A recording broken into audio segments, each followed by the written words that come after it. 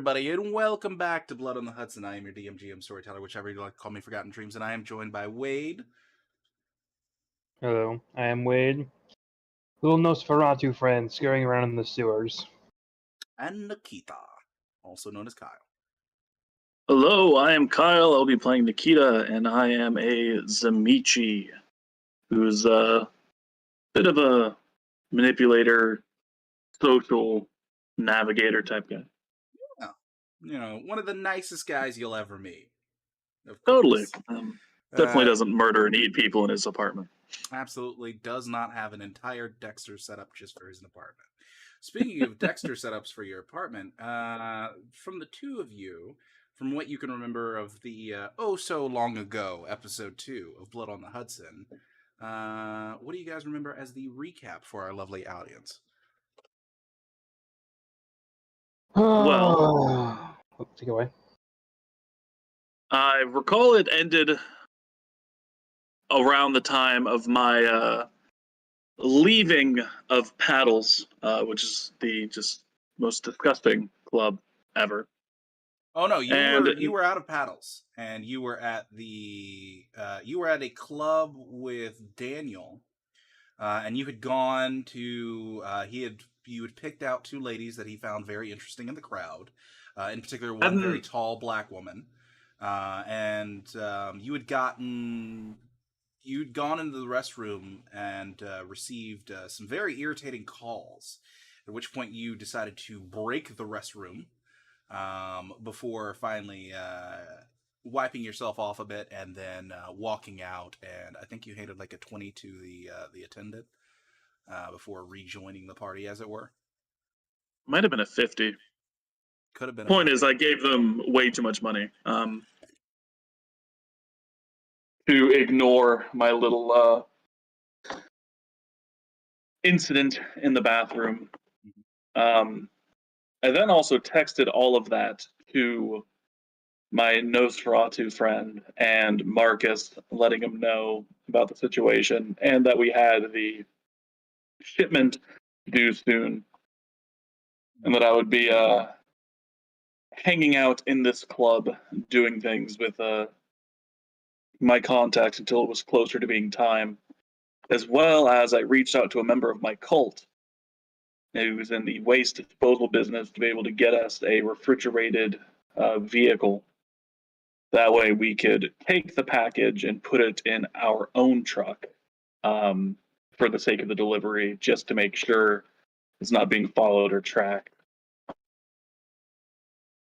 While Marcus was following a lead on the poacher who was feeding in our territory and rummaged through their house, finding passports and medical records and names and all sorts of interesting details that he had not had the opportunity to share with the rest of us in character yet. And when he was leaving there, he decided to put a little cherry on that sundae and bring someone with him. But after a bit of a failure at being sneaky with getting into a car and an issue with his hunger, he decided to just book it and started running down the streets with an unconscious man over his shoulder. Luckily obfuscated. Luckily obfuscated.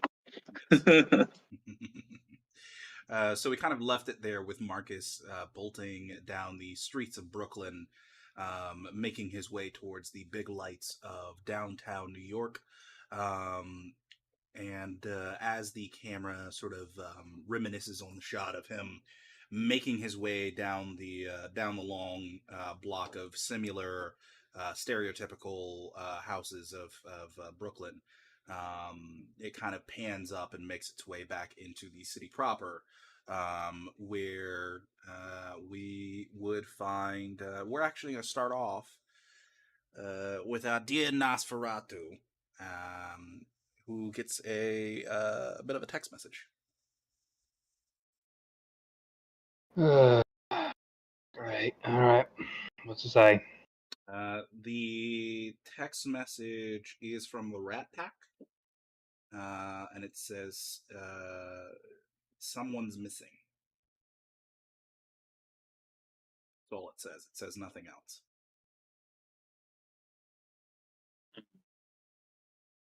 Oh, that's interesting because that's not really to us. That's just a side tangent I have, right? Mm-hmm. All right. This is a completely fresh burner number, I imagine. That's not in my Yeah, this is contacts. like in order to get access to this phone, you kind of had to kick back on your rolling chair one more time, go over to that old filing cabinet behind you to the right, and kick the bottom drawer open because it sticks from time to time due to the rust. And your stash of burner phones is there, and somewhere in the middle, maybe the 20th or 30th one, it seems to have a bit of a light coming from its old time Nokia screen, showing that you had a new message. All right. And the sender is a number I don't I don't at all recognize. You would recognize the number because it is the every 2 months, the Rat Pack will buy a new burner phone and then send out that burner phone's number to Yeah, it's not via Nosferatu rat. by Mungley. Yeah, they'll send out the number via rat to all of the Nosferatu, and this is that current number for this month. All right, and just for the sake of knowing in universe, is this usually a line that is meant to be receive only, or is it See a back only. and forth Yeah, allowed? no, Okay. it's there are no talk back and forth, group chat, none of that shit. The group chats are too close to ShrekNet, and we can't have another ShrekNet. Right. All right. Well, lean back in my chair. Look at that. Right.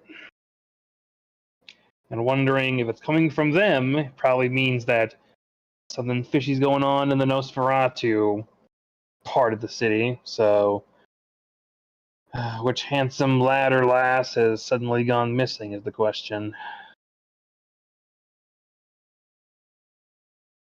But for now, I mean, I have it. I'll chalk it up to noted and then return to my spot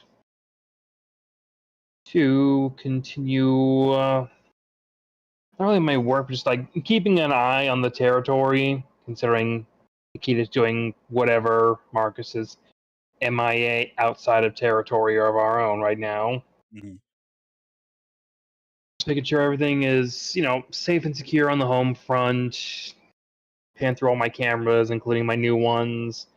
Make sure nothing else besides our little poacher problem is going on in our area. So far, it seems that might be the only thing going on in the area. There is currently, it looks like sort of on the border between the garment district and Hell's Kitchen.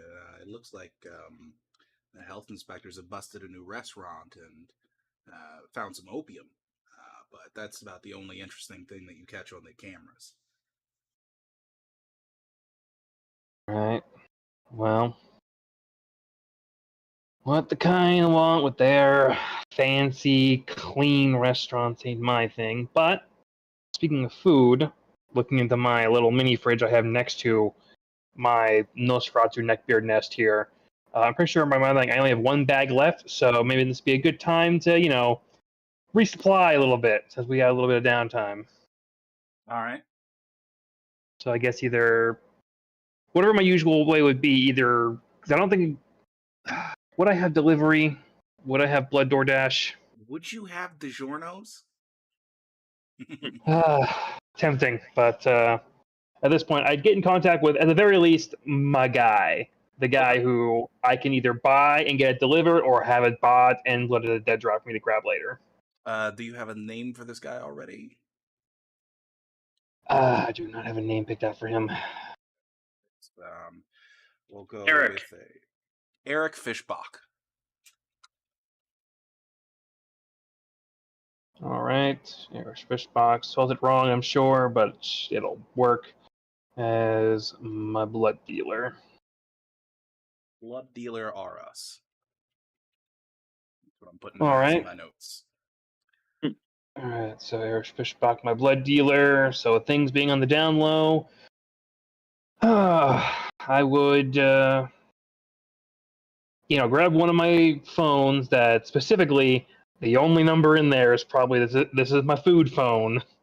So pull that one out and hit probably the only contact in it, which is speed dial for Eric. Mhm. It rings a few times until eventually you hear on the other side. Hello? Yeah, Eric, good to hear from you again, buddy. Ha ha! Buddy, how you doing? How can I be of assistance to you? Well, I've been doing my work as of late, and long nights, running out of juice most of the time, and things are a little dry in the fridge right now. Wondering if maybe we could square away a quick resupply of, my preferred brand of energy drink. Oh, yeah. All right. Okay, all right. Hmm. What is your preferred blood type? I like to think Victor is just so not picky he wouldn't care, but I'd say, given what he does, I'd say, like, blood type is in, like, the source of it, right? As No, in blood like type is A in blood. B A A. B. Yeah, Oh, like blood type, okay. blood type is in blood type. Uh, no, I don't know. I thought we were talking about the way of, like, oh, certain kinds of blood give you a boost to your abilities kind of thing. Those But, unfortunately are not available in the bagged variety unless you go to Eric's special recreation times, and special recreation times is kind of fresh off the tap, immediately bagged and then delivered. right, okay. Well, it's been a bit of a hell of a last few days, and, I could really go with being positive. I gotcha. Got a little Red Bull in you that you want to get down. All right. Me Uh, and the bull, I'll get you. Let's say a 6 pack. Standard market cost, and to you, that would be that's going to be half a dot of resources. So it won't count against your resources currently. But the next time you go, it'll take away half unless a month passes. Gotcha. All right. Well, Victor will rummage through his thing of credit cards and just, no, that one's expired. That one's expired. No, this one, that one's got to be burned. Here we go. And he would pass along the current line of credit he has for his resources, knowing that I got to do more fucking tech support work, bleed the life out of me that way to get more money. But he will align payment for his 6 pack to be delivered to its usual spot. Fantastic. Always a pleasure. I'll get that right to you. I'd say about 15 minutes on the usual spot. Thank you kindly, Eric. Man, you. Don't let anyone ever tell you differently. You are a lifesaver. I'm here for whatever you need, sir. Always and forever. Your delivery person tonight is going to be rocking the blonde and the blues. Look out for it. And do. And, well, you take good care of yourself. Don't spend it all in one place tonight, alright? I certainly won't. And with that, he goes ahead and he hangs up. Alright. Hang it up. Put it back in its slot. And, usual. Pull the SIM card when it's not in use. Put it right next to it. Mm. There's some method to my madness here. As preparing, and I'm imagining I have to go topside for this. I can't just send a bunch of rats to collect it. Unfortunately, yeah, this is something you gotta go topside for. Luckily, you don't have to go too far for it. There's a local park that's only about a block and a half away that you can make your way to. And the blonde and the blues simply means that the person who's going to be delivering it is going to have a salon bag shop that's going to have a blonde wig and a blue wig at the top of it, and that bag is your cue to get it. All right. Just pray it's not going to be the hijinks of, wait, there was another person with blonde and blue wigs for whatever reason this time of night? But yeah, Victor will do his usual thing of, okay, big burly hoodie at the middle of winter, get the scarf all up in there, and look over there. He will sit down his boy Roscoe on the thing and just be right back. Hold down the place. Make sure the others don't go buck wild. As I leave my little albino rat in charge, as I make my way out of the haven to go and do a shake run. Fantastic. Go ahead and let's see here. Give me.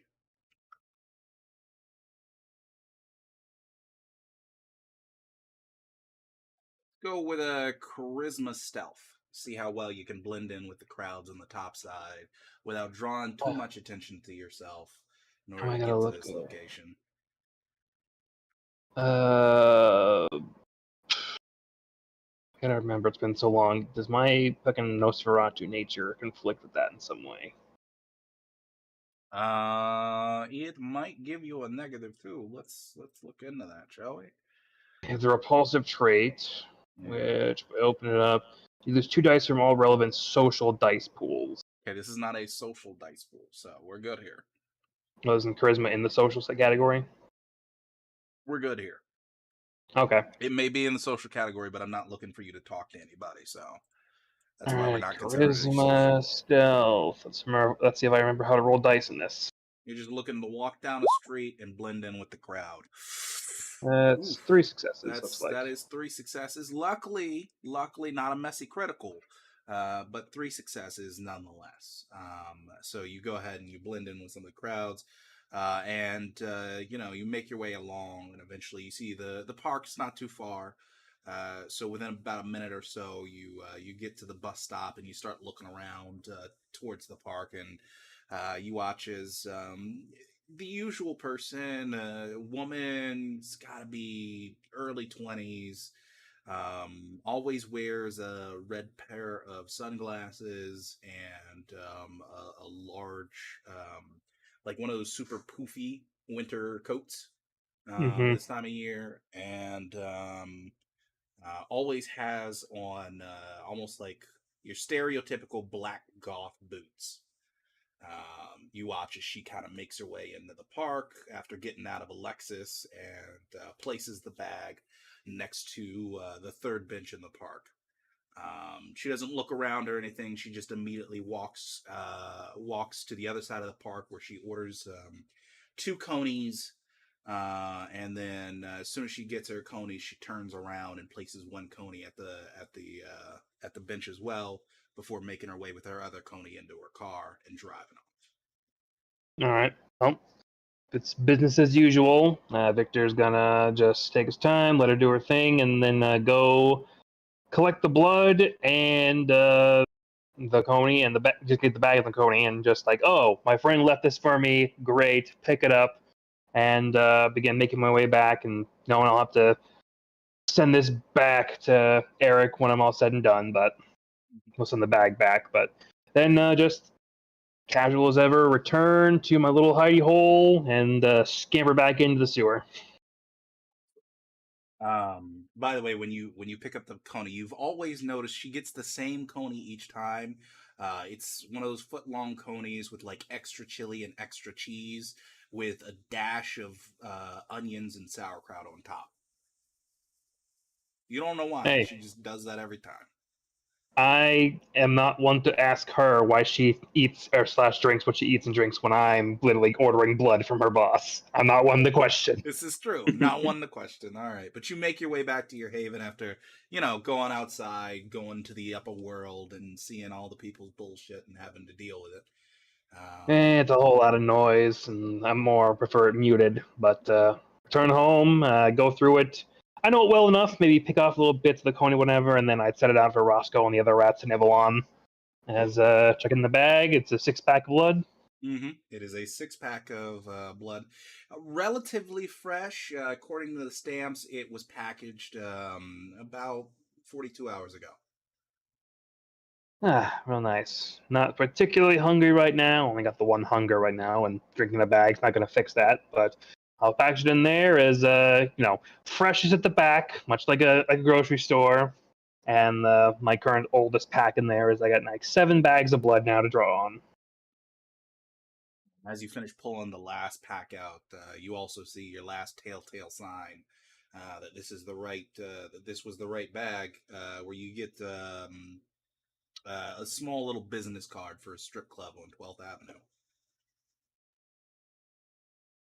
I keep getting these. I appreciate the thought, but I would kill business. I cannot go there. Much as I appreciate the work they do. But yeah, get all that sorted away, get the bag set off to the side so I can repackage it and send it back where it needs to usually go. And hearing what's all going on, haven't heard hide a hair from Marcus right now. Just got Nikita, just very upset with himself over what he apparently had to go tonight. We got apparently a delivery to do tonight, so I got to be ready for that. So I got the information like where like the delivery is supposed to be and where it's got to go. You know that Nikita had said something about going to the Flatiron building, and something about having to drop off whatever this package was at the small closed down airstrip just on the other side of JFK. I imagine both those places are out of our sphere of influence. The Flatiron building, that's a good question, is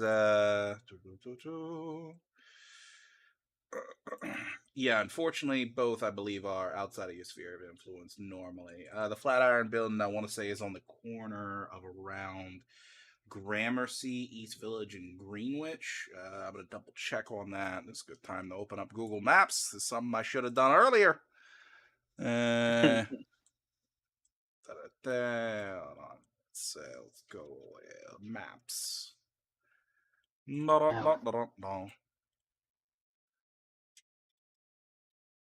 the question is, where the hell Fifth is JFK Avenue. to? You don't know where JFK is? Come on now. What's up with nobody knowing where JFK is? Excuse me, I don't live in New York. I live in Minnesota. Neither do I. I still know where JFK is, mainly because I've been there a couple of times. Well, there's your I've, difference. I barely ever leave the state. I've been to JFK Airport, but I couldn't give you directions there. I got you. Yeah. That's Bay. Hold on. If I type in Gramercy, does it show me that map? Because that's the map I need. Gramercy, New York. Actually, it's in between Gramercy and Chelsea. So it's still in our territory at the very least. Yeah. The starting point at least. Still in your territory. And JFK is in Camarilla territory? Or is it in the Wild West area? JFK is in the Wild East. Oh God, across the river. Yeah. All Once right. again, a Well, non-Anarch or Camarilla claimed territory, but there's rumors of shit being out there. Not the usual furry stories, but something freaky's out that way. all right. Well, if that's our plan for the evening, then best Victor do what Victor does, and he's gonna start combing through, police scanners, some reports from people who, they might have been, oh, I went out that way. Here's the gossip out that way. Try to get a feel for what kind of obstacles we might run into along the way. Can I get word of like, oh, there's a patrol over here. They might stop us for some reason. Get the big truck. Just try to get like a lay of like route plotting and trying to pick up like what could be the smoothest route for us to take. I think enough time has passed. There's a notice that's gone out over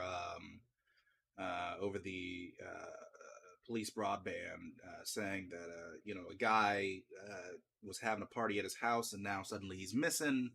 They aren't able to chalk it up to missing persons yet, but they are sending 2 patrol cars out that way to investigate.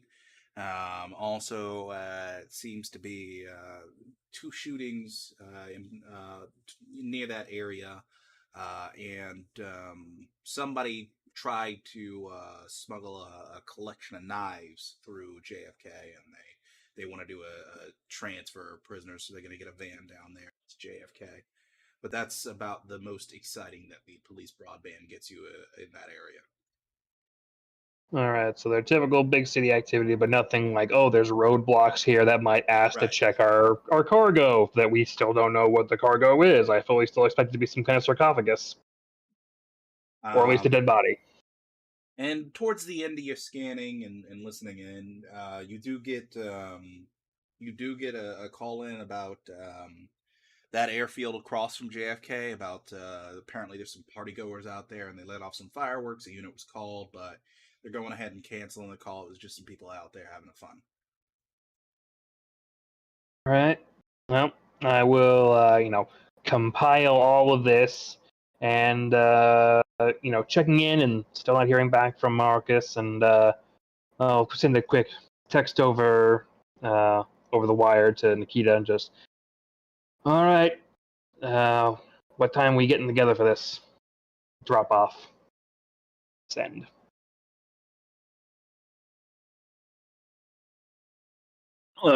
Getting a text and much easier to communicate with text instead of talking when you're in this kind of club. He'd kind of whip his phone out and look it over. And what time are we getting together? Well, the drop is in about an hour. It's currently 11:25 at night. Drop takes place at 11:30. Or sorry, not 11:30, 12:30. My bad. That's when the truck is going to be dropped off at the Flatiron building. They don't say that you have to pick it up then, but they at least lead it. Like you've been told that it has to be at the airport no later than 4 a.m. All right, so we got Okay. 4 hours. All right, so if that's the case, then I'll probably start wrapping things up. Like after I finish my text, I'd kind of like lean over to my buddy and kind of put an arm around his shoulder. And just got very important message from work. I need to go check on this, put out fires, make sure everyone's behaving. You know how it is. I'll leave you here okay. in very capable hands. Yeah, And, yeah, absolutely. And he kind of raises his bourbon to the woman that you picked out from earlier. Absolutely. Call me if you need anything. We should get back together sometime soon, though. Oh, very soon, my friend, I assure you. And as I get up, I would try to like very slick on the DL to the woman that he picked out, and just very, very good time. Yes? Don't worry, sugar. I'll take care of And kind of give my goodbyes, and I'd head out, texting back that I will be going to pick up the truck.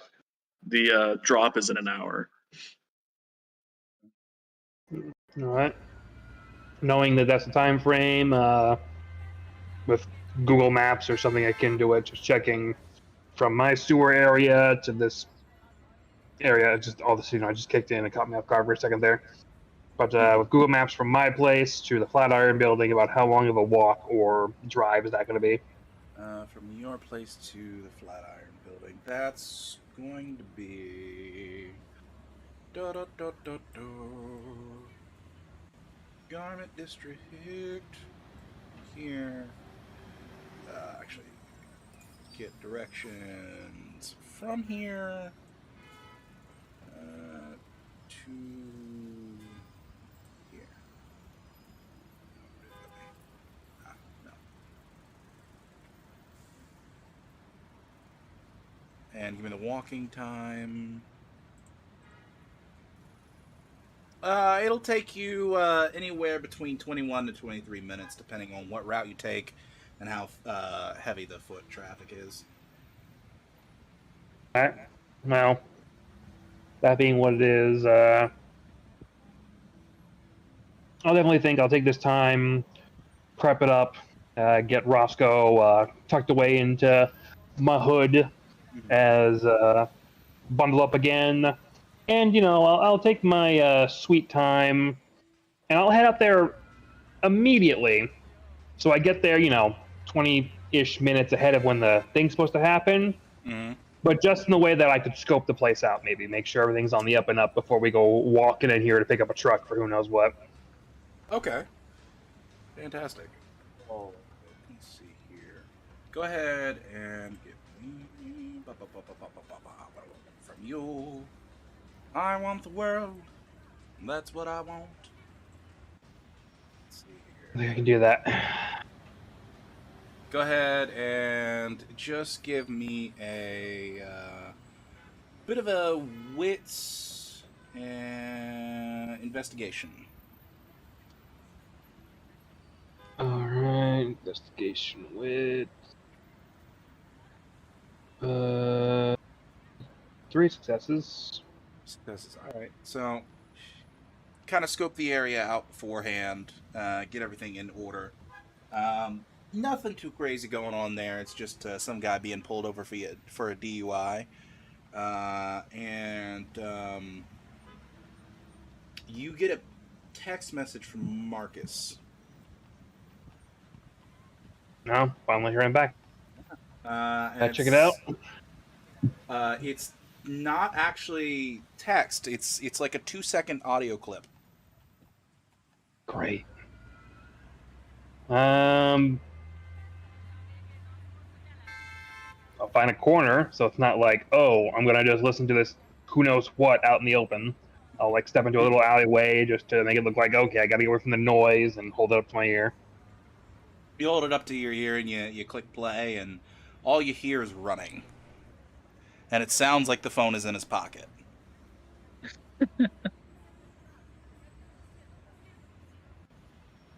It just loops over and over again because it's one of those. All right, well, I turn it off and look to myself a bit, just fucking right before shrugging my shoulders and sending Nikita a follow-up text of my own, or if it's like, think Mark is going for a late night run. Think it's just me and you.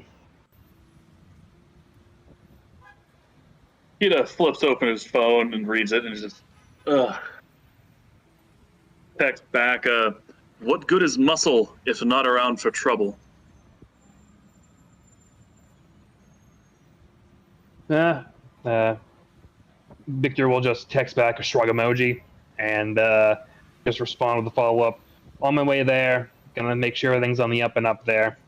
See you there when you get here.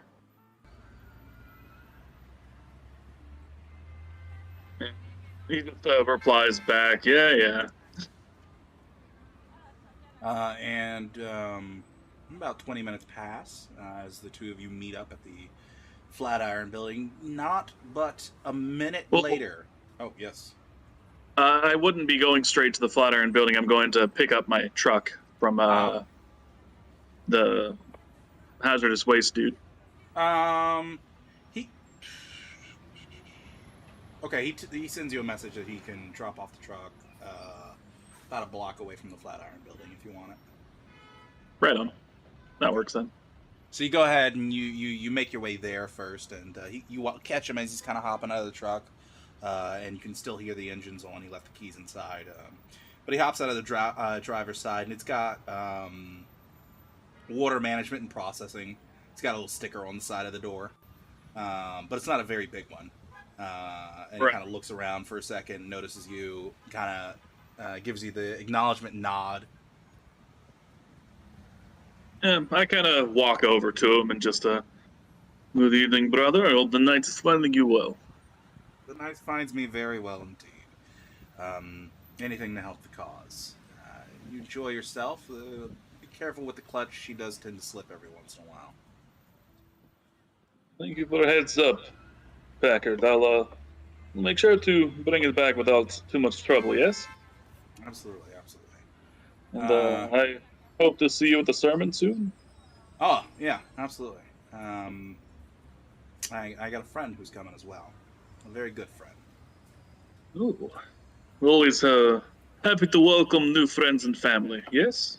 This one I think you'll be particularly interested in. But I'll save that for a surprise during our next sermon. I very much love surprises, Packard. Thank you. No problem. She's got a power unit in the back in case you need to plug anything up. She can support about 4 freezers in total.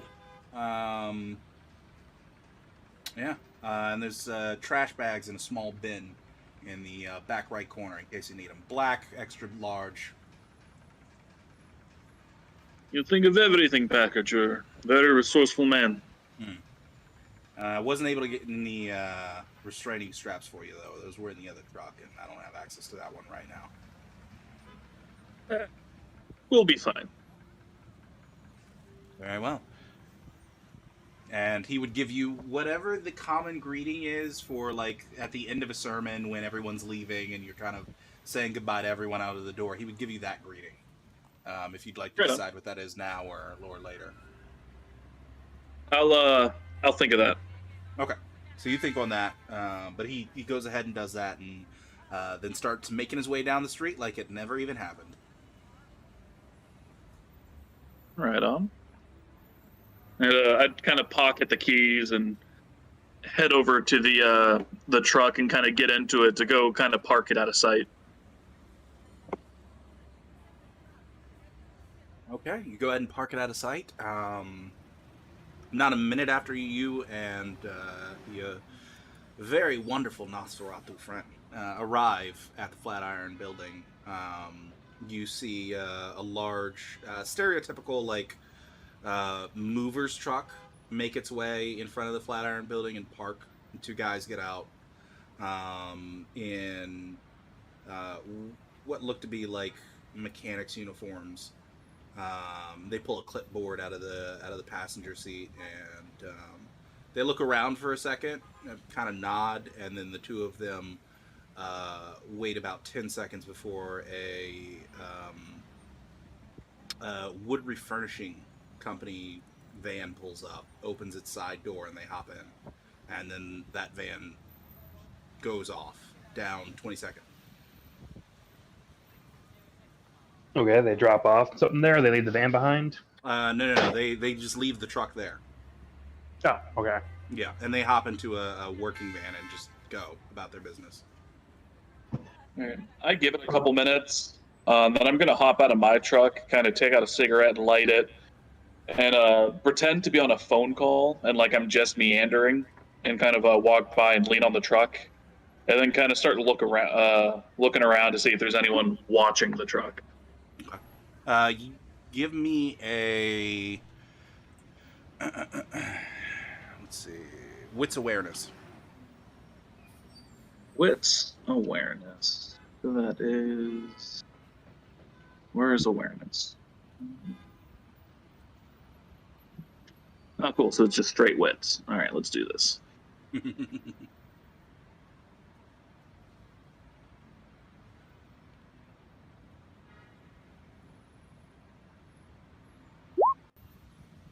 Ooh, okay. All right. So those will cancel each other out to nothing odd. Seems to be going on. There's like this faint sound of tapping that's coming from inside of the truck, but other than that, no one seems to be paying you any mind or anything like that. All right. Check the ignition, see if the keys are in the truck. Okay, you go around to the driver's side and open up the door. Look in. The keys are in the seat, and there seems to be there's 3 clipboards in there with pieces of parchment that look like pick-up and drop-off times for 3 different handlers. And one of them is like a blank time sheet that just says "Final Arrival" sign-in sheet. All right. I'm just gonna move the truck and park it so the back of it is like in the darkness or shadows, so we can open it and mess around without anyone seeing what we're doing. Okay, so you go ahead and do that, and so go ahead and pop out and go over to the controls and open her up. Right. I'd wait for Victor before or no, it's not. Yeah, Victor before opening up. Okay. Victor, your choice if you want to come out of the shadows. I mean, if we're in a secluded enough spot that there's not going to be just passerbyers looking and seeing my handsome mug, would come out and help. Mm-hmm. So, any idea what's we're moving exactly? For all we No know, idea. Victor, what's awareness? Awareness. Where's awareness? Okay, I actually have a dot of awareness. Very nice. Wits. 2 successes. All right, with 2 successes, you hear the faint sound of like a small motor coming from inside of the truck, and also like a rhythmic light tapping of like a boot on thin metal.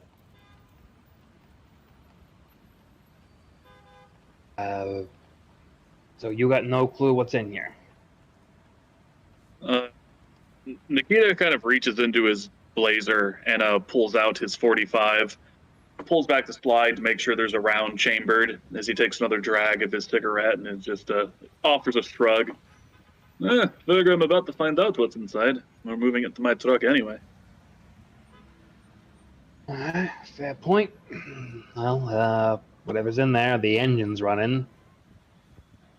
I'm keen on that. Probably the refrigerator. All right, let's see. And Nikita's going to open up the back and then point his 45 into the truck. And first thing you would see as the back starts to open up is a pair of black boots, followed by a stereotypical, hello. All right. Well, welcome to the party, Marcus. I'll fix the cameras in a bit here.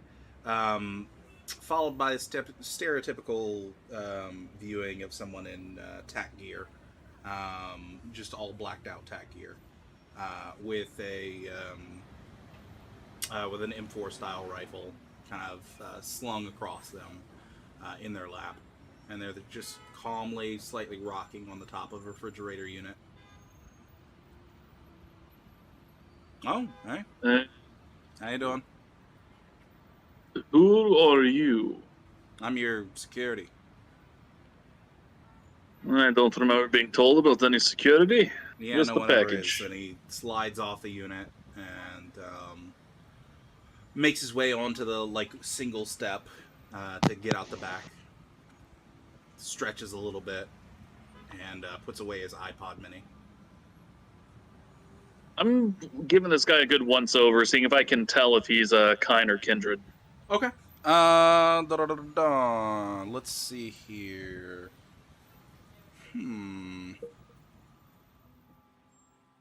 Intelligence investigation.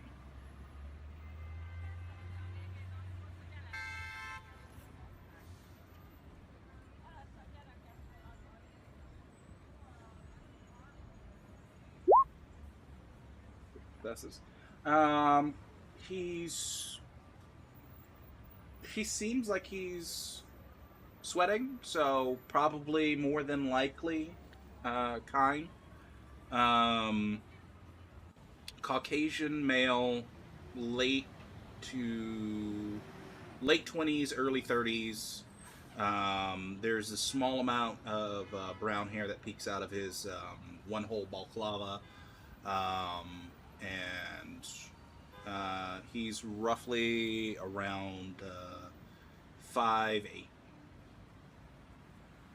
but seems to be sweating. Okay. So, I am.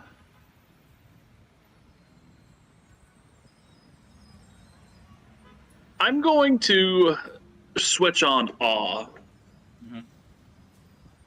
as I'm talking to this guy, take another drag of my cigarette, and just, I'm not very much one who likes surprises, especially not when they come in tactical gear with guns. So I think you should begin to tell me who exactly you are, who put you in this truck, and why exactly I should put you in my truck to finish the delivery. You should put me in your truck because I've been with this package since Utah. My boss hired me to protect this package, and his boss, which is, I'm assuming, your boss, is the one who requested me. Got any names for me? I'm not allowed to give you names. Mainly because I don't have names to give you. Well, one who has no names obviously must be one who can't remember faces. Yes? Don't even know what you look like, pal. All right. I point at my truck. If, that's what a moving package. Okay. You got movers or, Well, it sounds like you just volunteered. That's what I figured. I can All right, lend you a Betsy. hand, don't worry. Thank you. And he goes ahead and he steps back up into the truck itself, and he goes into the back of it, where there is a very long dolly that he starts. You hear him unlock something on it and starts rolling it towards the refrigerator before he sets the wheels locks on it again, and kind of motions to you, Vic, to hop on in. Yeah, I'll hop up and lend a hand best I can. Jeez. And while they're doing that, I'm just going to be taking like real good looks at everything, trying to see if I can figure out what it is we're transporting. Okay. Looking at it, it is it's a large freezer, roughly the length of a body. White. It looks to. It's got a decent sized motor on the back that is plugged into a power strip in the back of the truck here. And it's running, and you can see a bit of cool air coming out of the top, and the top has a physical lock, but there's also a padlock on top of that that's in a latch on the top of it. Okay. All right. While they're moving and loading that, I'm actually going to go out to the street and try to find try to get someone's attention who looks like they could use money.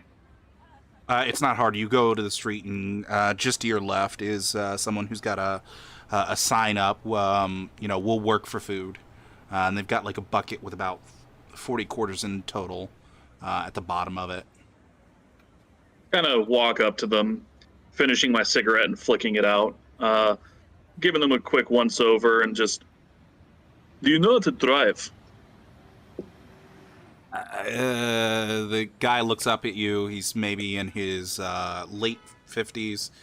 Heavy broken teeth that are stained with years of cigarette smoking, and very heavy leather, worn leather skin.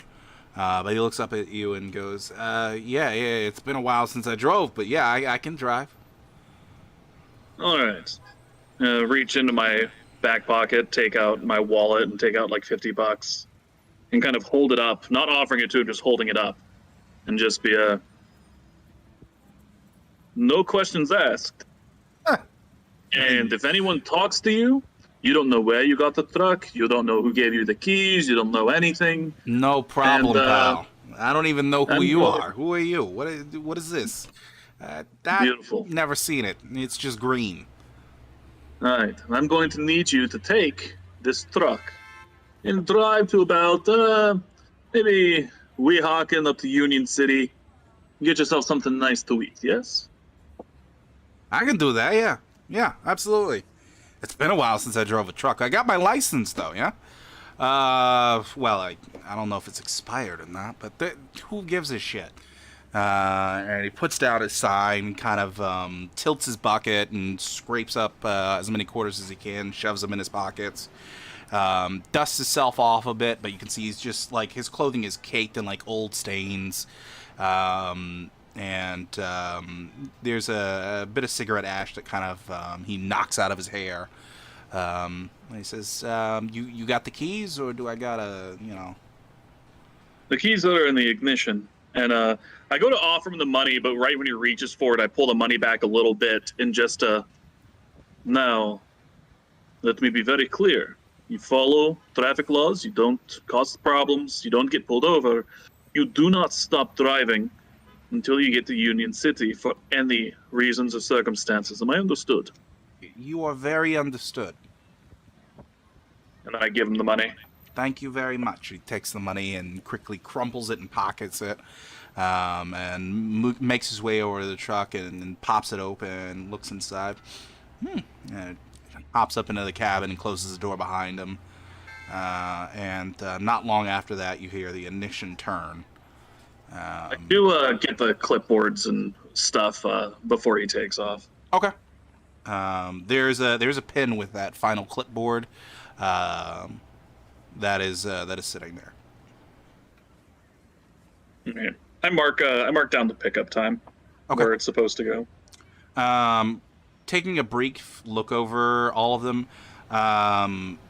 the first sheet shows 12 different drop-offs and pickups in the Utah area in various different cities in Utah. In fact, if you look at the cities that are listed, it looks like it took like a huge, massive circle between cities before finally it left Utah. And then the next pickup, the next sheet is for Louisiana. And then the last entry on Louisiana is coming into Staten Island. And then finally, the last sheet is the one that just has final destination and all that stuff that you're marking on. I take pictures of all of this with my phone. Okay. And I text it to Vic just to have.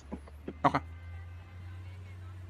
You go ahead and get those pictures out, and the two of them get the unit out of the back. And get it loaded onto the other truck. There are no issues, luckily. Victor, you would notice it's like there has to be like a 300-400 pound person in the back of this thing, or inside of this thing, because it's heavy as shit. Jeez, been hauling this thing since Utah. Ugh, fucking hell. He just kind of cackles a little bit and says, yeah, how do you think I feel? And you guys get it in the other truck. And he looks around for a second, sees one of the power plug-ins, and walks over to it, plugs the unit in, and flicks a button on the back of the motor, and you hear it start up again. And then you two get it off of the dolly, and he tells you to put the dolly in the back, and then he just goes back to sitting on top of it and puts his gun back over his lap. All right. Well, poking my head out the back and looking around for Nikita and seeing him, like, we good? If he's loaded up and set up, it's fine. All right. Cool. Guy in the tack gear kind of just gives you a thumbs up, Nikita. Once Victor's out, I'm actually going to lock it from the outside. Okay. I will let you know it was locked on the other truck too. Okay. Guy was locked in there to begin with. Mm-hmm. All right. So we got this loaded up. Home stretch, as it were. So let's get to it. And with that, we are going to take a quick break, and we will be back shortly once the DM has fixed some cameras and said hello to his other player. So, BRB. Hooray!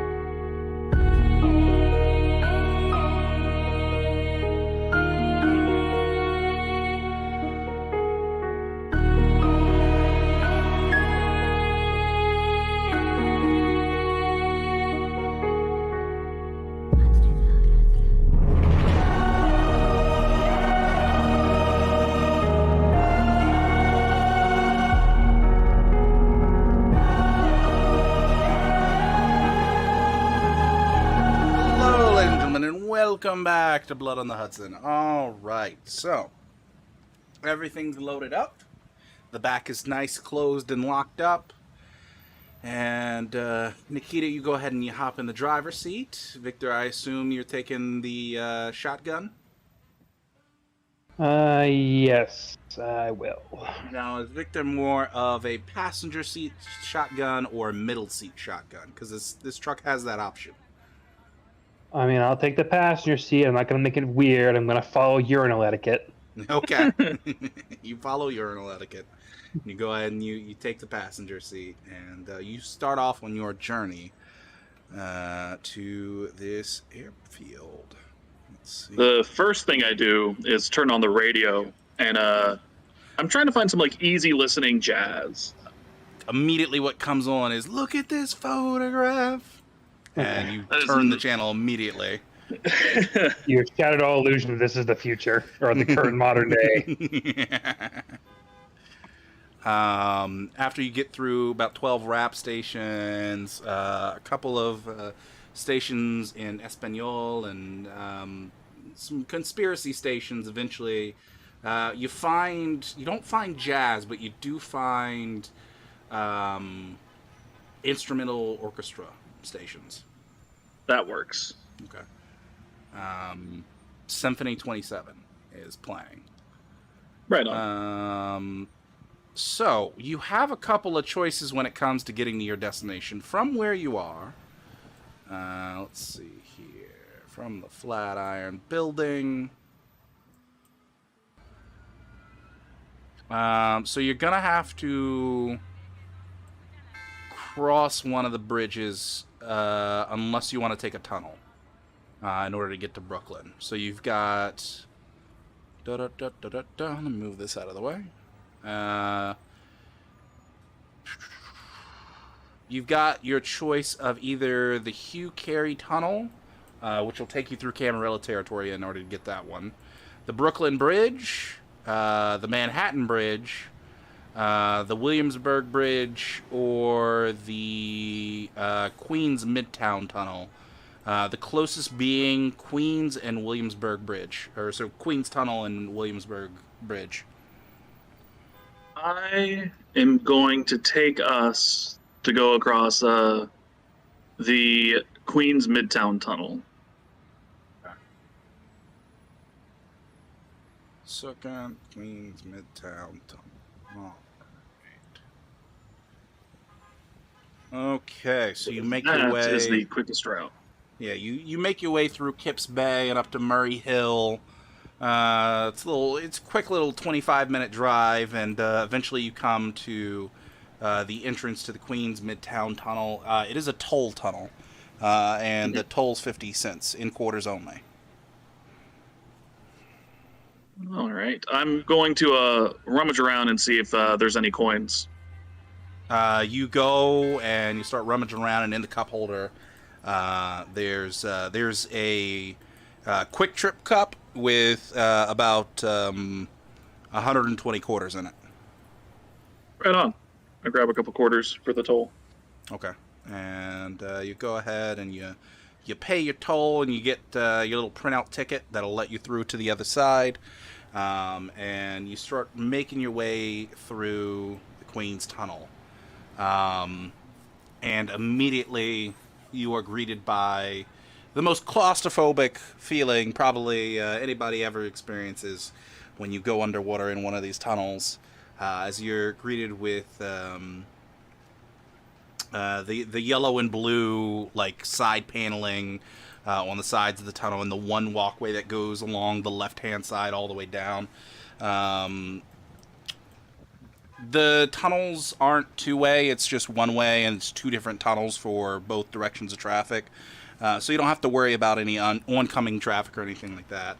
But there's like a fair amount of people in here, as you've kind of got about 10 cars ahead of you currently as you're going along. Nikita instinctually locks the doors. Okay. And then just takes out another cigarette and starts smoking. As you're driving along, you start seeing those exit doors for maintenance and emergencies passing by on your left. And nothing too crazy happens until eventually you do see, as you're getting towards the end of the tunnel, you're just beginning to see the other side of the tunnel, and you see that there is a black SUV kind of pulls up into your lane and just slowly starts hitting the brakes. Like in front of me? Mm-hmm. I'm gonna check the license plate. You look for a license plate, and it's just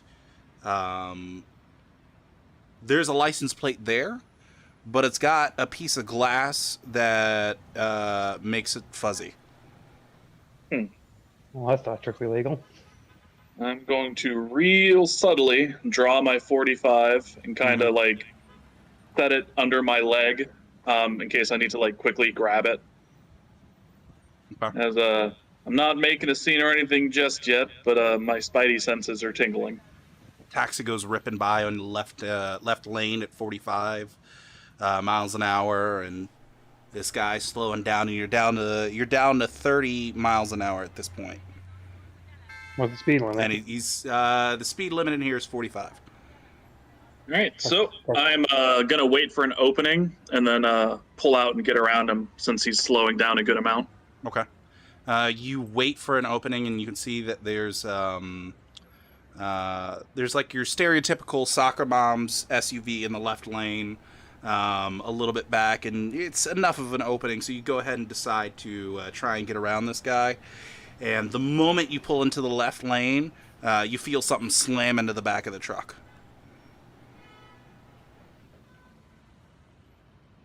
Okay, I'm gonna check the mirror and see who's behind me. You can't see behind the truck. You can't see directly behind the truck. That's a blind All right, spot. does it stop me from getting into the other lane? Nope. You just feel And you hear and you feel something smack into the back of the truck. If I lean out the window and look behind, do I see something? Leaning out the window, you see that soccer mom's SUV, but the windows are far too dark tinted, and now the front of it has a bit of damage. And another SUV pulls around into the lane that you just came out of and pulls up behind the SUV that was slowing down, and they both start picking up speed. Going to accelerate, not so much that it seems like I'm trying to go on to a chase, but to catch up with traffic. If the speed limit's 45, I'm going to be going up to about 50, just because you can safely go 5 over the speed limit. Right. So you hit about 50, and you notice they're hitting maybe about 70 at this point as they disappear around a corner of the tunnel. And as you're going along, eventually you see the opening of the tunnel on the other side, and you watch as those two SUVs are now stopped and in both lanes, and the doors are opening, and people are starting to get out.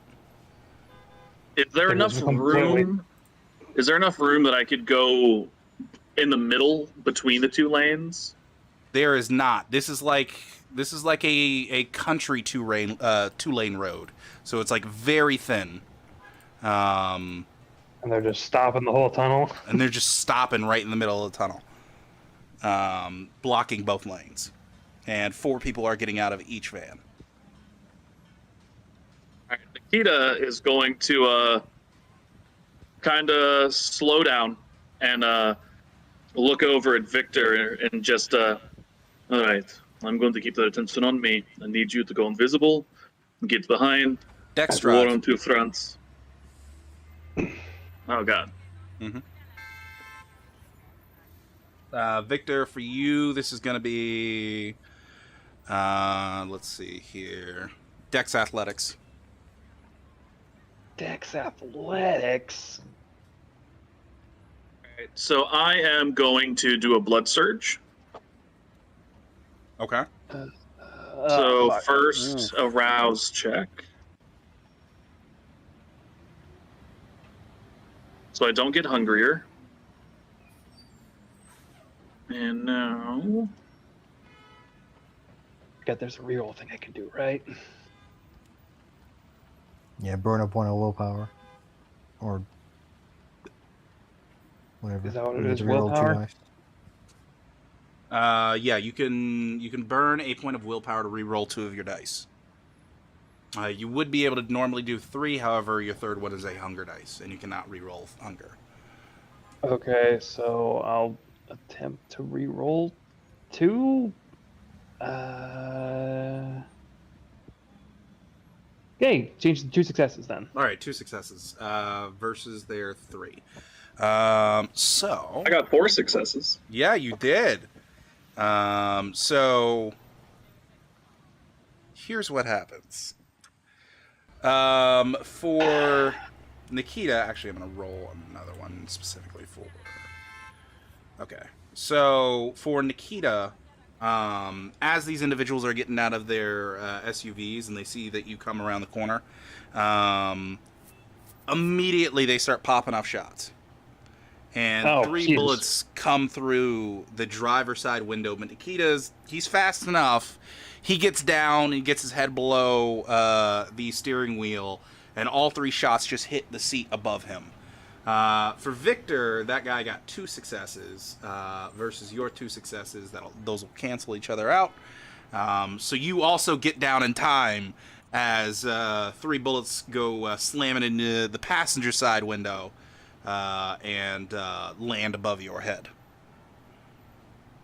And you do not crash the truck as they start shooting. All right.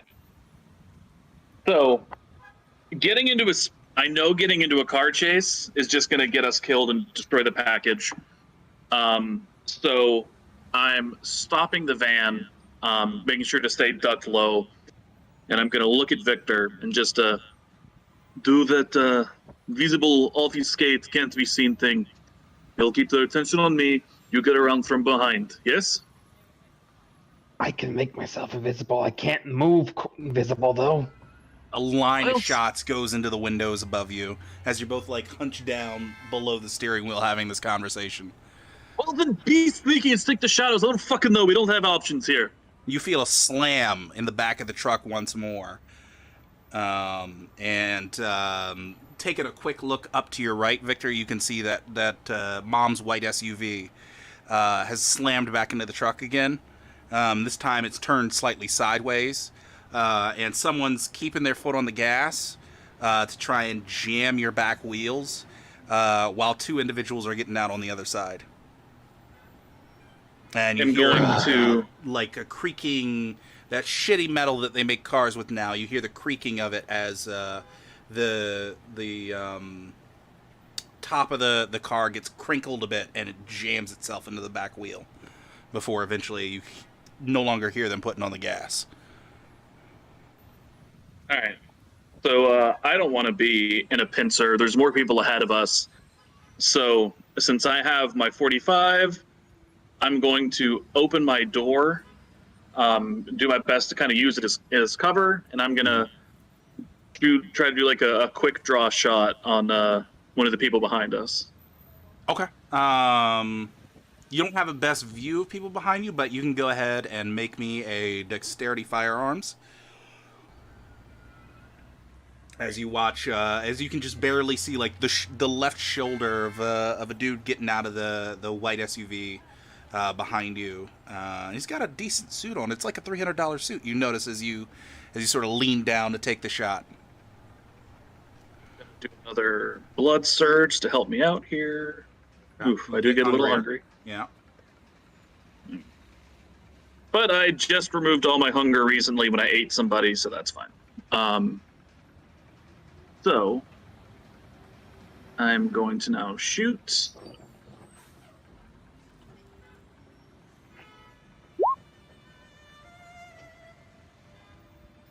And I am going to do one of my willpowers to re-roll 3 of those.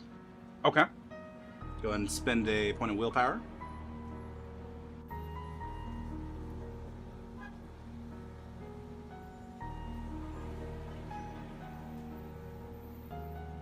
All right, that gives you another 2 successes, so 4 successes in total. I'm going to make a dodge on his behalf. Actually, you know what? He can't see you doing that, so he just has a defensive 1. So that'll give you 3 net successes. Your 45 does a base damage of what? My 45. I don't have a base damage here, just that it's an M1 1911. Okay. I believe for 45s, it's 3, but I will double check that for you. So 3 on top of your net successes, your 3 net. All right. That'll bring him down 1, 2. Okay. And soaked by armor is 2 for him. All right. So you pop off a few shots leading out of the driver door behind the truck, and you see he gets struck in the shoulder twice. And there's a bit of a cry out of pain, but he quickly disappears and goes below the van. I guess we are, as they say, in the ship now. Hey, Victor? Yeah, this is why I don't like leaving my place. As Victor is everyone's attention more or less on Nikita? Right now, it seems like there's a bunch of people in front of you that are shooting at the windows, and there's people getting out of the van behind you. That's about all the information Victor has. So it can be safe to assume that the guy waving around a 45 shooting people does draw attention. One can assume. All right. Victor would like to, I guess, open his door. Mm-hmm. Just like take it out, but he's not gonna get out quite yet. He's just getting the door open for the moment and seeing that draws fire or not. Okay, you open the door.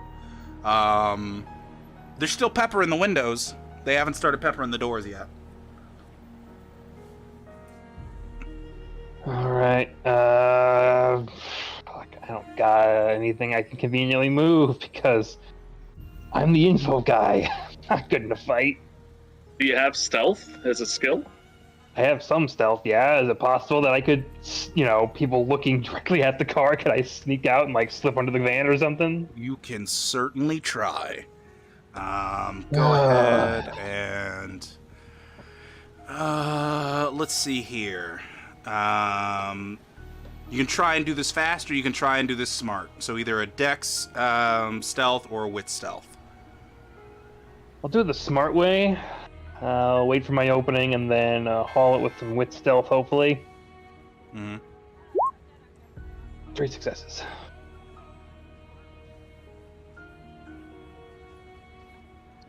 Three successes. So you wait for a little bit of a lull in the fire, and you try and skedaddle out of the cabin, and you're just looking to get under the truck?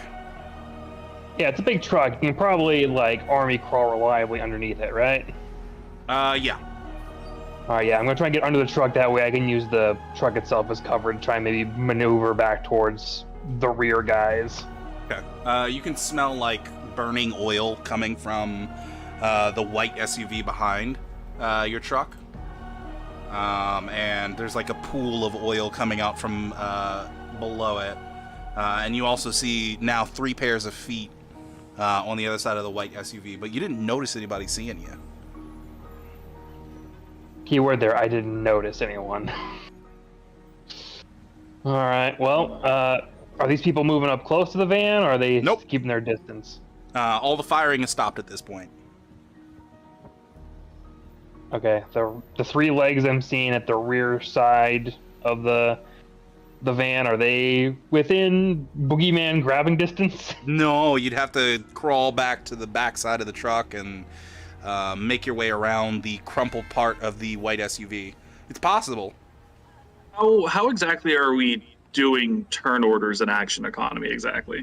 So right now you guys are going in a free flow mode at the moment, but we can go to official turn orders if you would like instead.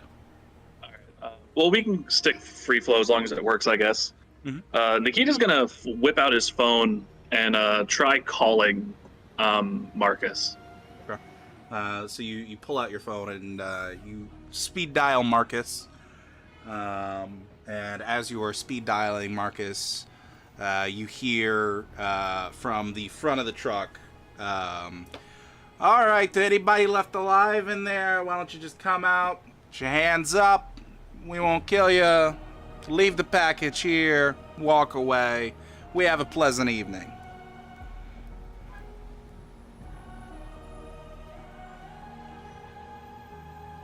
He's going to leave his phone open, like the call is still going, but tuck it inside of his pocket for when Marcus answers, so we can kind of hear what's going on. Marcus, resolve awareness. Yeah, see if I have enough wits about me. He's gonna tuck his 45 into the back of his pants.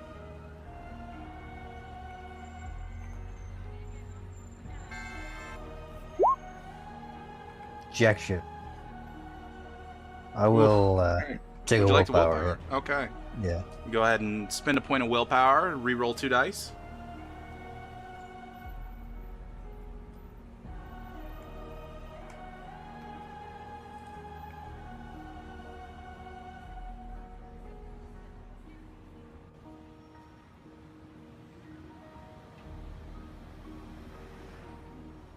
All right, Right. 2 successes. That's what I'm talking about. It takes you a little bit, and on the 6th ring, you finally notice that your phone is ringing, and you subconsciously slip your hand in your pocket and click on the answer as you pull it out of your pocket, and you're still hoofing it down the street, but you look down and you can see the caller ID is whatever you have in place for Nikita. By the time we got to the 6th ring, the phone would already be in my pocket. As I get out of the van with my arms held high, kind of showing that like I don't have any guns, and I'm just well, as far as introductions go, this one was a little rough. Perhaps next time, have a cigarette, say hello, try things a little more friendly. Yes. You don't get a response back, but you can see the 8 men staring you down with their guns drawn at you. Well, let's. He's gonna like very still yelling because he's trying to project his voice to the people that are far away, and is now there's no need to keep aiming your guns at me. After all, you've already shot a bunch of bullets at me. Maybe we can, lower the guns and stop trying to kill each other. Yes, I already tagged your friend behind the van. Make me a quick wits awareness. All right. I don't have awareness, but I can give you a wits. Absolutely, go for it. In the meantime, so Victor, you notice one of the guys near the SUV makes his way up to the back of the truck, and he's within ganking distance. All right. Is there still like friends clearly looking? You can't really tell from underneath the truck. All you see is feet, and these feet are real close. Wits awareness 3. There's a security camera at the fire escape exit door nearby their cars, and it's pointed in your direction. Which Nikita will actually just be like, fuck. Well, right now they still look like the attackers and we're self-defense and they're trying to steal something from us. So right now we're in the clear still. And Nikita is going to take a couple steps forward as I imagine if awe isn't still on, he's going to start exuding awe. Okay. And let me double check awe. Awe does affect groups, correct? Anyone in the presence of the vampire finds their attention inexplicably drawn to them. Those listening to the vampire speak might suddenly agree. While the power doesn't cause rapt infatuation, it's strong enough to sway the minds of most mortals. Fantastic. So you turn on awe, and you see like 4 of the guys put their weapons down. The other 4 are still holding on you steady. And it's, now, I am just a simple man doing a simple errand, but I have very good connections, many friends, much money. There's no need for all this unpleasantness between us. Why not say we lower these weapons and let's have a proper conversation like gentlemen, like businessmen, and come to even ground, as they say, yes? There's the sound of skidding tires behind the white SUV, and the sound of an engine going into idle as a car stops. And from Victor's point of view, a set of shoes makes its way over to a black small limo that pulls up, and the window cracks open slightly before closing, and the guy turns around and motions, and you hear somebody pulling on the latch to the back of the truck to try and open it. Notices it's locked and just yells out, "I need keys!" And one of the guys up front who still has his weapon raised up at you says, "All right, you heard him. Drop keys."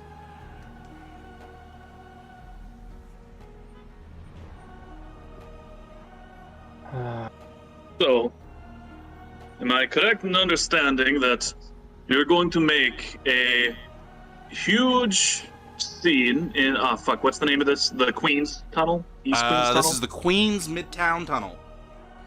You're going to stop all this traffic in Queens Midtown Tunnel, make a huge scene, all these witnesses, with security cameras that have seen all of this, and you think that it's going to end well for anybody involved. Let's take a minute, breathe, be smart, lay down weapons, and conduct ourselves like civilized gentlemen. Yes? The 4 that have their weapons lowered are just like, yeah, I can agree with that. But the one who's been talking this entire time just lets off a shot next to your foot. Keys, buddy. Enough chit chat. Drop keys, please. Let's make sure I got my math right here. There was how many people up front, and There's 4 of them people up are front. 4 of them have their weapons down. 4 of them still have their weapons up. And there are 3 individuals by the white van and back with you.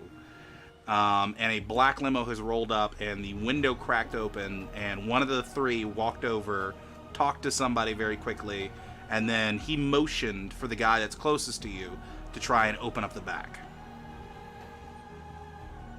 All right, so this is my last gambit before I have to resort to something I don't want to do. Nikita's going to look towards the guys that look like they're being affected by awe, and just, clearly the people you're associated with are beyond reason. I have $1 million that I'm willing to give you, if you would see reason, and to help free me of these primitive troglodytes. Right. Any powers going along with that, or just awe? Just awe. That's all I can add to this. Okay, I would like for you to make me a manipulation leadership, and I'm going to give you 2 bonus dice for awe. Right on. Actually, I'll give you 3. The 3rd one for the $1 million offer. Beautiful.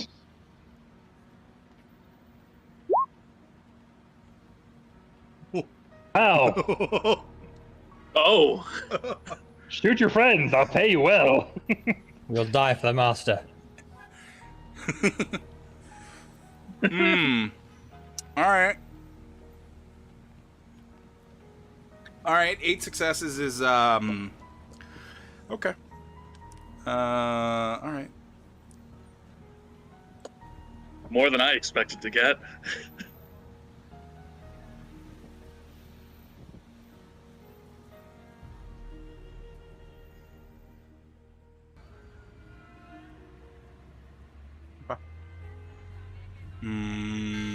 All right. Oh, because the people behind the van. Maybe, I don't know. So you make this offer, and immediately one of the 4 turns his gun towards one of the 4 that isn't having any of it, and puts a bullet in his head and immediately kills him. And an eruption of gunfire from both sides of the truck starts ripping out.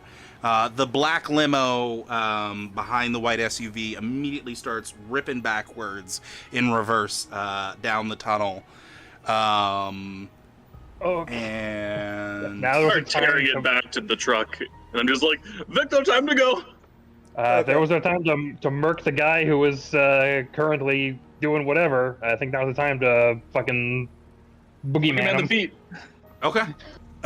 So go for it. Go ahead and give me that strength brawl. Strength brawl. 3 successes. Ooga booga. 3 successes.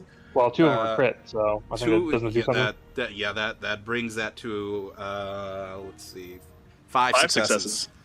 And with 5 successes, you just grab onto his legs and just rip him underneath the truck, and you hear this loud smack as his head slams into that bottom rail of the truck that you used to step on. His gun goes flying and immediately goes off in a random direction. Which I'm gonna roll high or low. I think it's highly out of control right now. 97. The shot goes off and it hits the guy next to him, who hits him in the leg, and he screams out in pain. But your guy is he's unconscious. He's unconscious immediately as he's just knocked out by that metal step in the back of the truck. And he's like just in your grasp. You can do whatever you want with him. It doesn't think right now. You've heard me shout, Victor, get back in the van.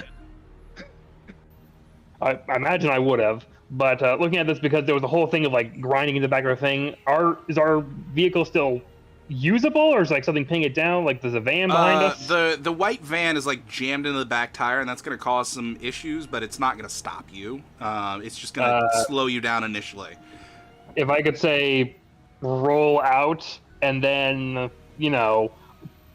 potence at this state doesn't help, because that's the only potence power I have, is specifically I do more damage to the average person, but trying to, just give it a quick shove to try and see if it breaks us loose. Okay.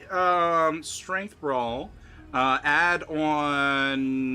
ahead and add on your dots and potence as bonus dice. Okay. Ugh, no, it's not going anywhere. It's wedged in there. You Use the willpower. You bend the fender a bit, but that's about. Would you like to use a willpower? I'll try the willpower. Okay. It's, what, 3 Reroll dice? 3 dice. Yeah, with the willpower. So 1 success, 2 successes, and a 1. Okay. So that'll bring you to 2 successes total, because it'll cancel out 1. But yeah, with that, you bend the fender a bit, and you probably dented the shit out of the radiator, but it's still a bit wedged under there. It's no longer wedged under the tire. It's like wedged on that back bar now.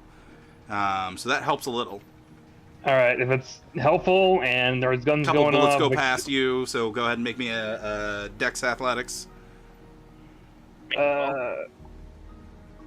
Dex Athletics. I'm gonna get shot. I know I am. Yeah, 1 success. I'm gonna get shot. All right. Let's see how this roll does. So high or low? I got low hopes of dodging this. Hey! Bullet just like goes straight past your head, and you're just like, oh.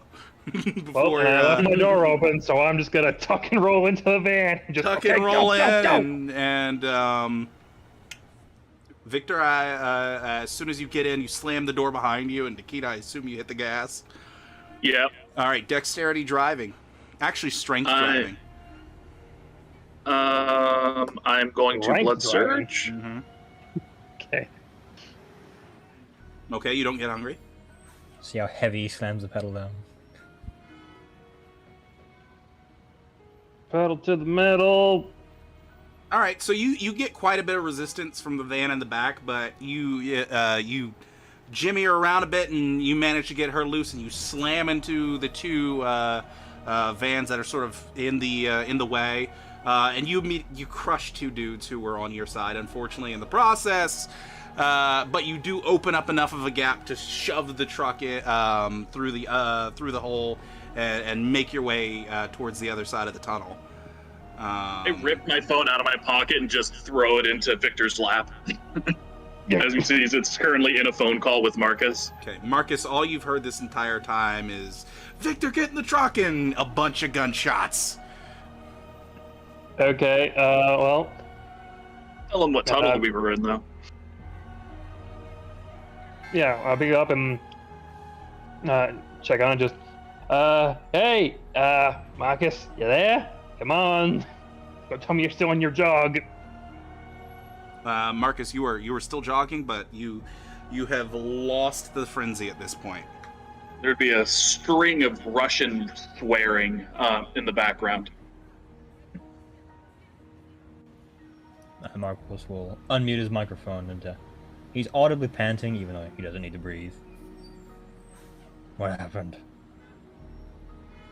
We're on that delivery that, one of the barons asked us to do.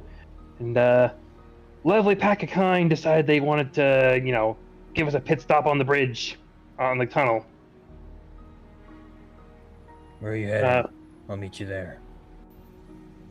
Trying to get to JFK. Things might get real fucking hairy on the way there now, but... No, it's the JFK airport. That's where the thing's supposed to go. While you're saying that, because we have 4 hours, Nikita actually says... One second here.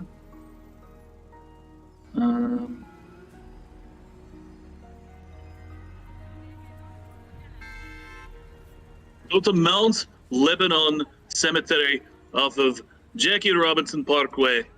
We're going to go there, lay low. No, I'm sorry. It is Cavalry Cemetery. Cavalry Cemetery. We're going to pull off the highway as soon as we're clear of this tunnel. We're going to park, going to find a place to lay low, catch our breath, meet us there.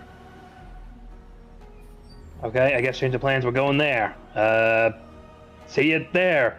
As Marcus will arrive with an unconscious kind. Okay. As you pull out of the tunnel, and you quickly scan your ticket as quickly as you can to have the security bar raise up. You pull out of the tunnel, and you're on Borden Avenue. And you just immediately start gunning it for Cavalry Cemetery. Yeah, I'm going to be going to Cavalry Cemetery, but I'm going to take as many unnecessary turns as possible. Like, I'm going to be signaling that I'm going right, but I'm going to go left. I'm going to, blow through a red light here or there. I'm going to make an unnecessary U-turn just to see if anyone's tailing us, because if you drive like an idiot, that's how you find out if someone's trying to tail you, if they still try to follow you through your nonsense. Okay. Make me wits driving.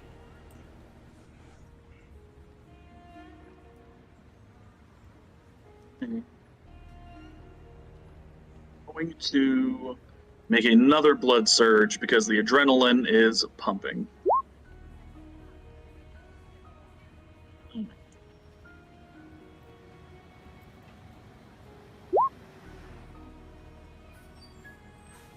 All right, 2 so you successes. don't get hungry, or 2 successes. Despite the many bullet holes in the windows of the truck, you actually pass by a police cruiser, no issue whatsoever. I mean, it's New York. There's got to be some regular, just average bullet hole cars, right? Sure, but I don't think there's like windows completely blown out practically by bullets.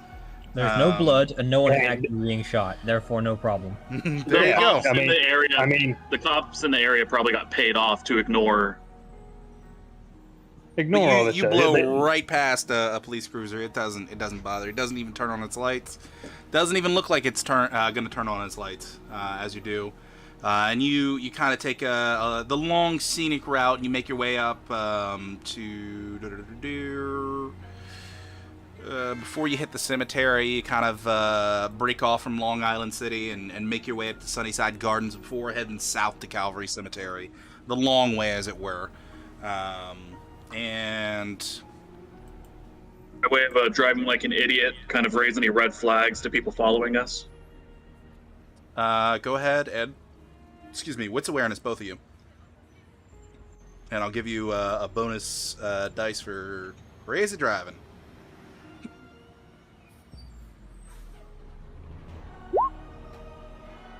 Oh no. Ooh, would you like to willpower? I'm gonna see what Victor rolled. Okay. Okay, so you want me to roll something? We were both supposed to roll wits awareness. Yeah, you're both rolling wits awareness. All right. What's awareness? 2 successes from Victor. I'm not gonna spend any willpower. Okay. 2 successes. You don't notice anybody, Victor. Even though your side mirror is like half blown out by a bullet, you don't see anybody in it that seems to be following. Okay. Think we are in the clear. Just. All right. Let's stop driving command before actual cops get a hold of us. Pull into the cemetery. Yep. Try to find like a mausoleum or something to park behind so you can't see us from the road. Come down 49th Street, make your way into 48th Avenue, and you're driving along a long warehouse area that's next to the cemetery. And you notice as you're driving along the cemetery, it's like got barbed wire on the fences to your left as you're going along. And you're looking for an area to sort of relax. You're passing by plenty of trucks, and a lot of them have graffiti on them. But eventually you can see that there's a bunch of cars sort of piled up at the end of this road that are parked, and looks like a decent enough place to stop. Right on. And as you kind of pull into the shallow pools of water that are just next to the fence of the cemetery, Marcus, we can say that you arrive at the cemetery at that point. He's still obfuscated. He'll be still sneaking about, looking for. You just see a shot-to-shit truck pull up and park. A couple of splashes of water from underneath it as it goes into some still pools. Might be a mildly squished individual underneath because I ripped underneath before we peeled out.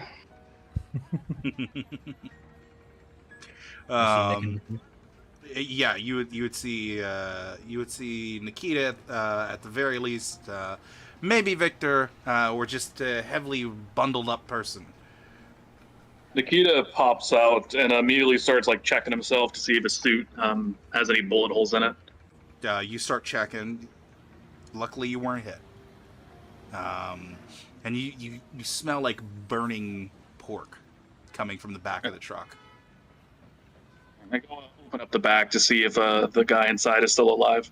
Well, before you get to the actual back door, you can see there's like a third of an arm is like trapped in the wheel partially, and is slightly smoking.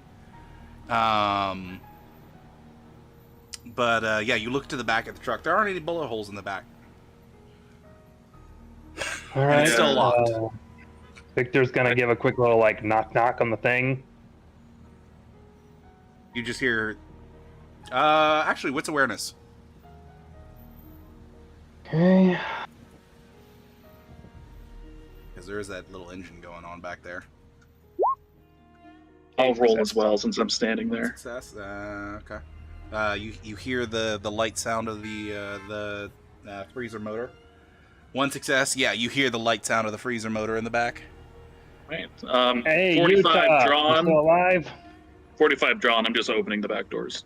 Okay. If you say Utah, you still alive back there. You finally hear some moving around in the back as the door is starting to open, and you can see him coming up from a kneel. As he had the barrel of the gun right at the edge of where it starts to open up. But he kind of waves as he sees the two of you. At this point, Marcus will have gotten close. How long could that go? Immediately stay points his gun cold. at Marcus. Leave with Cole, us. Cole, he's with us. Okay. He's Alright. usually the Lowers one his that gun. stays behind. How Right. long could that fridge stay cold without power? 12 hours. Cool. You And a two bucket of watch ice. him. You two watch him. I'll be right back. And I'm going to immediately start power walking off. Okay. I'm assuming he's off to get new wheels. All right.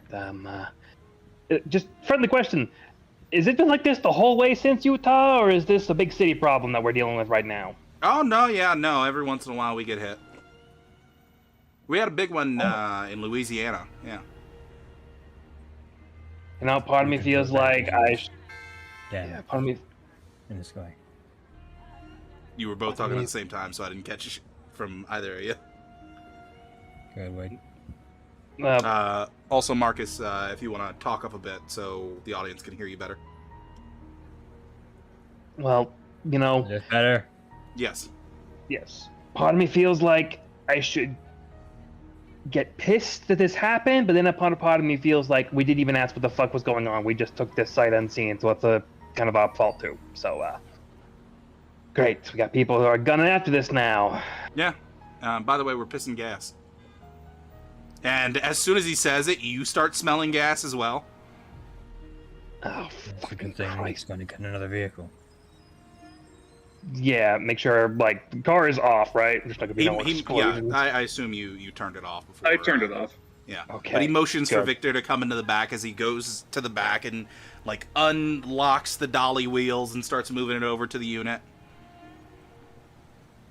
All right. Worst comes to worst, we can roll it there. Well, I am going across the street from the cemetery to Hey Auto Sales and Services, which is a used car dealer. Mm-hmm. And I'm looking for either a pickup truck with a cab or a van. Before you have to go that far, there's actually about 8 trucks that are large enough to fit this thing in the back that are parked on that road that you stopped at. And many of them have graffiti on them. If you want to, if you're just looking for a truck to get, but you can, of course, go there. Given that I'm a man of class, I would like a proper vehicle. Okay. We have time to be beggars and choosers right now. There's always times to be a chooser. We're not beggars right now. We're just choosers. Remember, we had 4 hours and it's a 40-minute drive, so we have time. Yeah, but how long until people fucking try to follow this shit? That's why I'm getting us a new car. Um, My So you're point is, just do we looking for a want to sit regular here pickup? and wait for the perfect car while they're still trying to get here? you're just looking for a regular pickup? Just a pickup that has one of those like cabs, so you can't see into the bed, or a van. Okay. I'm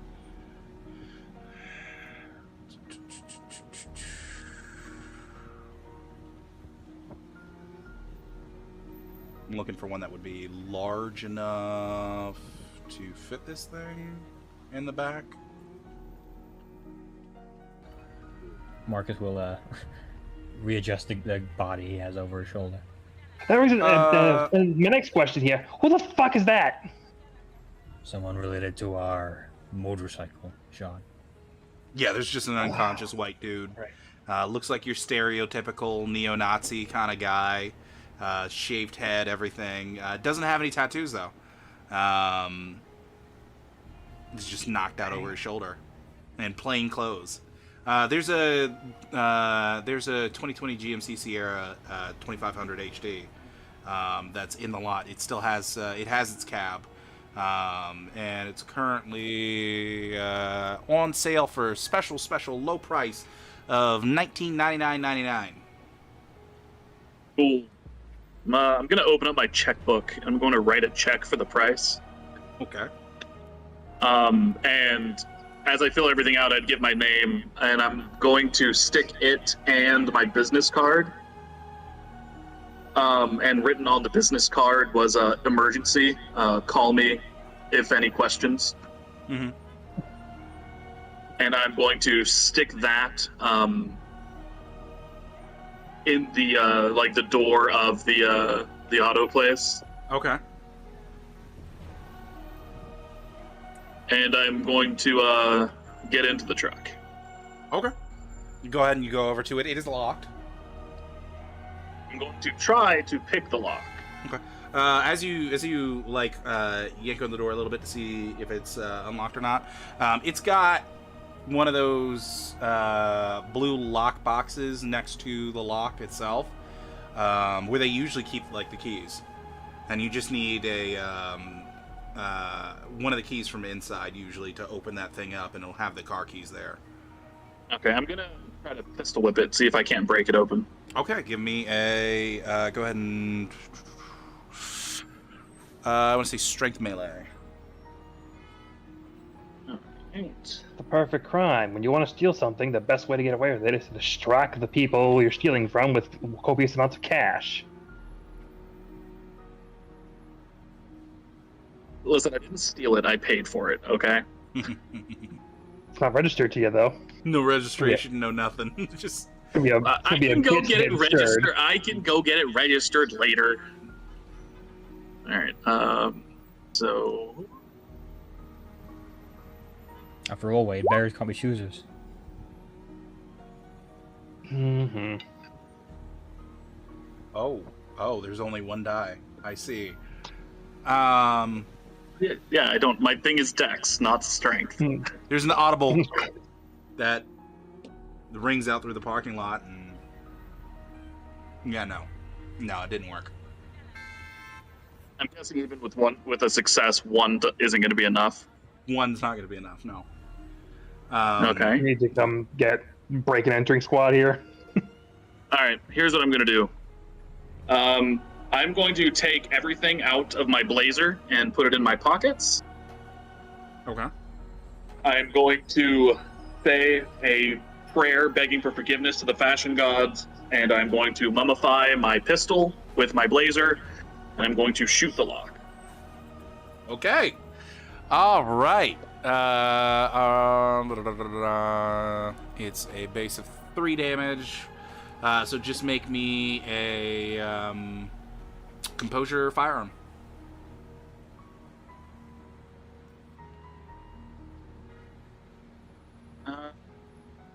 I can't take any risks here. I'm going to blood surge.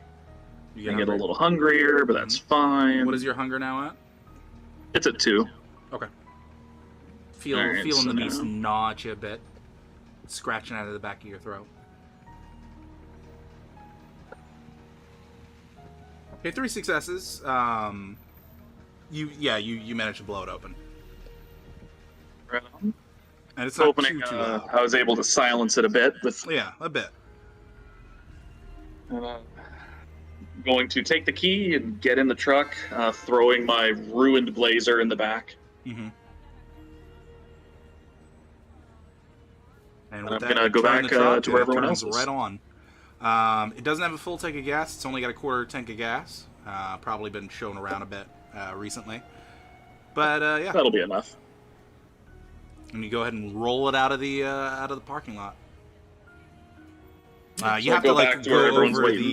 you have to go over the sidewalk. You can't just go out the gate because they've got the gate all closed and locked up. But it's like one of those That's fine. pole, yellow large pole gates. It's not even a real official. It's more like a barrier than anything else. But you just roll right on over the sidewalk around that and get on the street itself.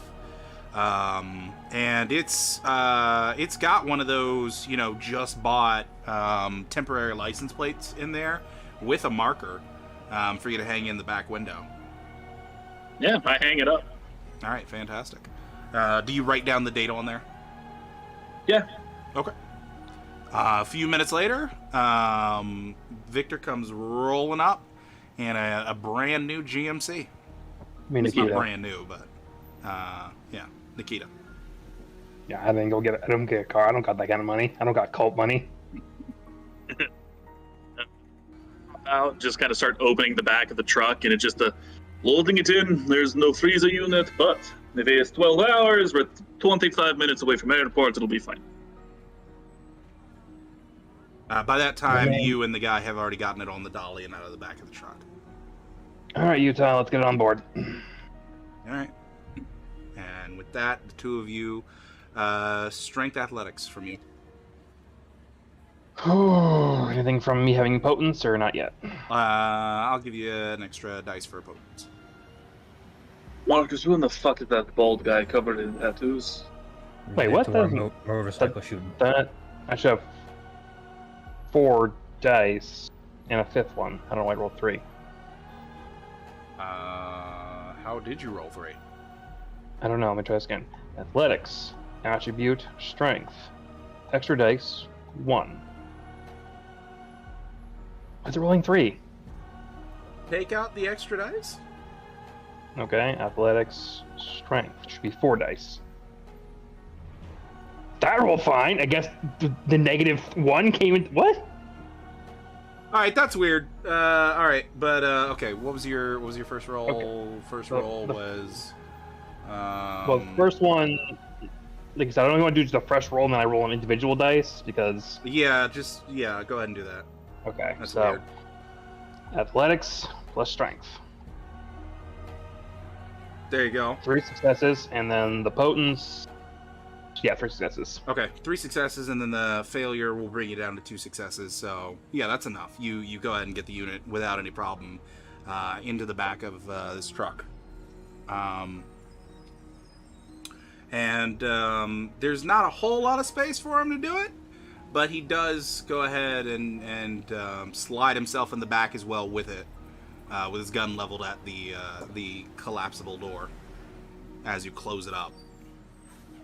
Well, stay snug, Utah. Hopefully next stop will be the airstrip. Yeah, I know. Yeah, okay. At least I can shoot out the window this time.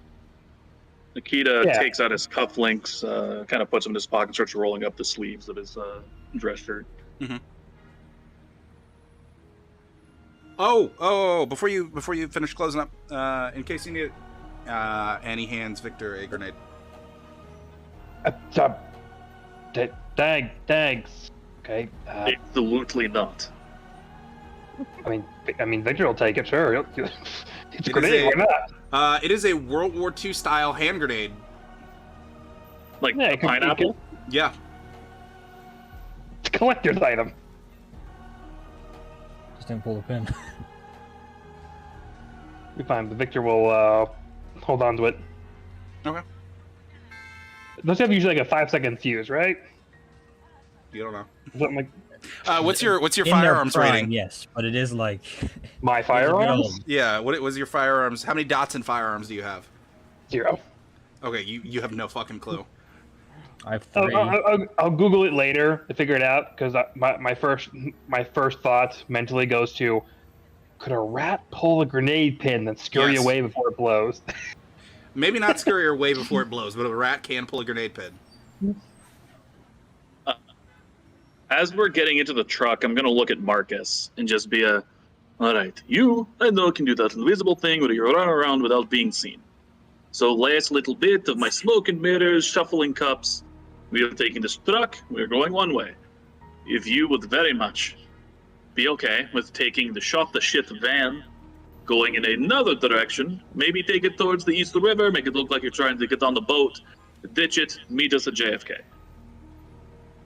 All right, but keep an eye on this guy for me. Certainly Right. going to be trying. Okay. You will toss him, I guess, in the back set of seats, slide down on the seats, and he will give the phone to Victor. The pin's 6080. 6080. Okay. Should I be fiddling with this thing? Holding on to it? Like I said, Let's related to our Mukasla shooting. finish Okay. first problem. Do you tell him to meet you at JFK or the Floyd Bennett Field, which is where you're actually going, which is across from JFK? Oh, well then where we're actually going. Okay, Floyd Bennett Field. gotcha. All right.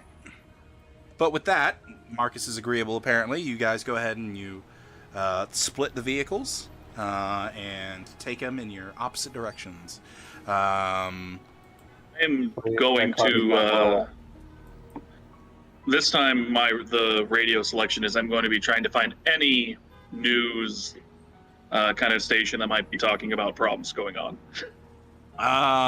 Okay, you start surfing through, and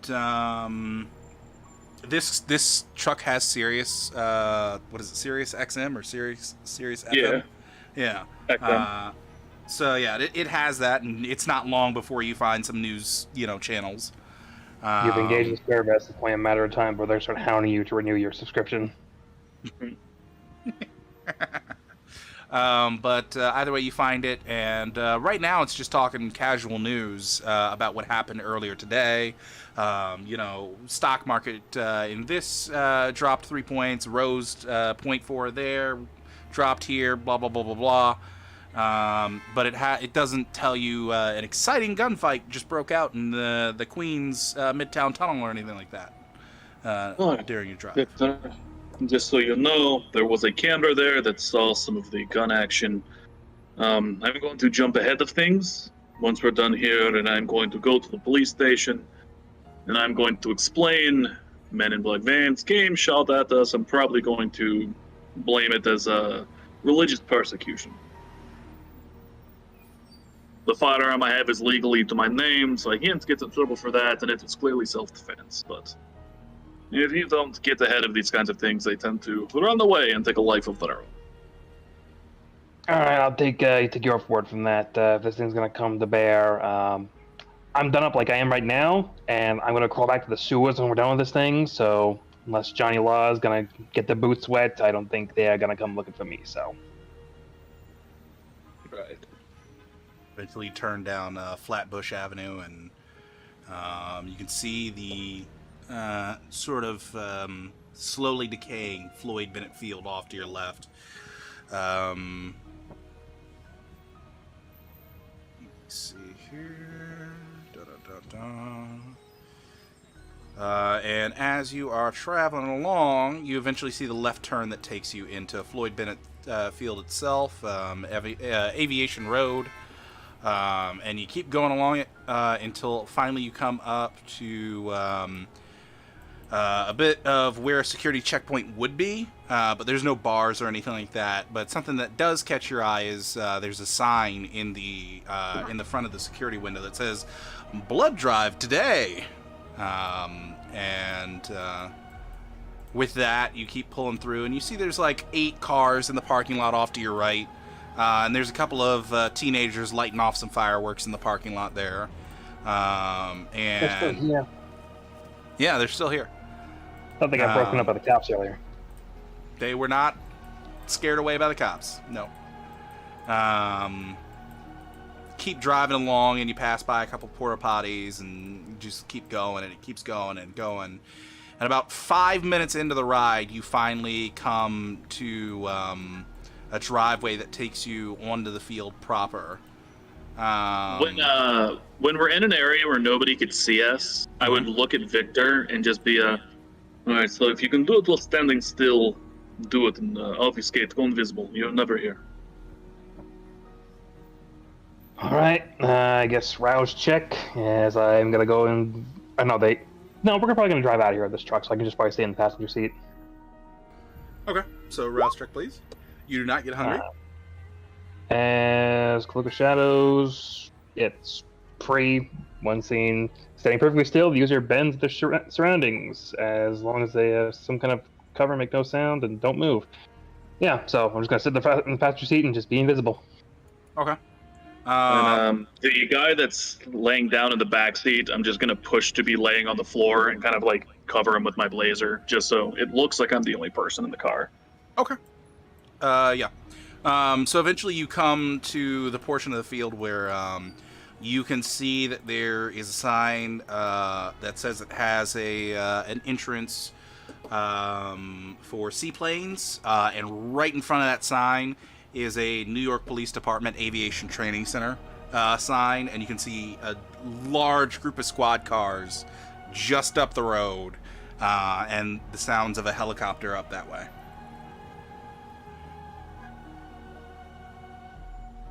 I'm gonna like knock on the window partition to the bed and kind of like open up the slat and just is that the welcoming party they're supposed to be?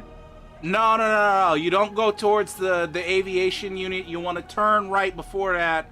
There's like a docking seaplane area.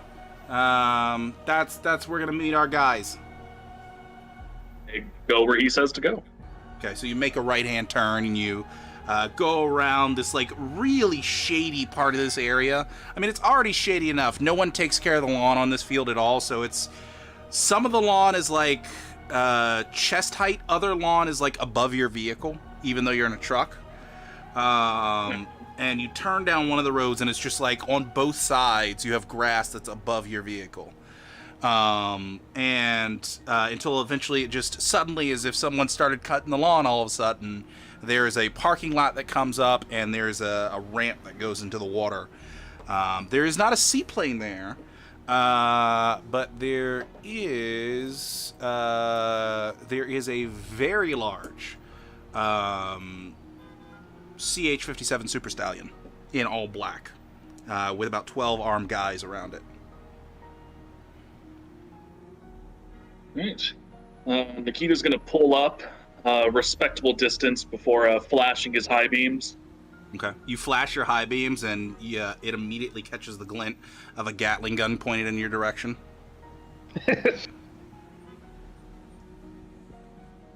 Well then. And then I open up my passenger door. I have my 45 tucked in the back of my pants, but I hold up my hand so like they see that I'm unarmed. Utah kind of knocks and motions for you to open up the back cabin thing. Yeah, I let him out.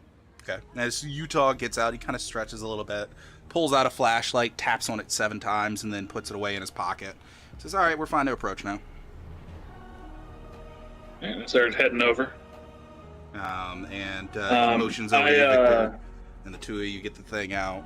I'm gonna sort Victor's of. visible. Victor's that's visible. right. Yeah, can't motion over to you. I'm going to reach into my pocket, and just because I know my speed dialing, I'm gonna speed dial Victor, just so we can hear everything. Okay. And I'm gonna help Utah.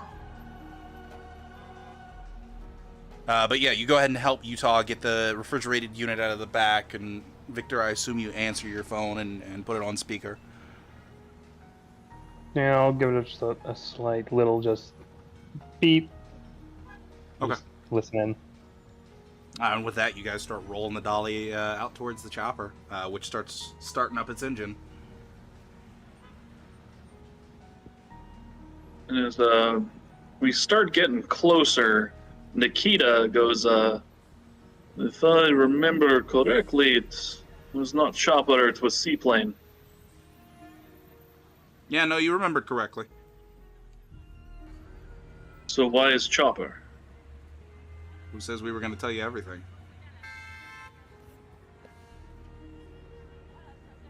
Yeah, fair. Well, okay then. And with that, he goes ahead and he stops the dolly maybe about 20 feet away from the chopper, and a bunch of guys come over to you and take over the dolly, and they start carting it towards the open ramp. And Utah reaches out his hand to shake yours. No. I kind of like out of my like front pocket take out the like delivery slip paper and put the paper and pen into his hand. As you could write down drop-off time and sign.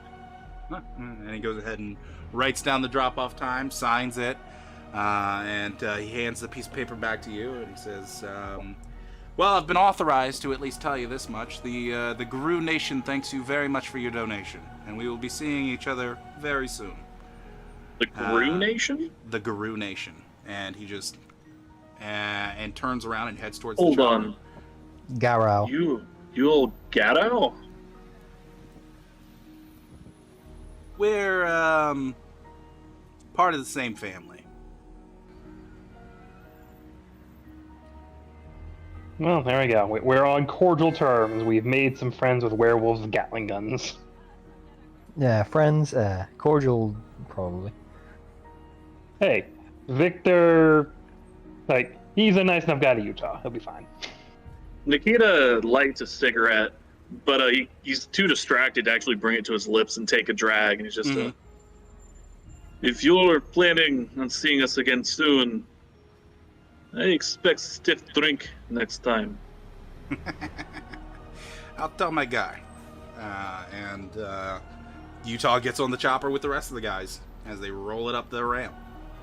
And that was... Which Baron asked us to do this again? Which Baron The did Chaldean ask you one? to do this again? That was Brianna not the Taylor. Brianna. No, Brianna wanted us to make sure this went off without a hitch, because that's like, you're representing me, don't fuck this up. Well, Mhm. technically, Samson Samson told me about the favor. And then he called it in, and then once that was called in and it got out, that, okay, make sure this goes off without a hitch from Brianna. So, Mr. Toreador / Venture, no one's sure which at this point, are working with the Galro. At least the Gru Nation. So Nikita would stand there just kind of watching them until they leave. And then he's gonna take his phone out and hang up on Victor and call Brianna. Okay. It rings, and eventually, as it gets to that little last ring, is there some way that you have called to apologize very deeply and are looking to offer me drinks and something exciting? Maybe we can get there later on. Did you know Samson is working with Gatto?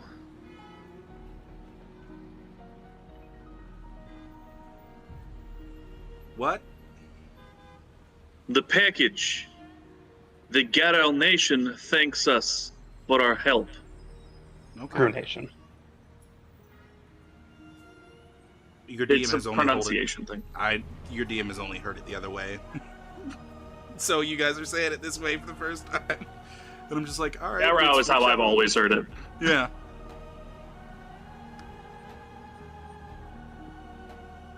I was not made aware of what was the package. I was just aware that there was a package. But that's interesting. News to me. Sounds fun. And And they I'm say gonna want a they full will report. see us again soon. Yeah, you're definitely. We're having a meeting. There's no more talk of this over a phone. Do you understand? Understood. All right, hang up. Before you do, usual spot. Right. And the phone hangs up. He hangs up and he kind of looks at the phone for a minute, clicks it shut, and just kind of looks up at the sky. As the chopper is starting to take off. I waited till they were like gone to have this conversation. Fantastic. All right then. But yeah, you would just see them off in the distance, on the in the horizon at this point with their, and you just watch as their navigation lights as they get past JFK blink off. Nikita gets back to the truck and just kind of sits and shakes his head a few times and looks over at Victor and perhaps let Marcus know. The Baron has called meeting in usual place. Apparently we're dealing with Ghetto. Yeah, it's been weirder. Well, maybe not, but okay. As Victor will pull out his phone, give the quick speed dial, and get in contact with Marcus. You don't text someone when they're driving, especially when a car could combust at any moment. And I'm going to start driving back to town, kind of keeping an eye on sidewalks or side of the road to see if I can see Marcus and pick him up. Okay. We will say that you guys intersect not too far from Floyd Bennett Field at a nearby Starbucks on Flatbush and Kings Highway.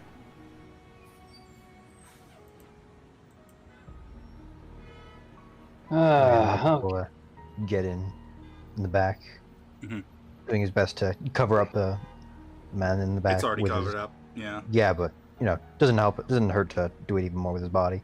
Okay. Those still behind him. I think there was all right. So that's one problem off our docket. Another one, maybe if Bree is called us up for a meeting. Who knows how that's going to turn out? But hey, it's a thing off the docket, right? Look at the bright side. Hey, Marcus, Yes. you want a truck? Did you buy this truck? And I just kind of toss him the car keys. And I bought the truck. It's in the middle of the night. Did the Baron say we were heading straight away, or is it happening tomorrow? I'm pretty sure it's tomorrow, isn't it? It's gonna have to be, yeah. Yeah. Let's just get home. I'm gonna sit in the bed. Have fun. Until you will, I guess, switch into the driver's place with Nikita. Okay. So mark down on your character sheet that you are now the proud owner of a 2020 GMC Sierra 2500 HD. That, in theory, has been paid for. In theory.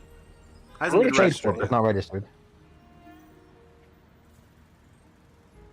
Yeah, I'll fuck around with registering and getting all that officialized later. I'll drop Nick off at his home first. Then we can head back to our pad. Sorry. Have fun with that phone there, Vic. So Give him the address for where I picked up the refrigeration van, because that's where my car is. Okay. So you're heading back to the Flatiron building. Yeah, just driving normally. Okay. So it'll take you with traffic. Do you want to avoid the Queens Midtown Tunnel? Yes. Yeah. It'll take about an hour to get there. That's fine. Honestly, we should probably do the Queensboro. The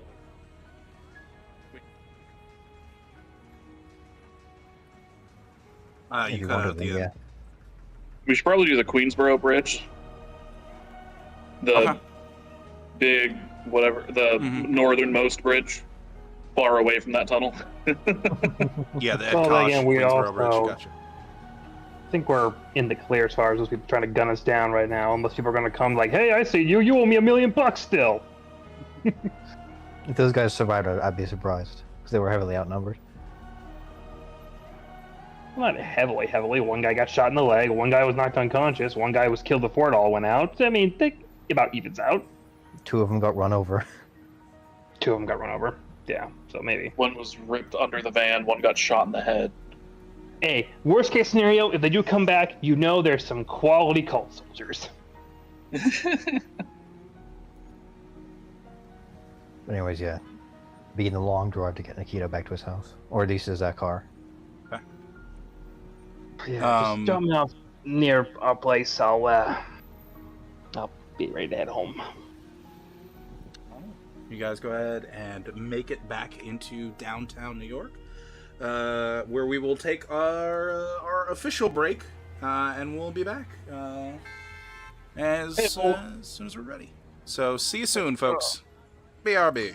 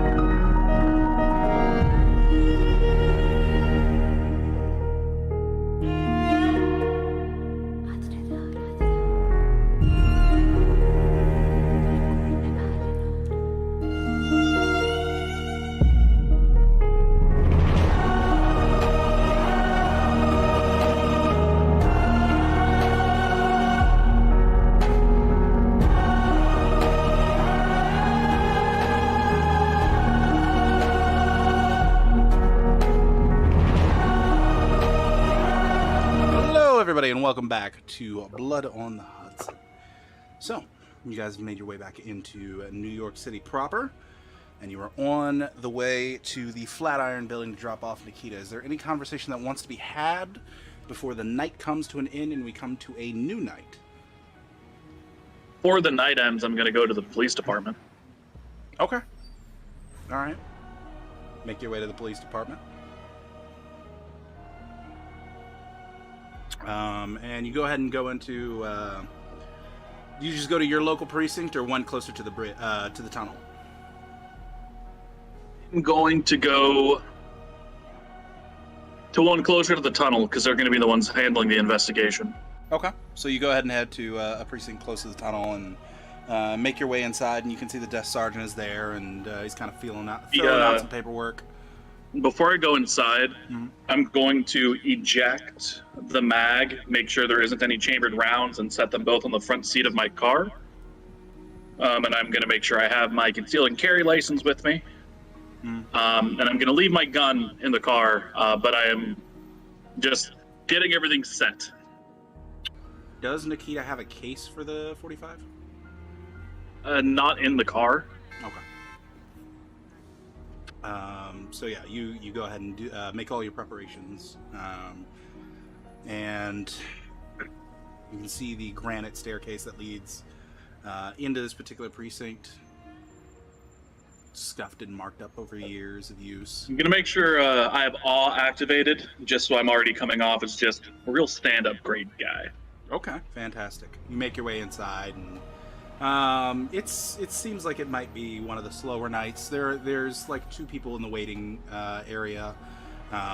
There's a desk sergeant who's sitting there tapping away at a keyboard at a computer that you can't see currently. And you can already see the two security cameras, one that looks behind the desk towards the security door that leads further into the precinct, and the other one that looks at the actual waiting area. And she kind of looks up and nods towards you and motions you over so that you can step forward. Sure. Hi, how can I help you? Hello, my name is Nikita. I trust you have heard about the trouble, the noise tonight in the tunnel. Currently haven't gotten any calls about a noise in the tunnel now.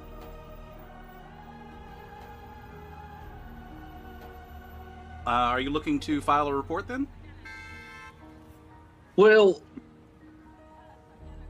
there was a bit of trouble in the tunnel, and I was unable to stay, as is probably, I guess, preferred. So I wanted to sort of give a statement and explain the my position in the events, so there's no problems or troubles. Okay. You said your name was Nikita. Do you have a last name? It is Nikita Orlov. Nikita Orlov. Do you mind spelling out your last name for me? It is O-R-L-O-V. Mm-hmm. Okay. All right. Thank you very much. I'll go ahead and pass this back, and I'll have a detective come out here, and he'll probably take you into one of the rooms where you can go ahead and give your statement. If you just want to take a seat, there's a water machine and a vending machine right there if you need anything. Shouldn't take more than maybe about 15 minutes. Today's kind of a slower night, so. Oh, thank you. He's gonna get a cup and fill it like a fourth of the way up, but then hold it there long enough that it looks like he's filling it all the way, and then he's gonna pretend to take drinks from it. Okay.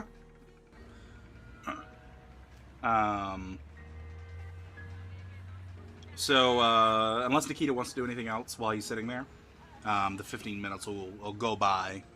And eventually, older gentleman, probably in his late 40s, sort of gray, patchy, thin, receding hair, full mustache but no beard, and just a bit of stubble.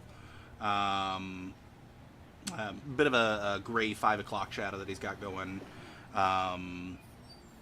in sort of normal casual business day attire. with a badge and a gun on his belt, makes his way out and looks down at clipboard and says, "I'm looking for Nikita Orlov." Orlev? I'd stand up and I'd walk over, offering him a handshake. Oh, okay. And he goes ahead and he shakes your hand. He says, "I'm Detective Matthew Parker. I'm going to go ahead and handle your statement. If you want to come with me real quick." Oh, of course, lead the way. And he takes you through the back door, and he gives the desk sergeant a look, and with that, she kind of presses a button. You hear the magnetic lock open up on the door behind her desk as he leads you further in the precinct, past some like stereotypical cubicles, to a set of those like shitty school fake wooden doors. He opens one up, and it says Interrogation Room 3. And it's a very like sterile room with a plain table and some foldable chairs in there, and he takes you in there and turns on the cameras and sets his stuff down. Says, "You want any coffee or anything?" No, I'm good, but do you mind? And he's gonna hold up a cigarette. Oh yeah, go ahead. And he points over, and there's like a built-in ashtray to the table. Right on. And he looks at the brand and he says, I didn't actually bring mine in. Do you mind if I borrow one from you? Of course. And I'd offer him a cigarette. Yeah, he takes one, goes ahead and lights it. He has his own lighter. And when he pulls out his lighter, you notice that it has the Marine Raider logo on it. And he goes ahead and he lights your cigarette and he'll light his. And he says, "Okay, so... all I've got so far is you were in one of the tunnels, and apparently there was an incident that you want to make a statement on." Yes, detective. Okay. It was the Queensboro tunnel that we were in, right? It was Queens Midtown Tunnel. Queens Midtown Tunnel. Yeah. Okay. Okay, Queens Midtown Tunnel. Do you know roughly around what time? I would, in character. Yeah. So you go ahead and you give him the time, and he says, "Okay, around that time, fantastic. All right, so is this," and he lists off, like, was this a homicide? Was this a robbery? Was this yada, yada, yada? It was actually an attempted robbery, I believe. Probably a matter of mixed identities, confusion on their part. There's a series of armed men that attempted to kill me. Oh. And steal the van I was driving, which was just regular city waste van. Okay. Transporting nothing, honestly. They shot at me. Thankfully, I was not hit. I do not believe anyone else bystanders were. I didn't hear any screams. Okay. Any other cars in the tunnel? Yes, there was a number of black vans ahead and behind, as well as a number of other cars causing traffic. SUV, actually, was in on it. Do you remember any make and models? He'd kind of be like, "Fortunately, I am much more familiar with Russian make and models." I got you. That's okay. But there was a video camera there that you could see the majority of the gunfight. Speaking of which, and I give him my concealed and carry license that I have in my wallet. Okay, thank you. He goes I did have my weapon. I did my weapon on me, and I discharged it 3 times. That's one of the people who were shooting at me. I did hit. I do not believe I killed him, though. Okay. After some confusion and some infighting, I managed to escape. But there were a lot of them with a lot of guns. So, unfortunately, I ran. I crossed the bridge, and I hid out, laid low for a little while, trying to collect myself, compose myself. The van was very badly damaged, and my my friend is probably going to kill me because the van is no shape to drive. And after that, I came back to town, and I came here. to give the report and make sure there's no questions or concerns on my end about that. Yeah, that's understandable. It's good on you. A lot of people just, they try and run after these things, and then that causes some issues, But, okay, thank you. Actually give him my business card that has my cult compound location, and like my full title is like a minister of the church, and it's just well, you see, as a man of the church, running and avoiding and fighting against laws and institutions is not really an option for me. I understand. Do you remember how many assailants you had? There was 8 that I saw ahead of me. At least another 3 or 4 behind. Okay, 3 or 4 behind you. All right, I got you. And do you have any rough descriptions of anybody, or? Unfortunately, they were dressed in wasn't it like tactical wear with masks and shit? These guys, yeah. Yeah, it was all tactical wear, like a strike or SWAT team with masks hiding faces. Any visible symbolage? Not that I could see. Honestly, it almost felt like I was back in the home country with the secret police coming to silence people. It's a very frightening situation. I got you. Okay. All right. Well, since you brought this to us, we're not going to arrest you or anything right now. We'll go ahead and look into it. Do you still have your firearm on you?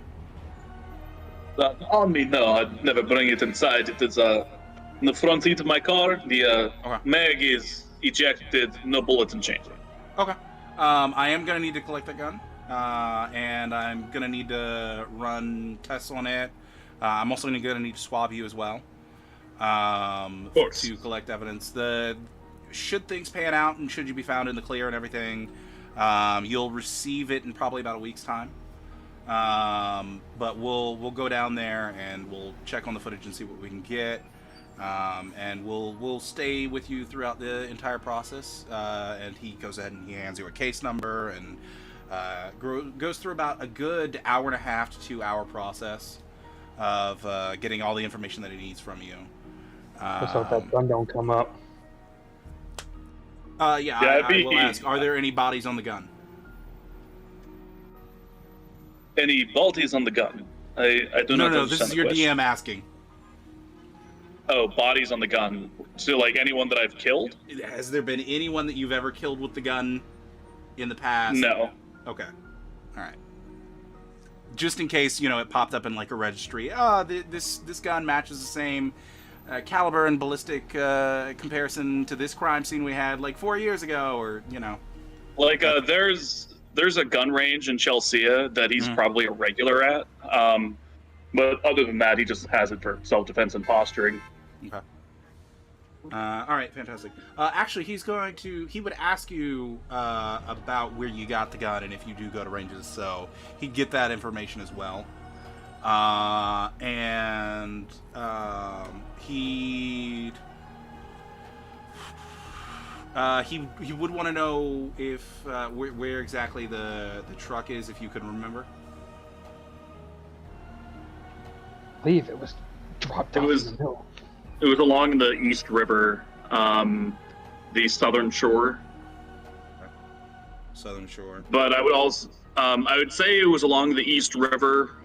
With the adrenaline pumping, everything was kind of a blur. Yeah. I'm not sure where it wound up. You were kind of just, trying to get out of there. Right. Okay, gotcha.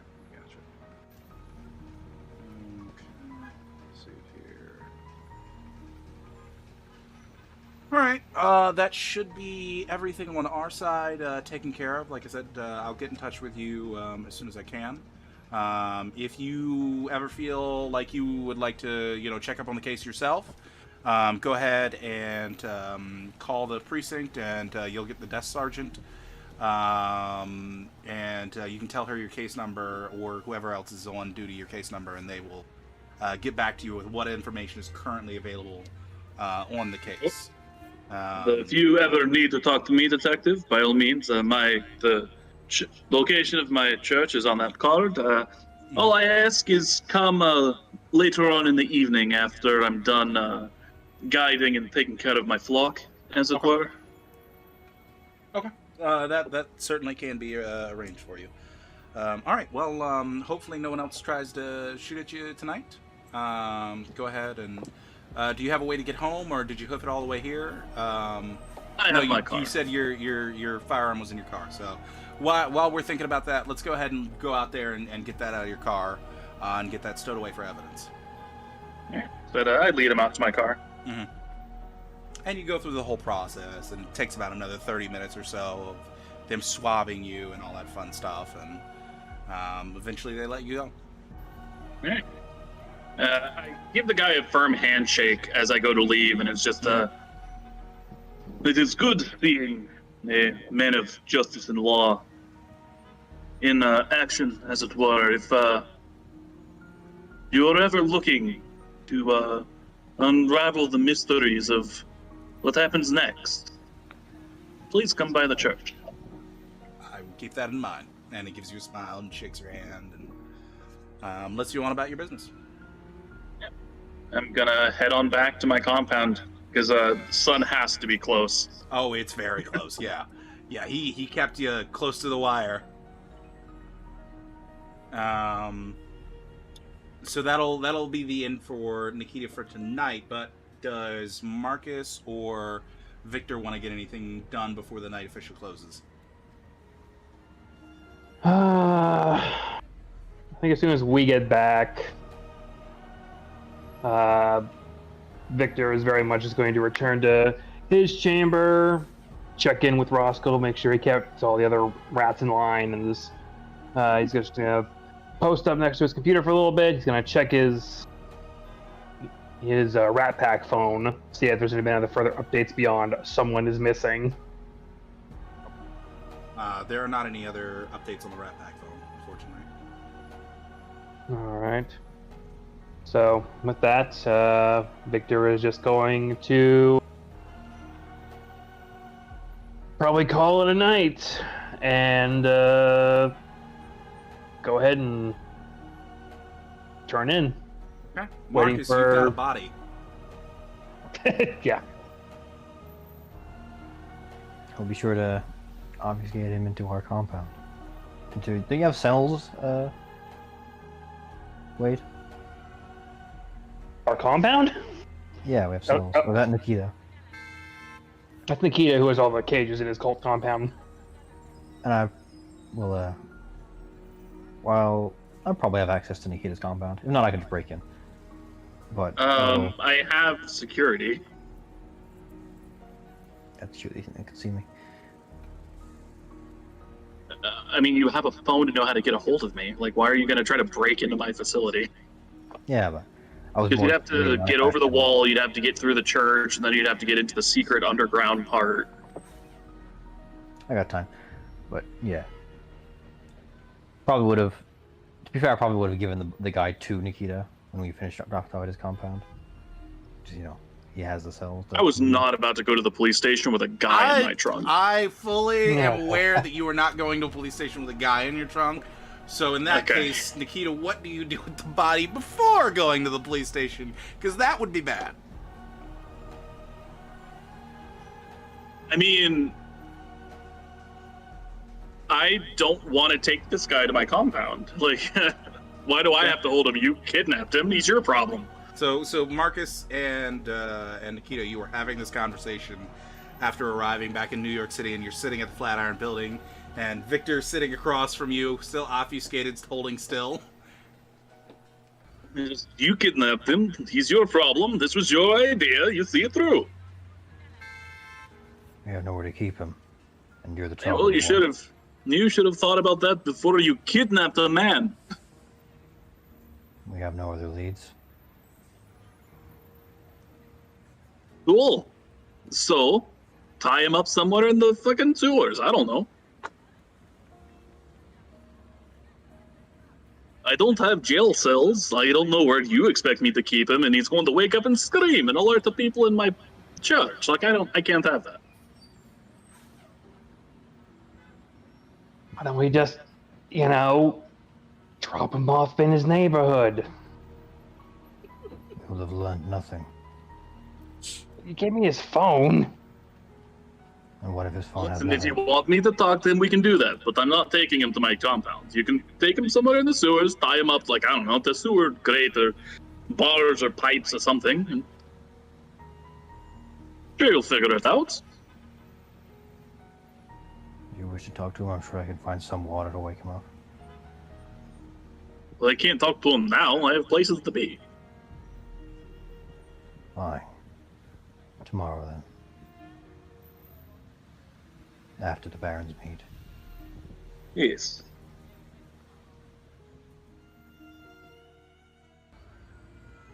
So where are you stashing the body? You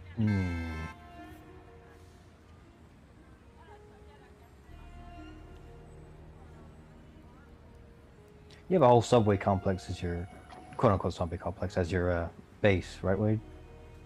I mean, that's the idea. It's an old subway station. It probably has access to the sewers. Yeah, I imagine. Get into the sewers, and we have the subway complex. Yeah. First thing that comes to mind is keep him drugged, but I have no drugs, so...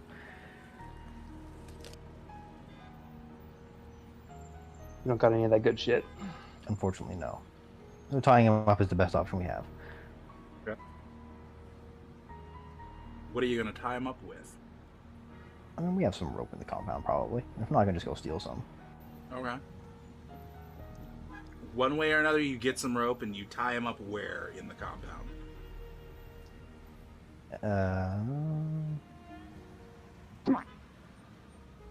Right, Wade? Obviously, I don't know the exact layout, so it'll be somewhere I can easily access. That, probably near to my room. It's, not rickety. Okay. All right, so you tie him up near your room, in an area that's not rickety. Best description I can give. And one sec while I actually read something. Okay, go ahead and read that thing. Would you care to read it out loud to us? It's the wake with evening's freshness ritual. Ah, okay.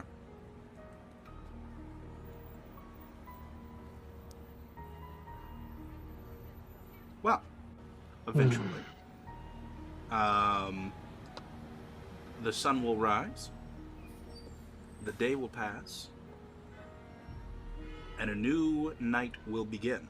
As I would like you all to make me rouse checks for the new night. All right, Victor, you do not get hungry. None of you get hungry. Fantastic. Yay! Huzzah. Okay. Seeing as it is the most pressing of matters, Marcus, your victim, is awake, kind of just looking around, but Perfect. isn't yelling. Ours will have some kind of garrote or something to knock him out with so that they can go to the Barons meet without worrying about him. But before that, he will definitely be curious. Wake up in a strange place and you don't start screaming.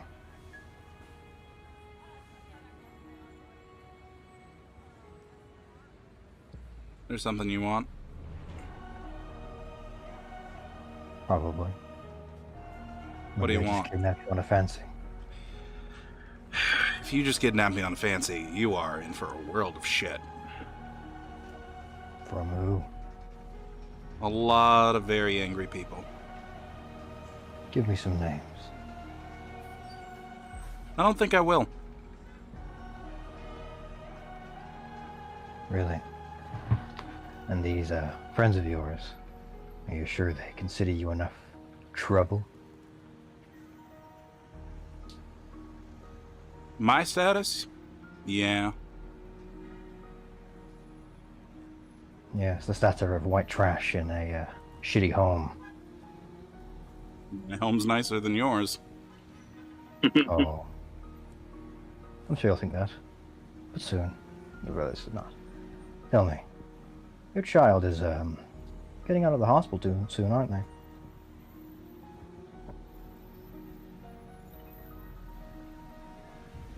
He doesn't say anything. Exactly. So, I have some very important questions that I want you to answer. But I don't exactly have time right now. So, you're gonna take a nap. And we'll come back to this later. Just think on that I have leverage, shall we say. Mhm. And he will, knock the guy out by choking him. Okay. With a garrote or whatever. Did you give Victor his phone? What did you do with his phone? I did, That's yes. wrong. And I Okay. gave him his pin as well. Victor, 68. what have you done with the phone? Well, woken up and gotten a fresh start, and having whatever's going on out there. I'm not sticking my nose into it yet, but Victor's going to, code he knows to open it up. And There are 40 missed calls. what are the caller IDs? A lot of them are from Wifey, about 30 of them. And then they go from Wifey to Mr. MT. MT. I don't think I know anyone with initials that are MT within the kindred world. Intelligence politics. Politics. Boy, politics. Wow. I actually have a dot of politics. I forgot I took that.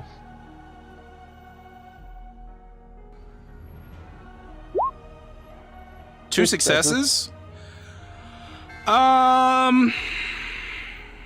It could be a couple of people. You're not entirely sure. I mean, it could be Marcus Terrell, who is a Camarilla hound. It could be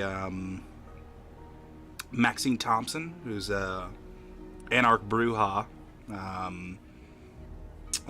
Just near the dock sides of Gramercy. Not too far from where the Baron stays. Those are the two that come to mind immediately from the initials MT. You're not sure.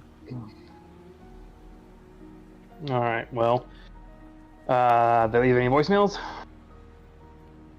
There are plenty of voicemails from Wifey.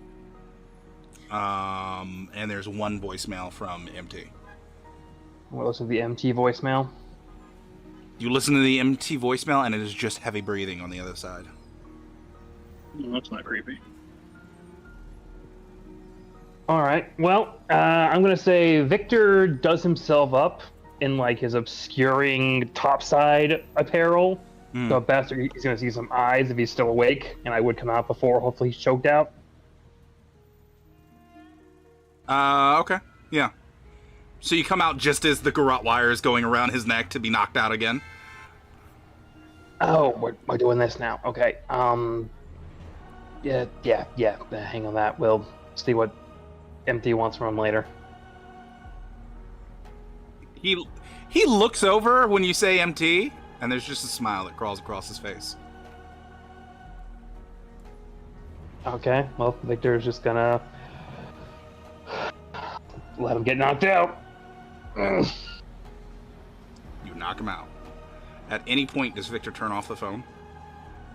Oh yeah, I pulled the SIM card. Okay, great. That's what I was looking for. Yeah, like I said, I was checking it, then I was pulling the SIM card. Okay, fantastic. All right. God, my fucking base is compromised now, isn't it? Well, I do need to make a check. What is your security rating? Let me check here. Haven security 4.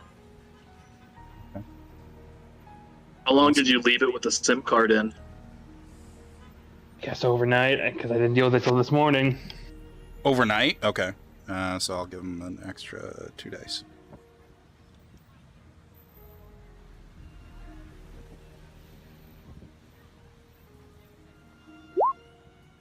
Okay. Great, now I gotta find a new place.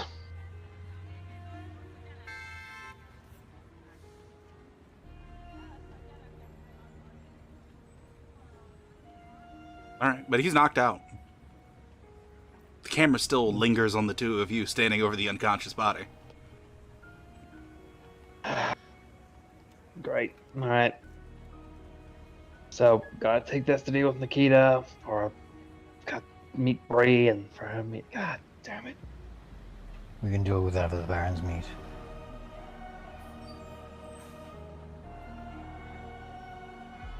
All right. Just make sure he's not gonna wake up. If you have another method, feel free.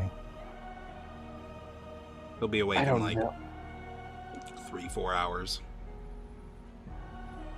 Well, this fucking meeting's gonna take.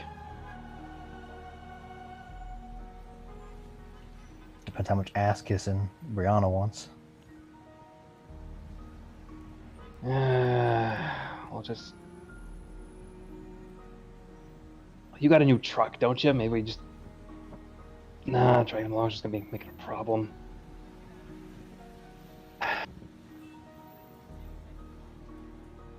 I don't know.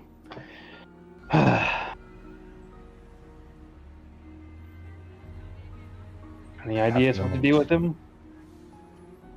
I plan to talk to him. Hopefully bring Nikita here. Use his mind magics, whatever it is. Fine, whatever. Let's make it quick. Last thing I need is him awake and around, getting his fucking grubby fingers all over my shit in here. At which point, Marcus makes a point of looking at Victor's hands. Hey, don't need you giving me no shit, got it? As Victor's gonna make his way out, and on his room, he is going to leave Roscoe inside, and with the way he's been well trained as, you know, a famulous rat, yeah, don't unlock this till I get back, and I'll just give him a little key to hold in his jaws. What? He gladly accepts it. And I'll leave him to lock my door, and then we will leave with at least my stuff secure. Okay. Your stuff is secured. Thank God. Alright. Alright, let's go face the music, see what Bree wants. I will send a text to Nikita asking if we're all heading in one car or if we'll just meet up there.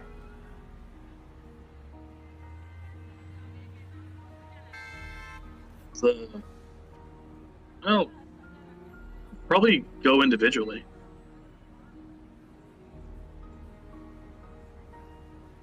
Okay, I guess we're gonna meet there individually. Or So, yeah. with one Guess squad me of and Vic two can get in and my one truck. individual. Indeed. So, guess we head out to go see what the Baron wants. So you guys go ahead and pack up, and do you take the new truck? Yep. All right. You pack up in your fancy new GMC. Nikita, you get inside of your DM has forgotten the name Russian truck or Russian SUV. It is a Lada Vesta Sport. That's right. Nikita drives a Lada Vesta Sport. And also I need to make a note in here. So, for Marcus as a 2020 GMC Sierra. All right.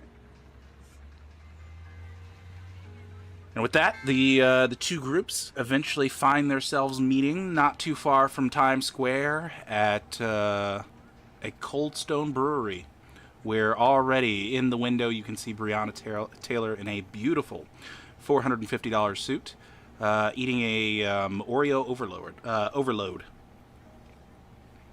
Alright, she's in a suit. Mm-hmm. All right. So Did you this get Nikita is is- going to be wearing his best suit. Victor's wearing his usual, just street rat attire, but he'll head in still obscured, and upon approach, give a small bow. Evening, Brianna. So yeah, indulging your She's sweet like tooth again. mid spoonful. Evening. You guys want any? It's been a while since I've had some fucking cookie dough. What's the price here? What's the price? Is that what you asked?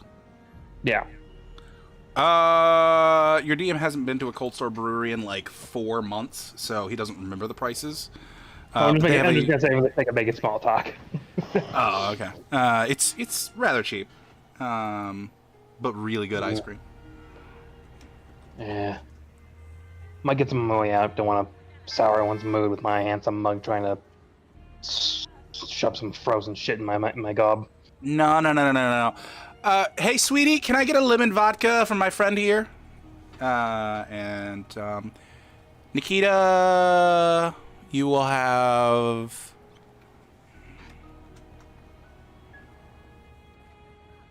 A conversation, I suppose. Let me get a Maltese me for him. Marcus. No thanks. And a creamy double choc for him, but you can just give it to me.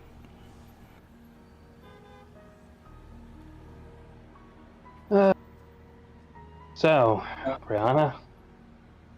Yeah, they've already discussed some major things going on right now. It's been a hell of not even it's not even been a fucking week yet. No, it hasn't been. So, What's going on, boys? This is not how I expected things to be going. Now, that tone you're taking, I hear it.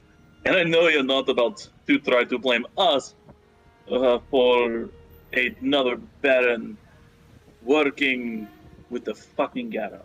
Oh, no. We are not talking about that yet. I'm talking about all the other shit. What's going on? Talk to me. And your ice creams are brought out, and she takes the double chalk before you can lay your grubby hands on it, Marcus. well, Victor will take his, give a a socially acceptable glance around before pulling down his sweater and just. That's my Back boy. Nikita just lights a cigarette. Marcus has Sir, there's no sat smoking down. in here. Don't worry about it. Don't. I got it. No. He's going to use the ice cream as an ashtray. Ooh, that's sin. Okay. Okay. sin. I need to make a frenzy check for Breonna Taylor. Hold on. Is she a Bruja or something? She is a Bruja, The and she ice cream was where- loves Cold Stone Brewery. All right. You wonder why you two don't get Triggers along. the Baron. He's looking her Okay. right in the eyes. He does it too. She does not throw you through the fucking window, but you can see there's definitely a twitch. Well, Brianna, I imagine the fact that we're here, you're probably abreast of most of the situation so far. I'm safe in assuming. Mm-hmm. All right, well, Oh, and don't worry, you're not going to be charged with anything, was that directed towards Nikita. Victor? Or? Oh, okay. Well, as you probably know, people moseyed in our territory. Someone who doesn't know how to feed right, off some guy, didn't want it looking on us, went to go look into it. We've followed a large trail of breadcrumbs the last couple days, and so far, the trails have led us to DMV, which results in us owing a favor, which we cashed in last night, which I'm sure you're aware of that too. We'll get to that. But that DMV led us to a motorcycle, which then led us, Marcus mainly, tracking down the owner of the place, who is currently renting a room at my lovely establishment, which I'm not too happy about, but as of right now, that's where our trail of trying to track down this one is. And all right.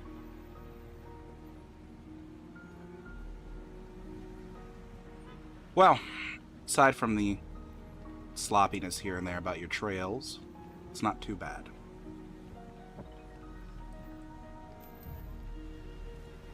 I feel there's a You're button in your tone looking somewhere. perplexed, Nikita. There are a great many things you could say about me and my companions. Sloppy is typically not one of them.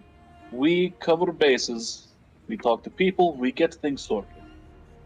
Things may not always be clean, but not sloppy. We do good work.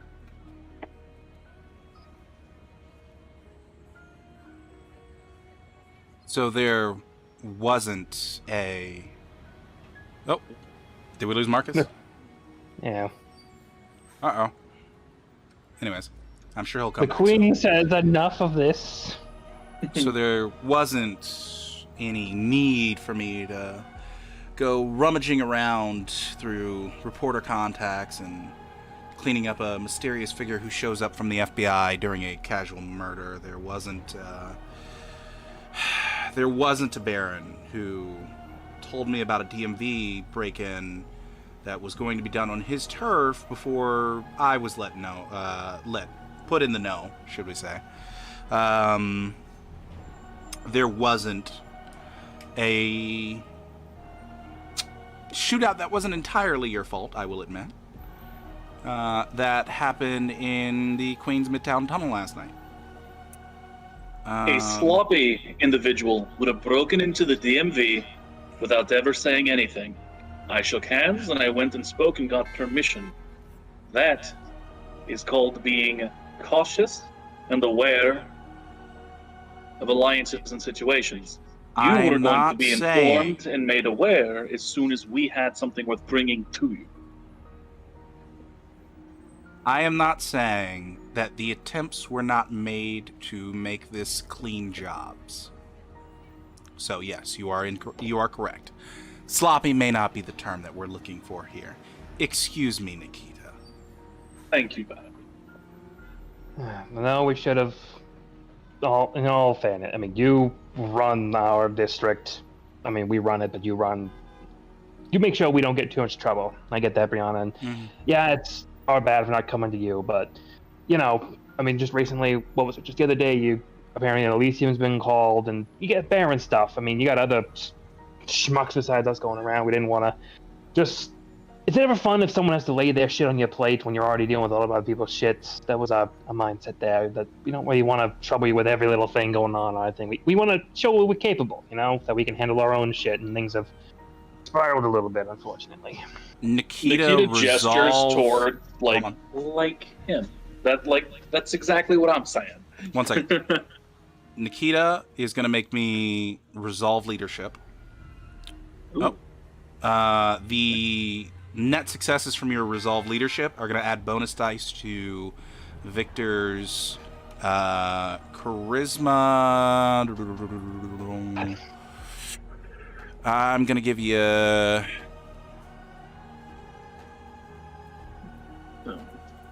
charisma etiquette. Oof. Alright, so I'm gonna get a little hungrier, Okay. but And that puts your hunger up to 3. correct. All right. You got a grumbly and the tumbly. Alright.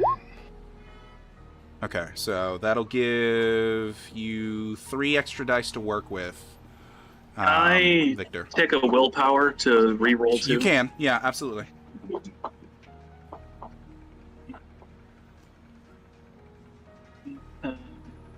It's difficulty 6. Yeah. Okay, Okay. gotcha. All right, fantastic. So you'll get 5 extra dice to your roll. Which I think evens out to 3 with my repulsive penalty, unless she's just so used to dealing with me, it No. doesn't matter. It does not count against Brianna because Brianna likes you. Okay. 1, 2, 3, 4, 5, 6, 7 successes. 7 successes. Fucking hell, like charisma etiquette. Only because I got Because of those Nikita. 5 dice I gave him. Mhm. Still. She kind of taps the spoon of her cold stone for a couple of minutes. All right. So, tell me everything you can about what happened last night. Just the job. For the favor, you mean?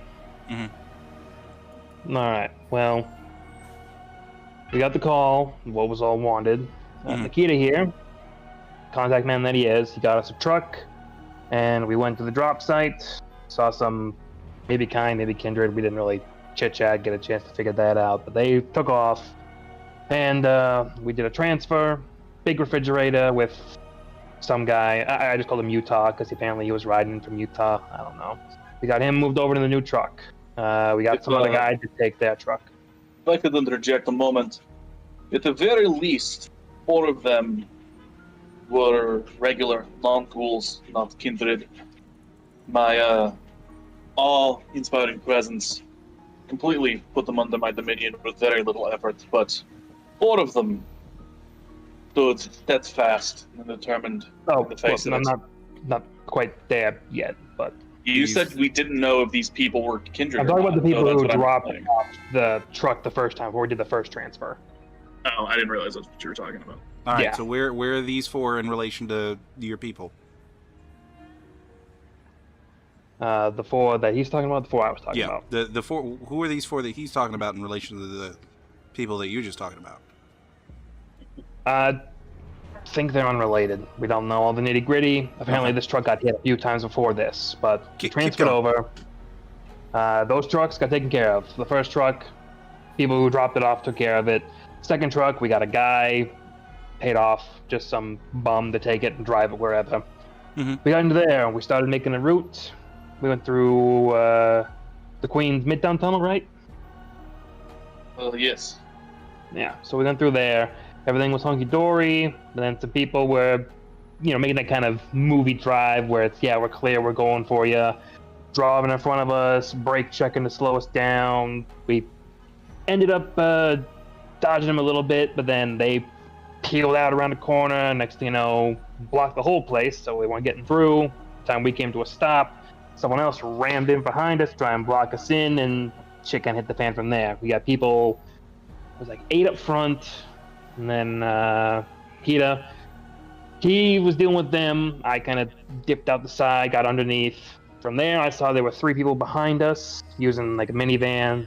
And then at one point, when they were about to break in, this black limo pulled up. Didn't really, windows tinted, Mm-hmm. only a little bit came down. They went to go talk to whoever was inside, and after they got the word from them, that's when they were set on breaking the thing open. So about at that point, Kita here, he worked whatever word mumbo jumbo he can do, and they got about 4 of them listening to him that, we shouldn't shoot these guys, and So this that is where was the your promise 4 of- came in. I got you. Okay. Yeah, there. That and the promise of, I think it was a good chunk of check cash, which I'm imagining you're still not planning on paying them, because I think they're dead now, but Well, if with any of them that- survived, I'm not seeing a penny from them. So, yeah, so those 4 that he, softened them up with whatever mumbo jumbo he does, they turned on the friends and started shooting them. Mhm. And about that time, I made a risky move myself, grabbed the guy, pulled him under the truck, knocked him out. His gun went off, shot one of his friends in the leg.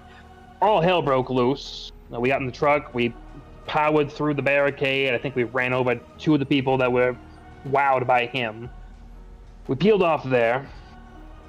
We went to a cemetery after that, middle of nowhere. I don't think no one saw us, but Pause. who's to say? This limo, it came from the New York City side?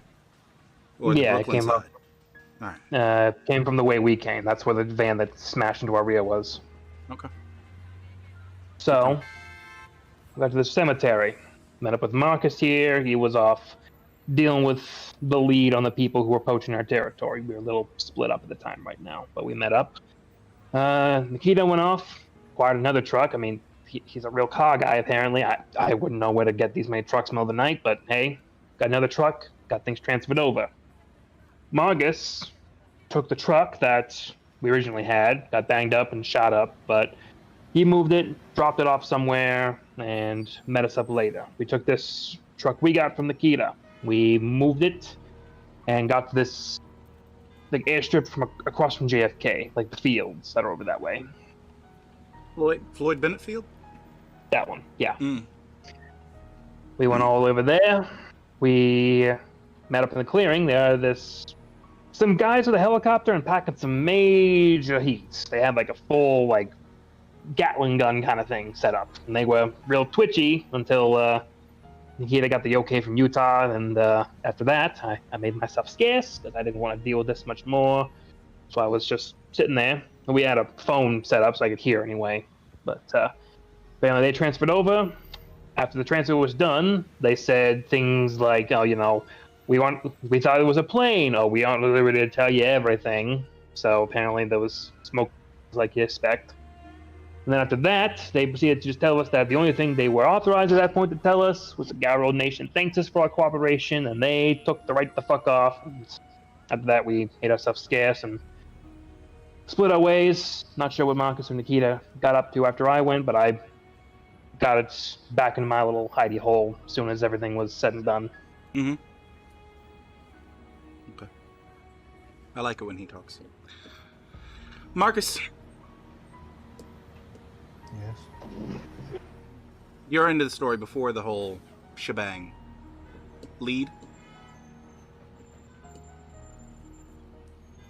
White trash, and I forget the town's name. I think it was somewhere to the right. I think it was over like Brooklyn. Williamsburg, somewhere in there, I think. This is out of character, not as Marcus. So he was over at 393 Putnam Avenue. His name was Gerald Whitakers. And he was in Brooklyn. Yeah. Went over to Brooklyn, followed a lead, snuck into his house via an unpleasant method. Found enough evidence to continue interrogation of him.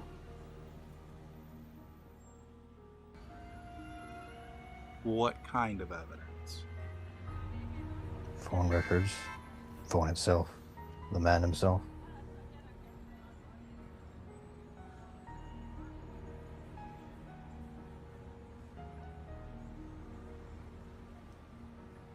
The man himself?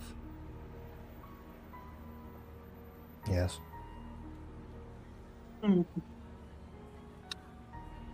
Okay. Alright. You're gonna let me know how that goes. She points to Victor. Yeah, like I said, he's currently knocked out in my abode, so I ain't gonna be able to go home without seeing this guy. But I have, Marcus figured out the code to his phone, and Victor would fish it out and then pull the SIM card. I'm a little concerned about it. I was frazzled at the last night, and I didn't do my usual thing, so for all I know, things could be bad. But looking into this, he's gotten a lot of calls from his wife, typical kind of stuff, but then apparently someone named MT in his contacts is calling him, or Mr. MT. And, Mr. Empty. Okay, that narrows it. And this individual left one voicemail that was just, hang on. And he'll take up the... No. He will be safe. I won't play it, but basically it was just a lot of, that creepy stalker on the other side. So We had a brief conversation. He said that we were fucked because Big MT wouldn't let this go. yeah, that says the usual, I got lots of people that I'm missing, they're not gonna like it, you're gonna deal with a lot of bullshit for taking me, yada yada. So who's to say one way or another?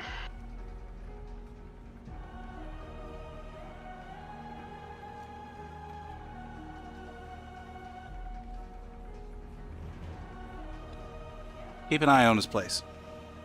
Somebody will show up. On this guy's place, his home. Alright. And you got the address, right, Marcus? Yes. Alright. So we can... I feel like you know something more about this man than you're letting on. Which one? It's whoever they kidnapped who knows this Mr. MT.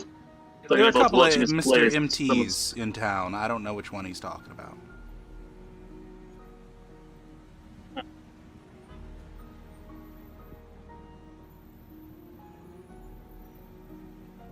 MT's kind of common when it comes to, you know. Yeah, unfortunate, but I mean, if he's related anyway. It's a lot smaller circles if it's not just some other kind business going on. But Well, you found this guy through your DMV contact dropping off your person, right? yeah, not so much of contact, but I mean, I got a link in there now, and back tracing everything. Person who bit and killed some kind, trace that back. She got off a motorcycle. Motorcycle had this guy's plates. Trace the plates back to this guy, and then picks up from where we've already told you. That stinks to high hell of a related in our Yeah. circle. Yeah, so which is why we're looking into this, such as we are. What's your boy's day job, if he has one? Stage out, as in Day job. Yeah, what's day his job. day job? I don't think I found out. You did. Well, I don't remember if I did. Does anybody remember? I didn't take notes of his investigation because I didn't know in character yet. Mm-hmm. Typing in my notes. My notes are limited. Kowalski, Brooklyn. No. I only got this fucking description. I didn't get his actual thing. Then So again, he, what you would have found out at the house was he does work for one of the hospitals in downtown New York. I believe he works for Piedmont. okay. Well, I mean, based on what Marcus told me, or at least I imagine it might even be on his phone that describes it, but apparently he's still works for the hospital, Piedmont, downtown.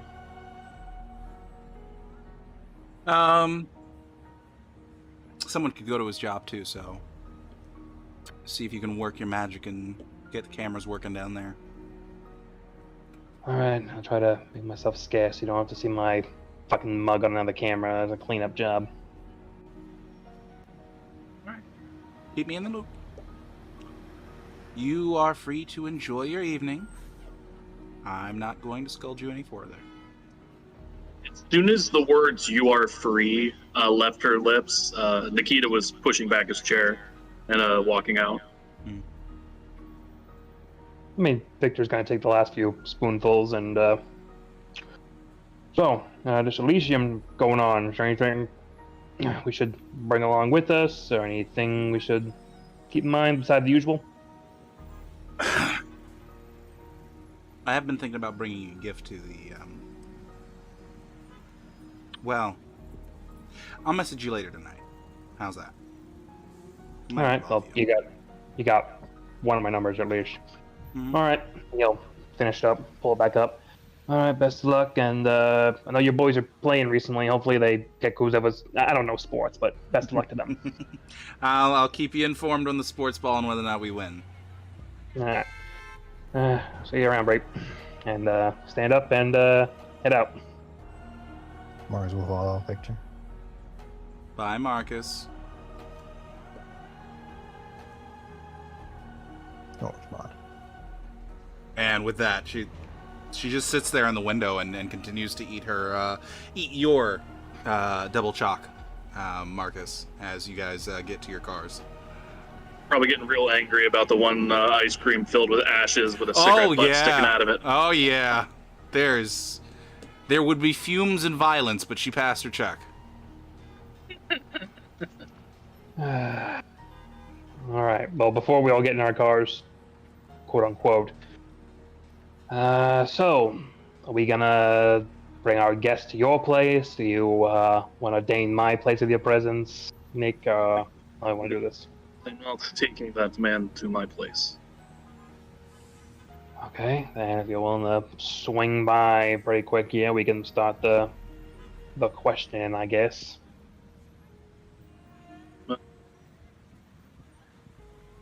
I'll take my own car. I have a few phone calls I need to make. Alright. Alright, head back, Marcus. All right, with We'll that, get you in the guys driver's seat. pile into your cars and make your way back to the hideout. Dangerous Um, women, Victor. Nikita is actually going to stop by like a Home Depot or some sort of a late opened like hardware kind of store. Okay. Yeah, you stop by Rico's Hardware. It's like a hole in the wall hardware shop. All right. He gets duct tape, hammer, nails. He's going to get a power drill. He is getting a bone saw, or just like a hand saw. Mm-hmm. He is going to get a bunch of lye, Mm-hmm.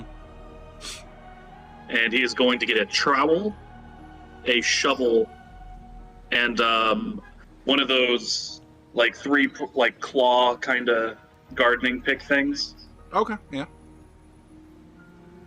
You go ahead and you And, purchase that. yeah. Get it all in your car. It takes you a few minutes. And then continue on He's down the gonna- road. Yeah, he's gonna head to Victor's while making a quick call to. He actually has to make 2 calls. The first one is going to be to Packard. Okay.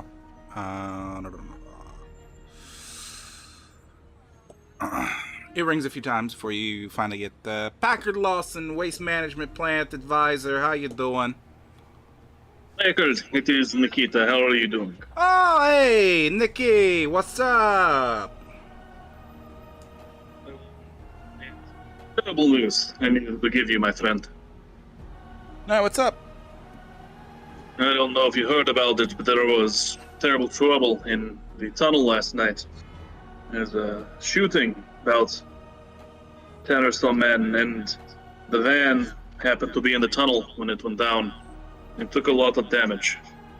And I barely got out with my life. Oh, I'm sorry to hear that. Hopefully you're okay.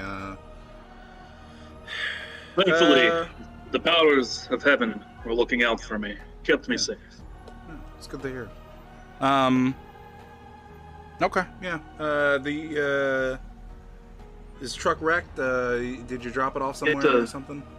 Get an invoice or something like that about the cost of one of those vans and have it delivered to the compound. I'll see that you're all taken care of. Okay, I got you. I'll get that rung up. Thank you, Packard. Yeah, that all right. Any other way I can help you? For tonight, brother. Okay. All right. Have a safe one. You too? And he goes ahead and hangs up. Gonna give Mr. Reeds a call. Okay, you call Mr. Reeds. Oh boy. All right. The phone rings almost to the end, and then finally it's picked up. You don't hear Mr. Reeds pick up. You hear a woman pick up. Hello. Is this a woman from last night at the club? Make me a wits awareness. Okay, so just wits. 1 success. Sounds kind of like it, yeah. Hello, it is Nikita from the club last night. I believe yeah, Reed's friend. How you doing? I'm doing well. How's Reed? Oh, he's fine. He's a little gagged at the moment. Is there some way I can help you? I'll have try to have him presentable in 3 hours. I have important business to discuss. All right, Just sugar. have your fun in the meantime. I'll hand him over, I guess. There we go. I'll not keep you. Mm-hmm. She waits for you to hang up. I hang up. Okay. Figure either they're into some really fun, or I'm gonna get there and find a murder scene. One or the other. As if- Yeah, I'm gonna take my my tools and toys and head over to Victor's. All right, you bring the toys for Tots all the way to Victor's. And as I'm kind of like walking through, getting to the area, I'm going to call up Victor. Yeah, you know the way. And Victor will buzz him in. Okay, so, while talking to this man, here's how things are going to go. You and Marcus can be good cop, buddy, his friend. Talk to him, get whatever you need to know. I, big mean scary Russian from, dangerous places. If he does not tell you what you want to hear willingly, I am going to extract information from him. It will be loud, it will be messy, but it will be effective. If you have any questions, problems, complaints, Really, the best pick for good cop with how handsome I am. if you think that he's leaving here alive, Victor, it's cute. I don't think it matters that he knows what you look like. But as I said, you talk to him. Once you're done, don't think you can get anything out of him. Then you put them into my hands, and I'll get what we need to know. Yeah, the wife and daughter. The daughter just recently came out of the hospital. Likely he wants to see them again. We can play on that. All right, well, I will need the workspace. I have tools. There should be plenty of room. I'm making through the doors and everything because I know the codes, and I'm gonna start setting out the duct tape and the power drill and the hammer and the nails and all that fun stuff. Make a proper scene out of it. And he's actually going to take off his blazer, kind of set it on the cleanest thing he can, take off his tie, and he's going to untuck and unbutton his shirt, just leaving him in a white tank top and his black pants. Okay. Do you have an apron? Did you bring your apron? He doesn't use an apron. Oh, okay. Okay. He does have some old school Russian tattoos on his arms and chest, though. Woo! All right. I guess Victor looks to Marcus and so you want to take point, or should I be in good cop or whatever it was? I doubt he likes me very much. Uh, So I believe Gentlemen. Friend. Yeah. He's going to toss you guys a couple rolls of duct tape, and it's just strap into a chair or something. It'll probably be better than whatever it is you're doing. Okay, I guess I get one of my chairs squared away and go in. Is he still knocked out, or is he up yet? Oh no, he's up. All right. In that case, I'm gonna say Victor looks to Marcus, and we get him into a chair at the very least. Okay. You get him into a chair. He does not struggle. All right. So, I'm just gonna get to the point here. I don't like the fact that you're here. You don't like the fact you're here. I want you out of here as soon as I can fucking get you out of here.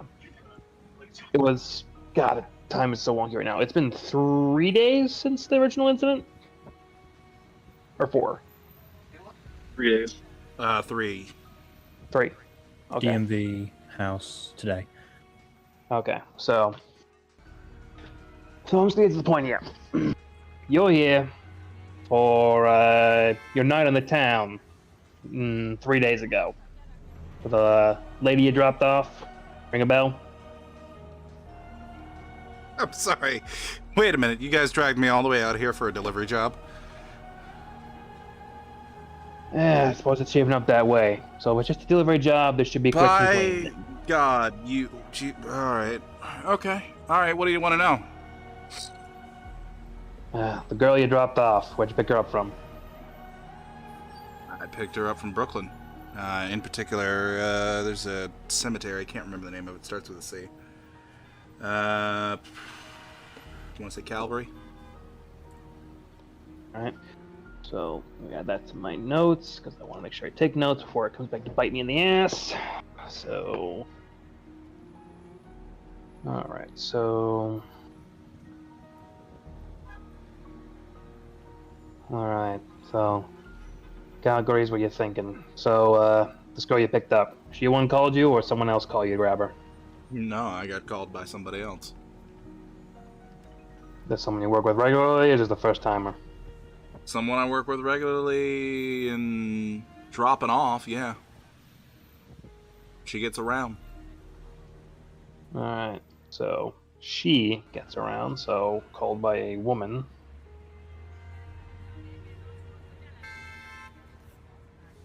All right. So we had told just to drive her into New York or into wherever you That's it. dropped her off specifically.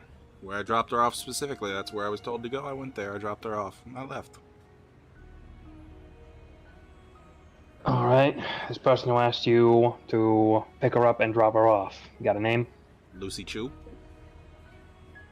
Does that ring called by Lucy Chu? Does that name ring any bells in the That's like not a Kindred- Kindred Society name, no. However, you can give me a intelligence politics to see if it rings a bell in the mortal realm. Since I'm listening in, can I make an intelligence politics? Sure. All right, let's see. I got no clue. You want to spin a willpower? Sure, my willpower's refreshed. Might as well. One success. Okay, so Victor. Which is just three. Lucy Chu is Lucy Chu. You don't know who the fuck Lucy Chu is. Nikita, Lucy Chu is a member of the Chinese Triad. The fuck He the kind of triad? like arches an eyebrow, but he doesn't chime in yet. He's making a show of preparing his tools. All right. So, is this the usual kind of job you do for Lucy? Just picking up people from cemeteries, Lucy is drop a them off? pick-up, drop-off kind of gal. No, more what I'm asking here, is this a usual thing from her, or is this just a Mhm. new flavor of pickup? I mean, it's a new chick if that's what you're asking, but usual thing. Okay. So, looking back at the other two. All right. So- How does Victor look, by the way? I mean, I'm still done up in my usual, like... Okay, that's what I was asking. Yeah, I'm still done up with just, like, my eyes and all that kind of stuff. Alright. So... Don't suppose you've heard hide or hair of this girl since you dropped her off. I'm assuming not. I drop her off. Usually they kill somebody. Usually they leave the city after that. Oh, so the murder is part of it. I just drop these people off. But you just imply that you know these people are killing people when you drop You them kind off. of figure out when every time you drop somebody off, there's a news article somewhere about somebody getting schwacked.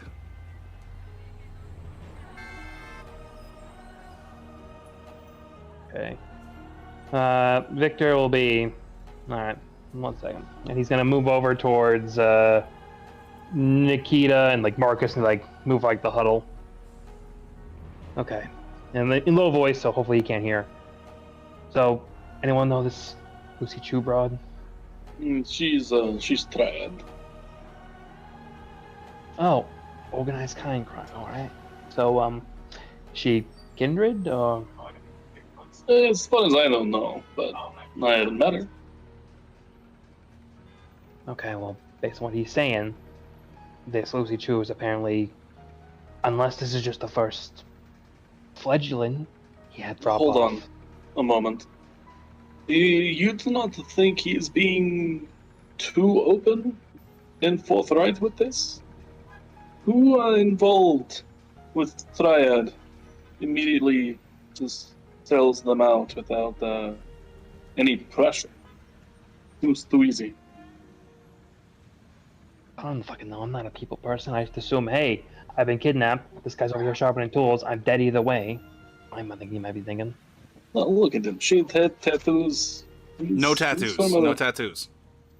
No, you said he looks like a neo-Nazi. He looks like a neo-Nazi without the tattoos. That's what I said. So he just has a shaved head. All right, that's a very different can of worms.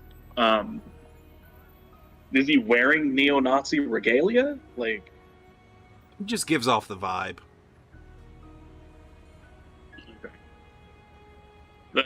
you just kind of look at him, and be like, look at him. He's on the exterior. This is someone who's not a stranger to violence or danger. I don't. This doesn't taste right. Okay. Alright, Victor will turn and walk back. Alright, so. Apparently, this Lucy's a big shot wherever she's from. But usually, this might just be Hollywood color in my perspective here, but isn't it usually don't talk about association with that, or else you lose fingers or end up dead usually? I don't give a shit about the triad. Dude, I'll talk about them as much as I fucking want. They don't scare me. Alright. Dude's either full of shit or his balls the size of Wyoming. Who's to say? Alright then, let's cover that then if you're free, well, feeling free to talk. So you're saying that this Lucy Lou's chick's got you picking up people from cemeteries or the like, dropping them off, and they kill people and leave town. How long has this been going on for? 3 years. Alright, about how average? Like monthly, weekly?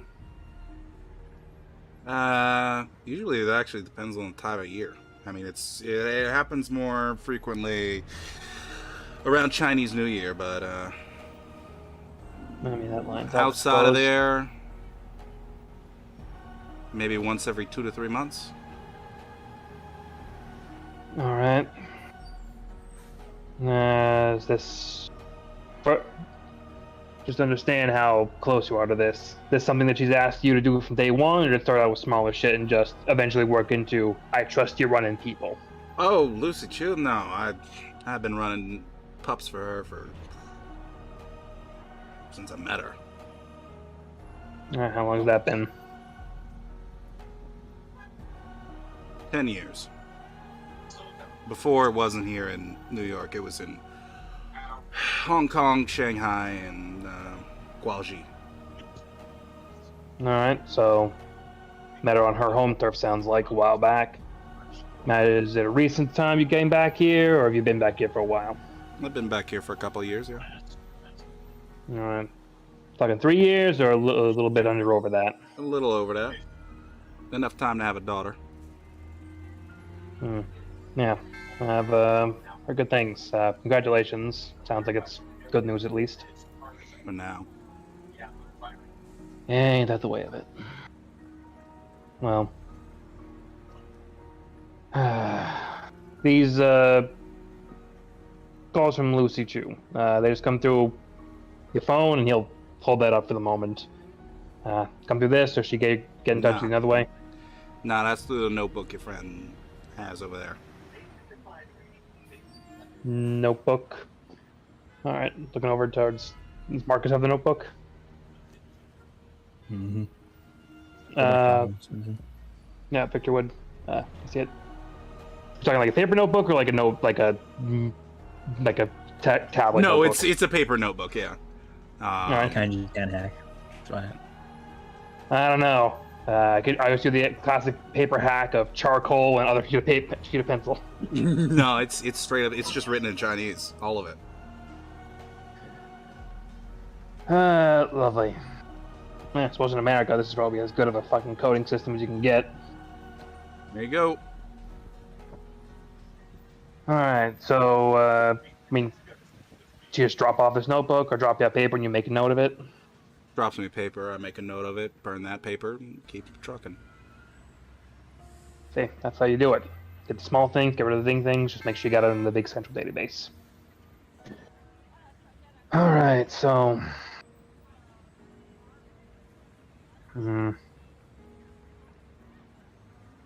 Well... We got all this. Now... The question more for, I suppose, my benefit, considering we're here, you're shit a lot more open than I thought you'd be when my associate there drug you in. Sorry about that, by the way. We just assumed shit was going bad. But this other side of the business, MT, open about that, or is that a little more selective information-wise? That's a very dangerous side of the coin. Talking more so or less so than rubbing elbows with the Triad. That's talking the Triad ain't got shit on MT because he owns the Triad in this part of town, baby.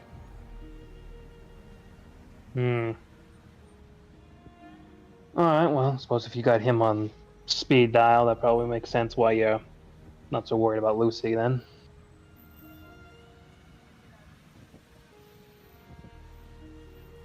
Alright, is MT a bridge of this? Is he part of this, or does he run a whole different racket? That's a whole different racket. No, this is a side job. Yeah. Say it's an interesting side job, just to picking up people and dropping them off to murder folks, but, well, what do I know? Things are all weird this kind of day. When playing taxi, 1 day out of every 3 months pays you $50K, I think you'd take it too. See that. Well. Just, what would it be to roll just a vibe check to see if he's just bullshitting me this whole time? Sure. There's an insight, Let's see though. here. There is an insight, so... Oops, not that one. I want this one.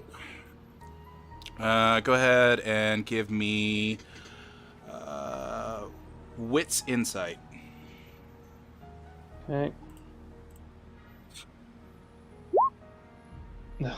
Would you like to... Okay. I will willpower for re-rolling 3 of them. How much willpower do you have left? 2. Okay. Because it refreshes at the start of every day, right? Mm-hmm. Yeah. So, it refreshed thankfully after my last 2, so I'm probably not going to burn any more today. Another success, so 2 successes. That brings you to 2. I mean, he's being straightforward as shit. Alright. So, imagine you understand the nature of the, Lucy's got her territory. People don't want people going to their territory, pissing in her cornflakes. You catch the meaning.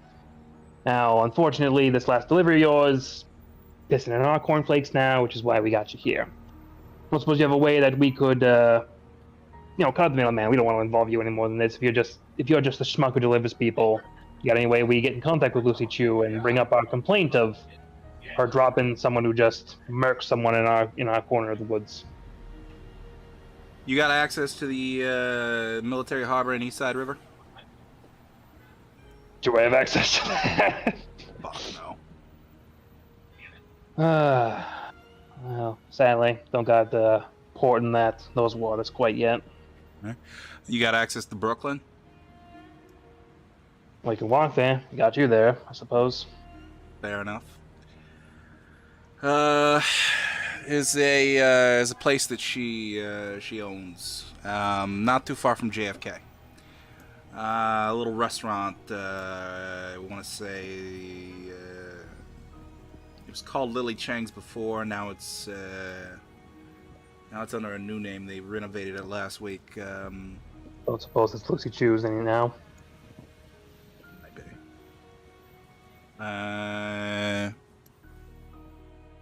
Something Walk.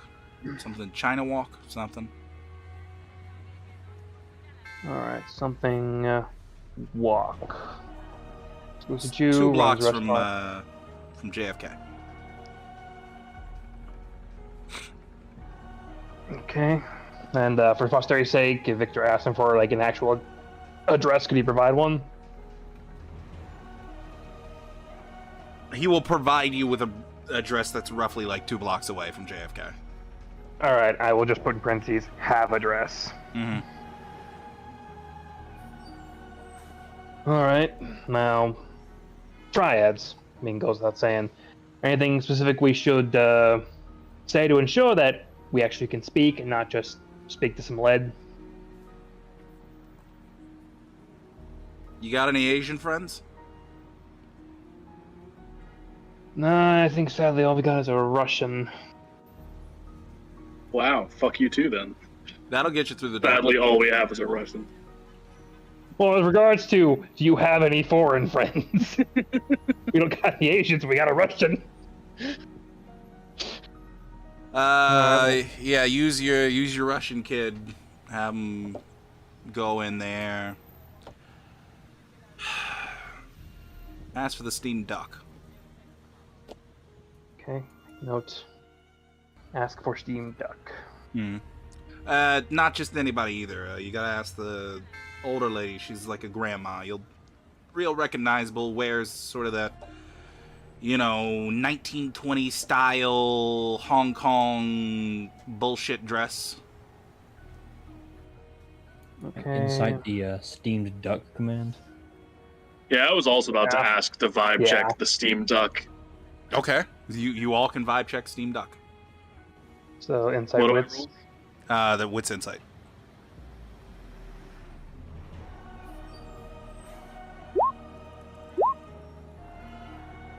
Mine go? Oh no, I got to input long for time. There we go. 2 for me. We all You're got all to. getting like a straightforward feeling from him so far. This is way too easy. It's throwing up so many red flags. It could be fake. Maybe the Master of Secrets is just throwing us a bone. You never know. All right, so got all that. So got a lead on Lucy. Lucy apparently. Does Lucy answer to MT, or are they like different families don't cross streams? Lucy doesn't answer to MT. She answers to... Well, she doesn't know this, but she answers to MT's son. MT's son doesn't know this, but he answers to MT. What a lovely, straightforward chain of command that is. Now, you close with MT? Or you just kind of an associate and satellite? You could say there may have been a really cheesy blood bond involved. Well, blood bond, people, depending on how serious you take it, that explains, heavy stalker breathing on your phone. Oh, so he's called. And left a message. Just the one. Well, I called you tons too. I didn't stick them to those. That's your business. Wow.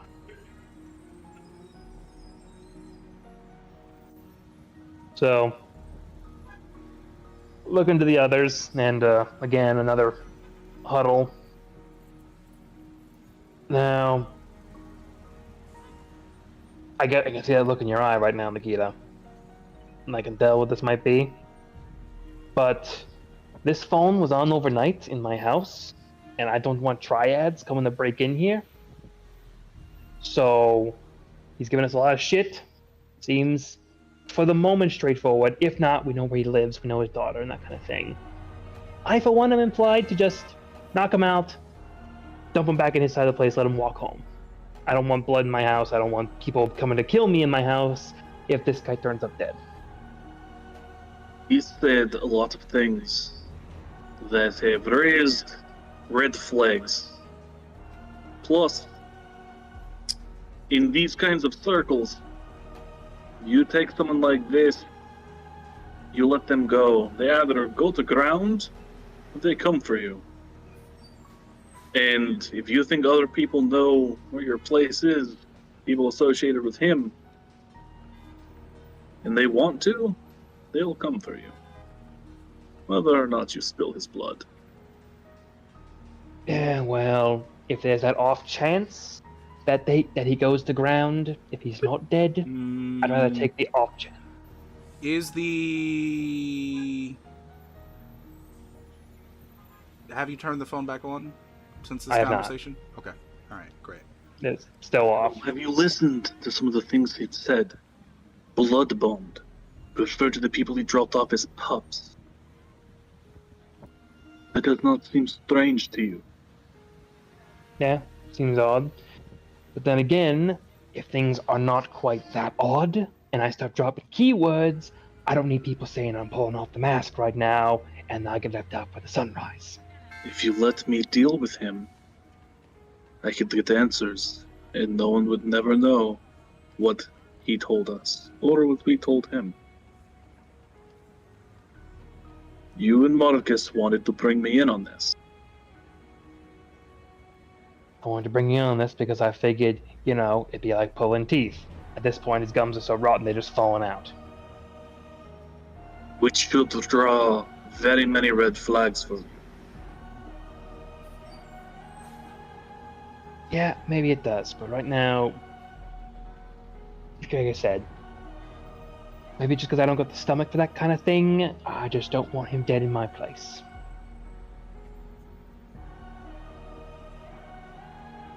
If you don't have a stomach for it, then you could leave the room.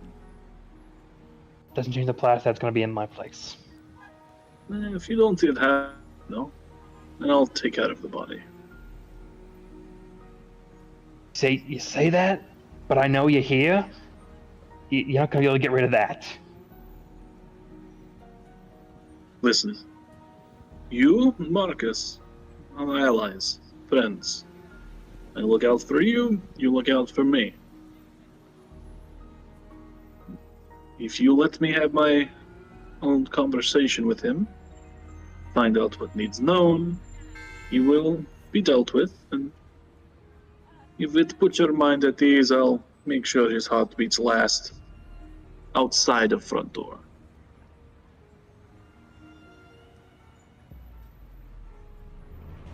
Well, looking to Marcus, you're staying here too. You, in theory, pay half the rent. You went to his place. You've seen firsthand what he's got going on. Let him go, or Nikita. If he knows his way here, even if he was unconscious the whole way, he has many friends, and he has larger, small arms at least, assault rifles and the like. It would be better to kill him.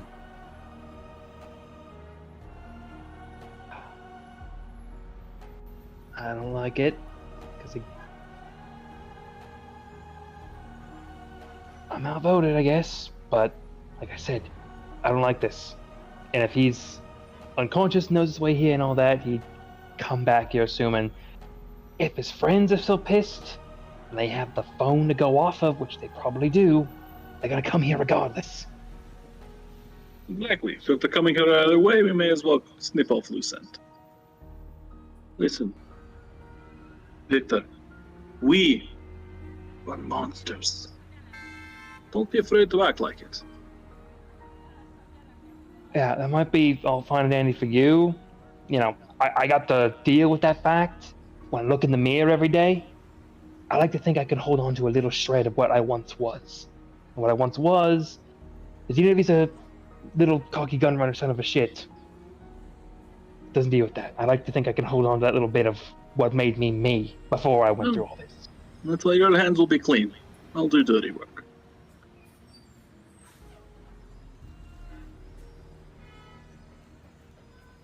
Seriously, Cool. I don't.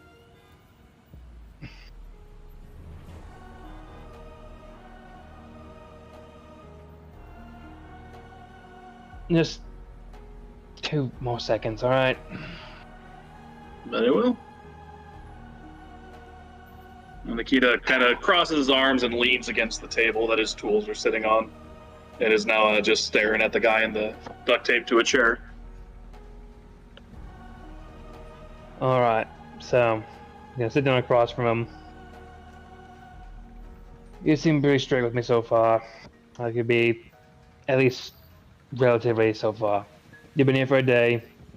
I went to bed without thinking about it. Your phone was on overnight. Got all those calls, M's, breathing, hollering.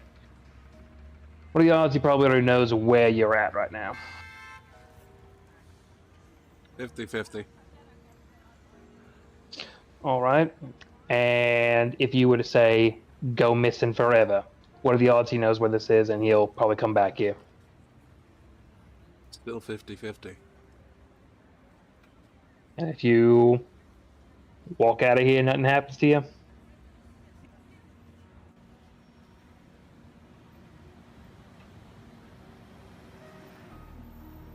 Make me a... Let's see here. Persuasion, charisma. Yeah. Yeah, persuasion, charisma. Persuasion. I've only got 1 dot. Charisma. I imagine I get my -2 penalty. He doesn't know me. Yeah. Alright, so that leaves me with 3 dice I get to roll.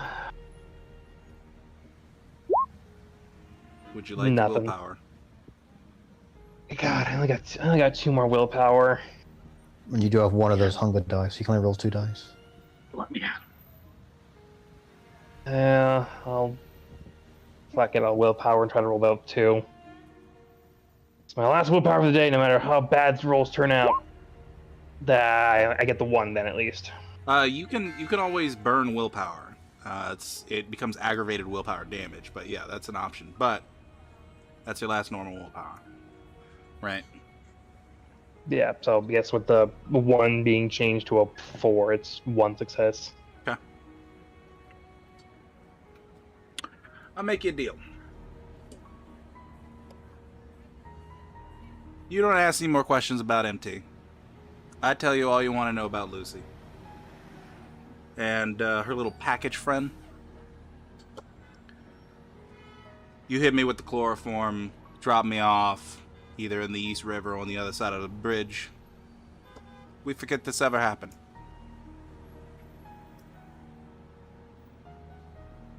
Vibe check. You are all free to do vibe checks. I don't want to do a vibe check because I only have 3 dice, and they'll all be hunger die, and I don't want a bestial frenzy. 3 success. 3 successes. He's making you a deal, and seems on the up and up. I mean, he has been straightforward as shit this entire conversation. From all your other insight checks, it's not fucking with you.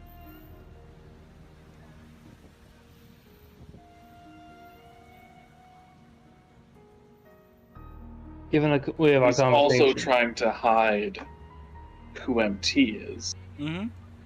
He's made that very clear from the beginning of the conversations.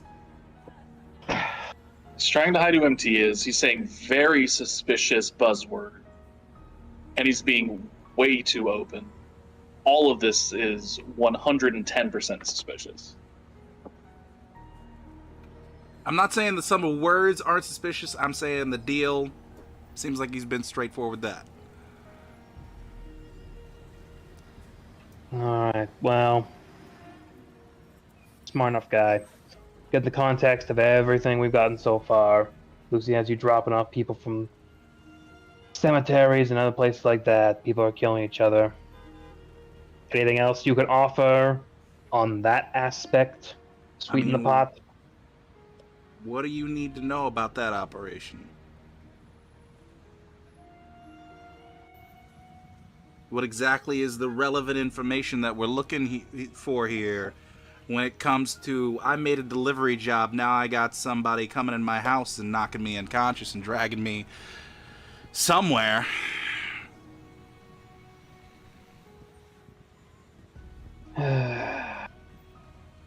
People you're picking up and dropping off. They seem normal to you? They ain't fucking normal, no. I know that for a fact. Don't know the specifics of what makes them not normal then. That gets a little close to MT's territory, so I don't ask. MT regularly give you some drinks? Man's been known to give a good rice wine every once in a while, yeah. You're a ghoul, then. Drop the word.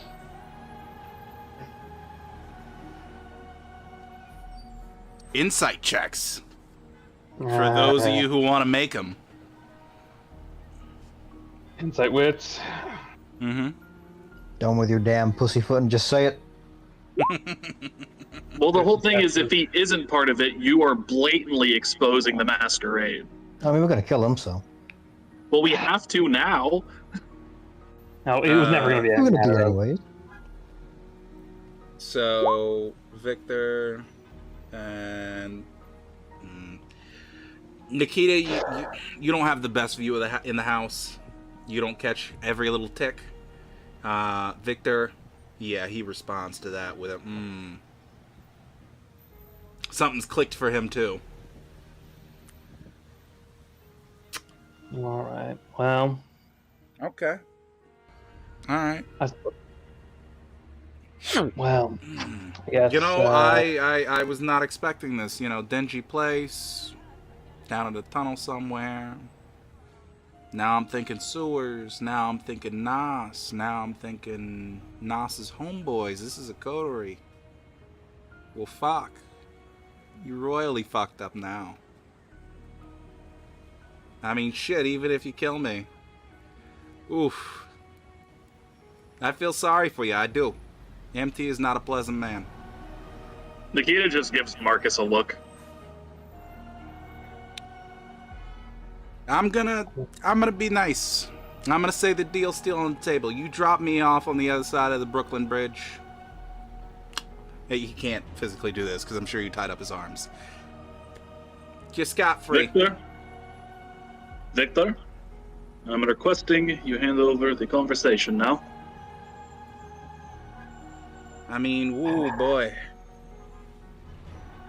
So you, I don't know if you're an A, I don't know if you're a C, but you ain't dealing with A or C. Nah, you're dealing with E. And E don't fuck around with A and C, they kill A and C. What fucking vampire exhortation is E?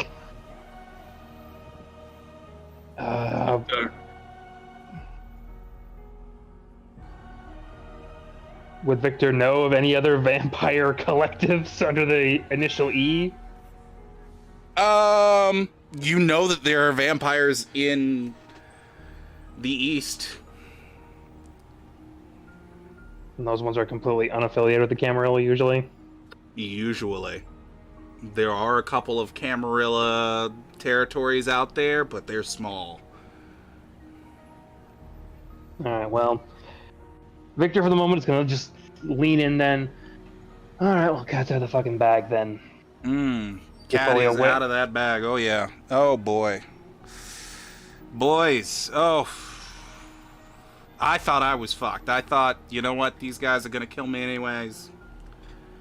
I might as well dump the triad, but woo! You got the fangs in you!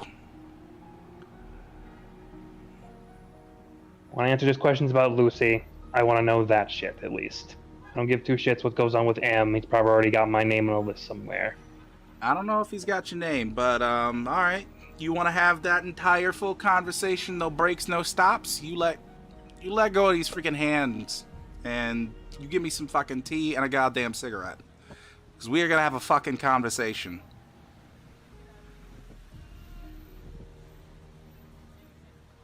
By the way, you're probably going to be hearing it if you decide to just, you know, fuck me anyway. So, I work for Ma Tongue. Ma Tongue. M-A-T-E-N-G.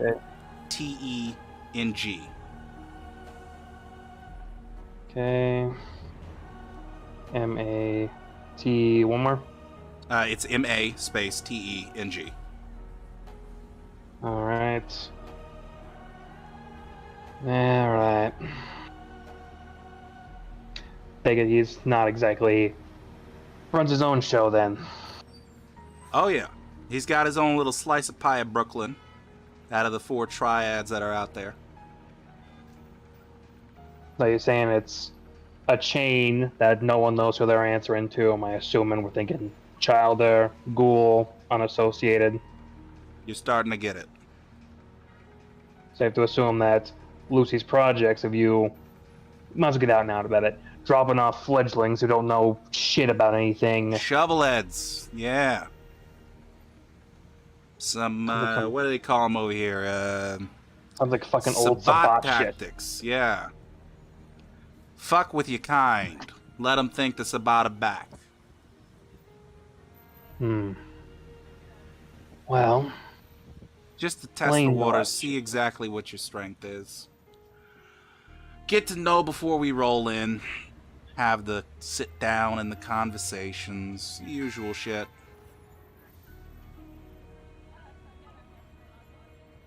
I've seen this Alright. happen to 4 cities in 300 years. Usually plays out the same. Cat's out of the bag now. This has been going on for a lot more than just 10 and 3 years then. Oh yeah. Oh yeah. Yeah, it's been going on for a long time. I mean, I'll be honest. Seriously, yeah, I came back to the U.S. a couple years ago. Long enough to have a kid. Wasn't lying there. Alright, so I take it these 3 cities were back east then? Oh yeah, they were back east. It was a long time ago. Alright, well. Brings in the question then. This cat's Am I out of the getting bag. that tea? And that cigarette?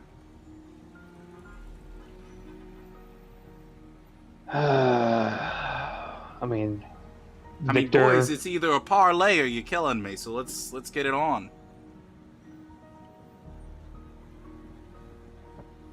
as Victor looks to the others, and The kid is beyond pissed.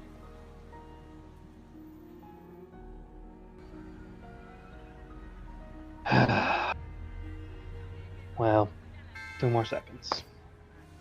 Going again. Okay. This is way fucking bigger than just some schmuck putting people into our territory, alright?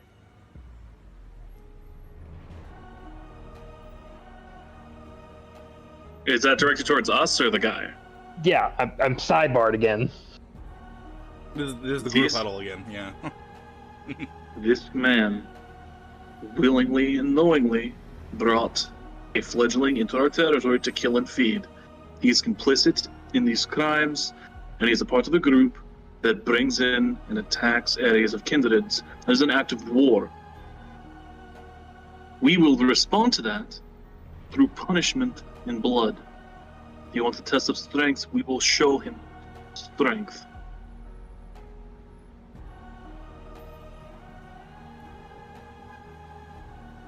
Look. You want to take him somewhere else. Anywhere from here. I want to wash my hands of this right now. I'm going to go fucking on lockdown for a good long while because this shit sounds like we're dealing with, you know, the equivalent of a primogen or something worse. The last thing I need is being on one of their shit lists. We're already on their shit list, especially if they're going to be coming and trying to take our city. You think the Baron is going to like it to know you let one of her personal enemies who threatened the city go because you didn't have the balls to defend your city? Look. I am going to let you in on the Nos secret right now. Camarilla, Anarch, doesn't mean shit. The Rat Pack comes first. That's what I was brought up on. And I'm sure there are plenty of Asian Nosferatu. I don't want to be taken over. No, I don't. But if I can keep my head down and keep my heart beating, I'm more in play of that. So what you're I don't- saying is, this triumvirate, this alliance, this friendship means nothing to you. You'd willingly let us be killed by these outsiders as long as you don't get attacked by some Asian Nosferatu. That matters more than this alliance? Don't act like we've been completely aligned. I know both, at the very least you. I Marcus have maybe. never once acted out against you. And I would never put my safety against the safety of the group and leave you to die. I'm not saying leave me to die. I'm just saying I was brought up on. Quite frankly, sounds like I'd be dragged into danger with your big plans of, you know, not liking the Baron, taking out this, that, and the other. Plans for the betterment of all of us. Raising all of us up, not just me. Note I was raised up on, Mr. Rat Pack. You look out for your brothers, you fight for and with them. You stand united against outside threats and enemies. Brotherhood is what fucking matters. not someone from outside the country who might have a little couple drops of blood shared between the two. It's a clan thing, night and day between everyone. There's a You know reason. what the clan thing is for Zamichi? Ruling and dominating all. And yet, I don't give a shit about trying to rule and dominate you. Because you two, my brothers. But you, throw us in the river for the sake of your clan. Is that it?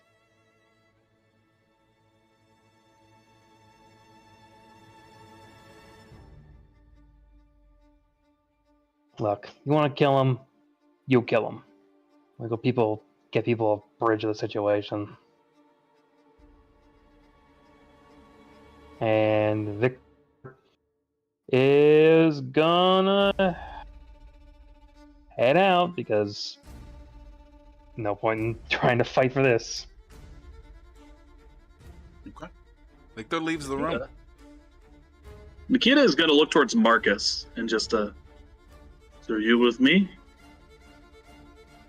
Or are you with Victor on this?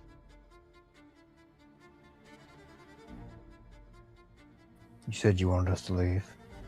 You wanted the kill to be yours.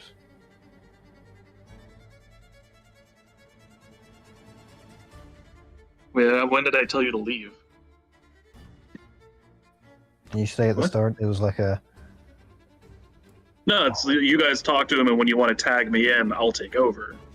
But that I went thought you out wanted the to, fan like, when we step up found there. out he Okay. was. No, the went out stepping the out window part when we found out he was was Kindred. yeah. The stepping out part was just in case Victor didn't want to be witness to it and know that it happened. Yeah. That's the only time that was mentioned. Yeah. Alright.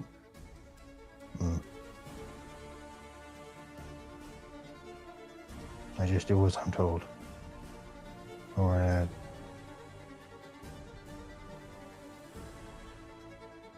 Well, no one's telling you to do anything here, Marcus. You need to make your own decisions. And Nikita is going to grab a power drill and some screws and walk over to the guy and be it's time for some new questions to be asked.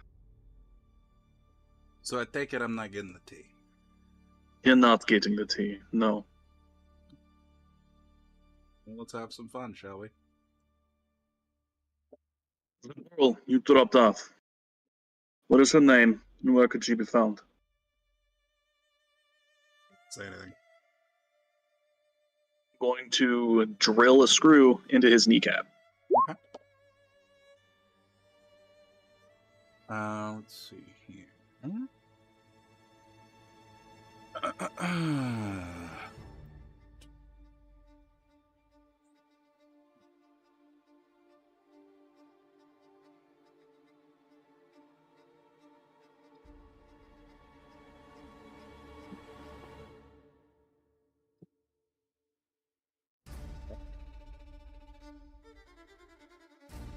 Two successes. It clearly hurts. He clearly grits his teeth and lets out a bit of pained whines from it, but he doesn't say anything. We'll ask one more time. The name of the girl you dropped off.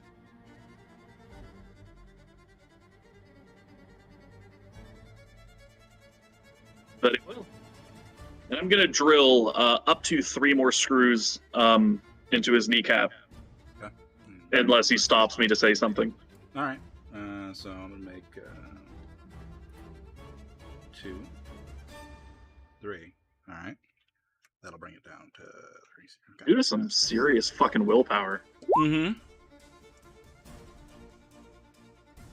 And all right. So let me see here.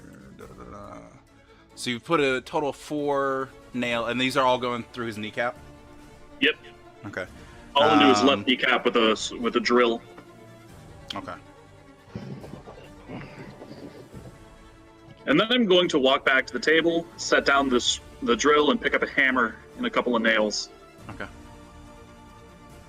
At this point, you've done. Well, actually, give me a wits medicine check.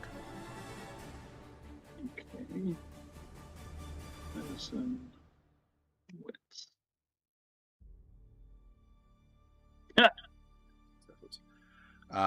If you willpowered, you'd only be able to reroll one dice. So, do you want to do that?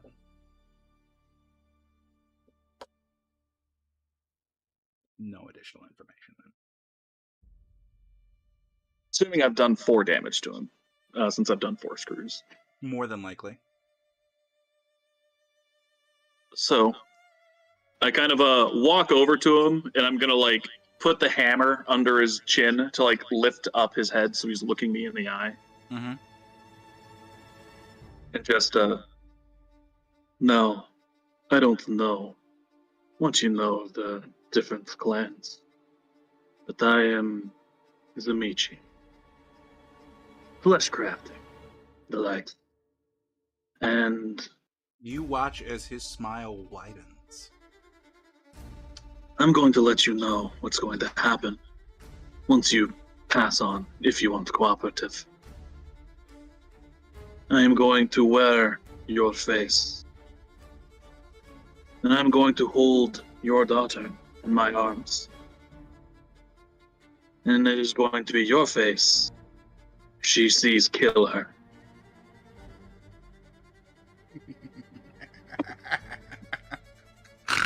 Ah. 300 years teaches you a lot, baby. You might even succeed. But if you're gonna kill me anyways, it was a fun fucking run. And he spits in your face.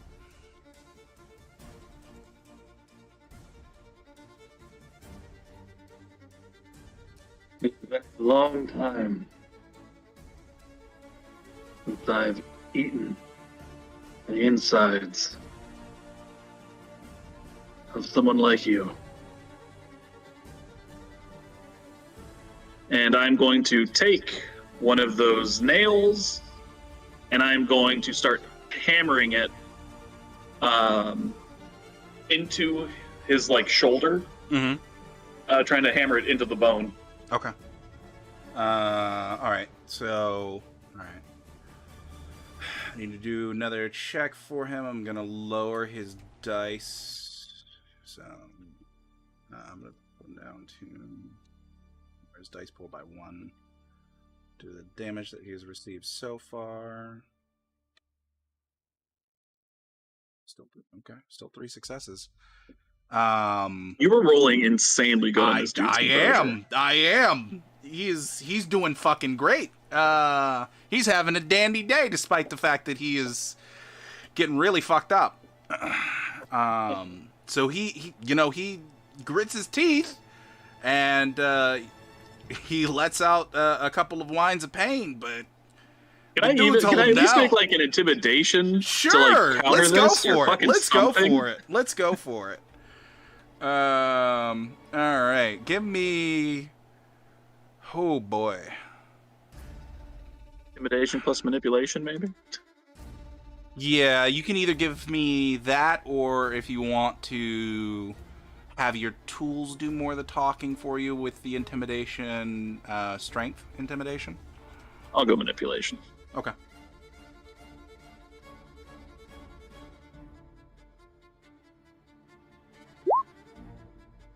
Two successes. I'm going to willpower that. Alright.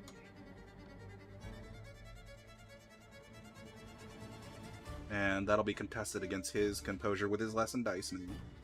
So you're looking at 3 successes total. Yes. 3 successes. Wait a minute. But because you're a player, the tie does go to you. So. Okay.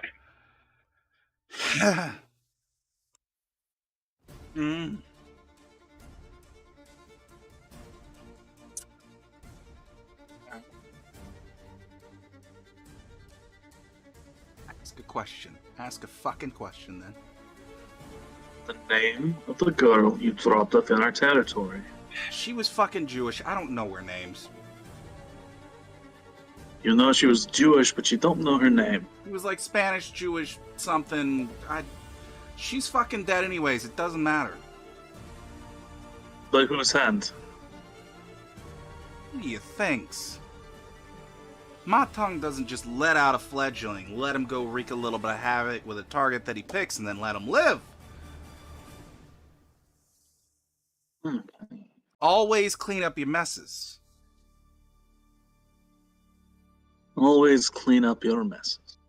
At least he and I see eye to eye on that front. So, my tongue sends fledglings into other territories to eat and feed and cause trouble. And then kills them so they can't be caught or captured or cause unwanted trouble. Yes. And you knowingly assist in this and have knowingly assisted in it for many years, making you very complicit and guilty of And these crimes. very much his personal ghoul. What do you want about it?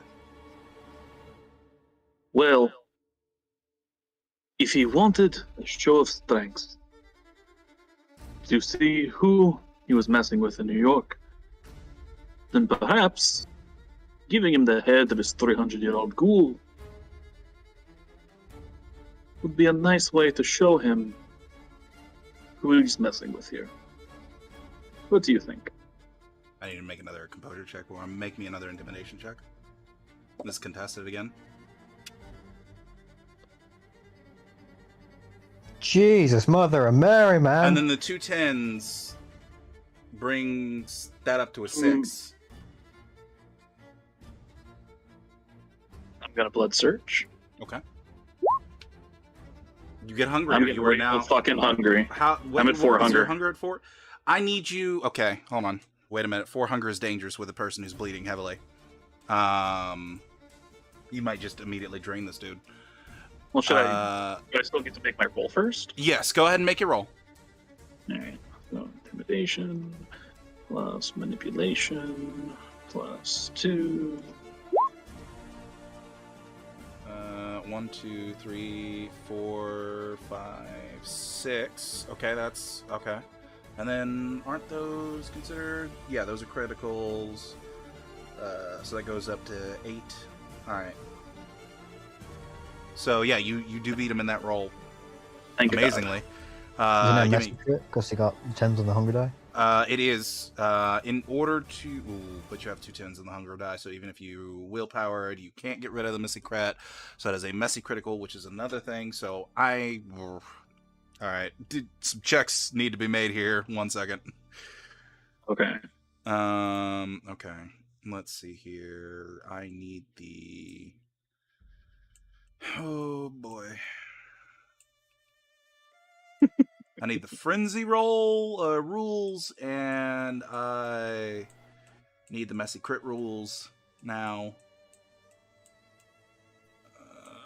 Mechanical nightmare. Yes, it is. Where is frenzy in this book? Is it under "You Are What You Eat"?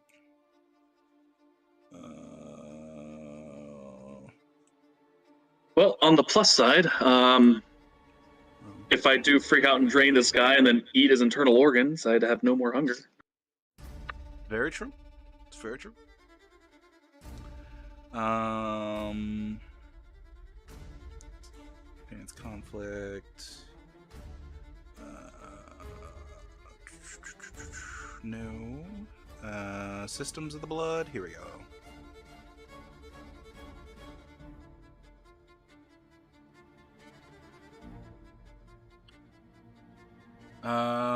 All right. Let's see. That's the various different hunting styles. It'd be nice if they just had a section that was marked called Frenzy. Hold on. Maybe they do it somewhere.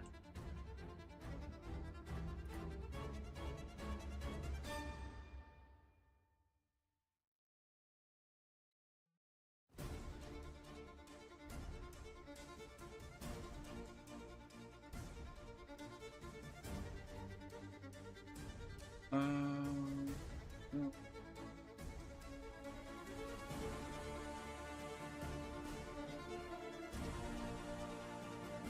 the Hunger Games. Threat of Frenzy, here we go.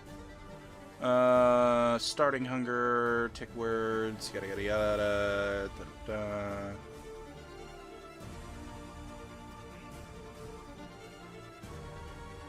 Yes, but where is the frenzy rules? Screw it! We're gonna go to the compulsions. Uh-oh. Alright. So. Go ahead and make me... Go ahead and make me a frenzy roll, from the dice cues down at the bottom. The boy. custom ones.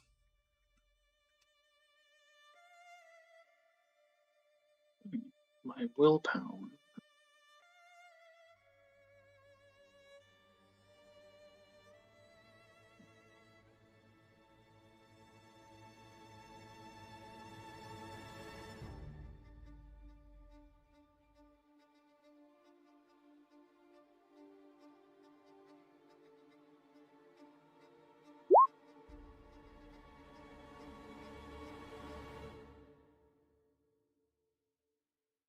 Okay, 2 successes. Yeah, alright.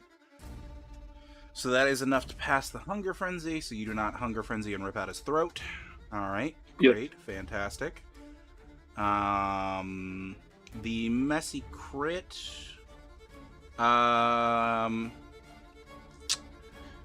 We're gonna give you a compulsion that... You feel like this guy's really holding out, and you are a kindred, for God's sake. You should be dominating this conversation.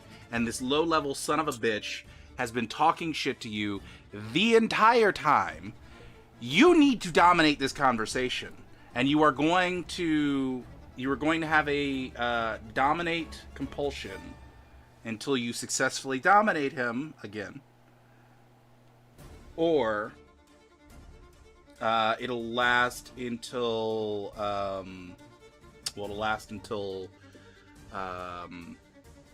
your next compulsion, or you get a Hunger 5. Now, what quantifies as dominating him? Dominating him in either physically, socially, some way. You won this roll here, but what I'm needing you to do is win another. Show your power in some other way as well. Okay. To assert dominance over the conversation that's being had, because he's playing way too hardball for you to be a fucking kindred. I mean, this is infuriating the beast. The beast within you is trying to claw its way out of the fucking cage with the amount of disrespect that this little piece of shit is putting towards you. Right on. So, Alright. at first, I'm just gonna wait for his response to that last roll. And I apologize when I was looking up the rules. The last question was what? The last question wasn't a question so much as so for the last 300 years, you've been going around doing this, sending people in here to kill them, and it's to test strength of the cities. So, what better way to show the strength of who he's messing with than cutting off the head of his trusted ghoul and putting it on his doorstep?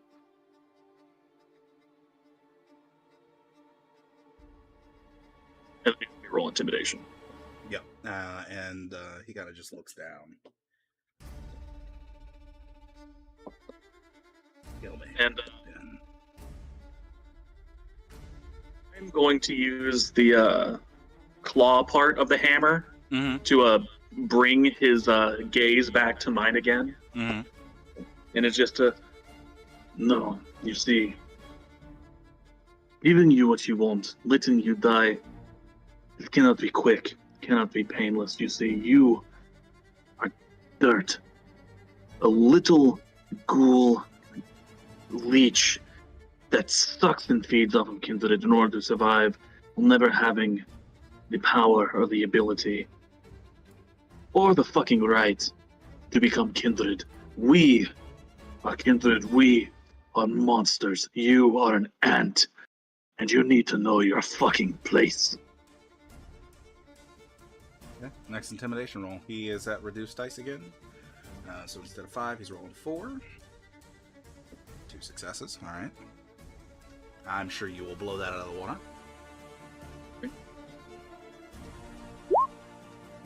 There you go. Woo! All right, so you can go ahead and mark off that you no longer have the compulsion. Thank God. He doesn't say anything. He just, even though you're holding his head up, he's looking down at your chin at this point.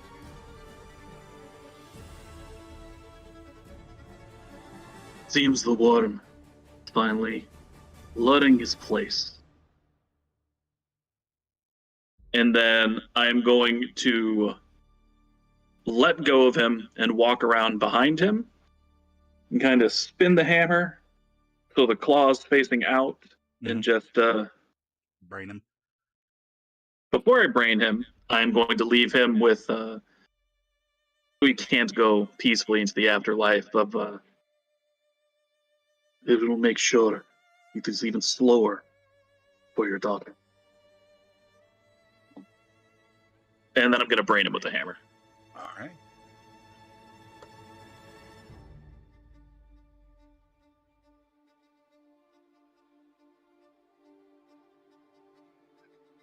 That down in my notes.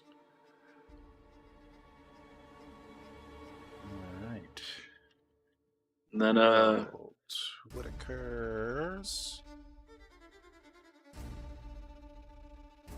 Nikita is going to leave the hammer in the guy's head and then just kind of pull his head back and take a big bite and drink like a couple heavy gulps of blood before running the back of his hand across his chin and then looking towards Marcus and just the bags and parts. It's something that I could put them in, get them back to my compound. Some. I will get some. Thank you, Marcus. And then I'm going to call Brianna. I believe Wade was already doing that. Or Victor. Yeah, while the torture was You wanna going do it? on. I think you guys were talking in like whispers or DMs or something about that conversation. No, he No, put I it in the just chat. It put was it like up a there. /me thing.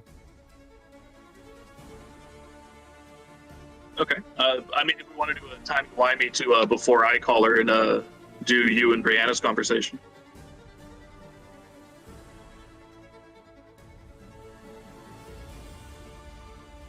Yeah, I mean, yeah. Okay.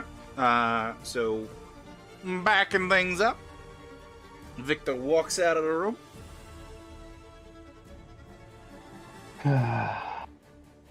Well, like I said, I immediately get to my room and have Roscoe unlock it, and then go for my burner phone that is meant for Brienne. Okay. And I dial her up right the fuck now.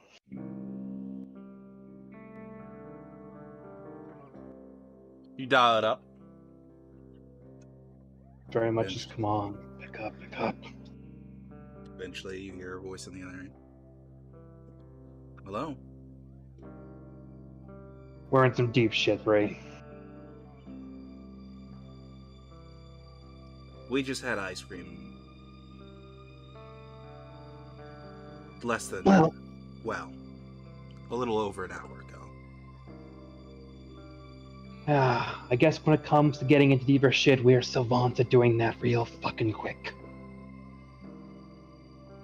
Boys. Oh. Alright. Tell me what it is. If you have anything you don't want broken, just for the sake of it, I suggest you get away from that. But I am in this my guy gym right now. good. I can Plenty of break heavy whatever the stuff, fuck though. I want. Fine. Remember that guy I told you about? The one we took from Brooklyn? Mm-hmm. Got him here. Keep tabs Got on him him for me. talking. Mm-hmm. Got him talking real quick. He seemed pretty eager to talk about it. We got a lead on who this person was that sent this fledgling to our territory. Lucy Chu, someone who works for the Triads. Now, Lucy long. Chu. Yes, Okay. Lucy Chu. Apparently works for the Triads, has some restaurant, something walk. He'll give the address out by JFK. Mm-hmm. Apparently, going on 3 years here at least, this guy has been asked by her to pick up fledglings, send them out to Anarch or Camarilla controlled places, and pull some old fucking Sabat tactics. Send out fledglings, shovel heads, make them kill someone, see how we respond. Now, the reason this is behind it is because this guy is the ghoul of Mr. MT, Mr. Ma Tung. Name doesn't ring a bell. Apparently, he's some big shot who's got a slice out of Brooklyn from way east. According to this guy, who currently Nikita's gotten his claws into him right now, is his ghoul. Going on 300 years now. Back east, they've been doing this over and over again, taking over city after city doing this shit. And apparently now this is their next target. So, okay, back east, there. Like You- Asia, you got a Hong clan? Kong. I got that. Was there a clan? There are different clans out east. I don't know all of them. I just know that there's some. Are we talking those psychopaths from Korea? What are we talking? I don't know. I didn't get to asking the clans at that point. Is he dead? I'm assuming at this point I still hear him screaming. At this point, you Or heard him maybe- screaming. No, he's still fucking screaming right now. Nikita hasn't finished him off yet. Get a fucking clan. All right, timey-wimey coming in and No, timey just- wimey. You get in the room just as the hammer comes down.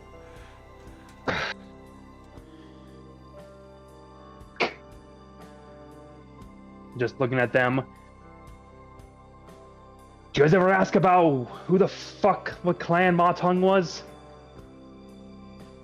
I'm imagining Hui Jin, that are from China. You imagine or you know? You don't get to do what you did and then storm out and then give me attitude about questioning. He imagines. It was never certain. Well, Nikita imagines it's Kwai Jin or whatever it was. From China attacking Anarchs and Camarilla, it's fucking Hui Jin. Nikita All says right. Kwai Jin, but we don't know Okay. for sure. All right. I'll have to look into him. All right. What else? That can't be it. There's no way that's it. I'll look into them. Anything else major you got from them? Anything else major will. They kill every fledgling they send out. They send them out, they do murders, they capture them and wrangle them and kill them themselves. Tie up loose ends. Make sure the only chaos they want to happen. And we know the restaurant that this Lucy Chu hangs out of. So next we can go and talk to her. That's about all we got, apparently.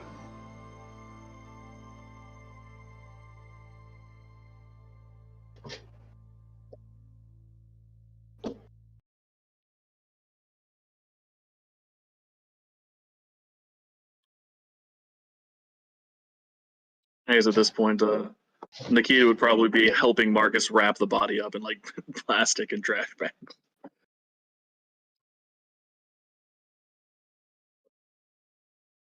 Victor, you still there? Yeah. I'm gonna go enjoy a glass of bourbon. Yeah. And then I'm not gonna hear any bad news further tonight. And then we're gonna discuss this one of these days when I am done destroying something. No worries. Mm-hmm.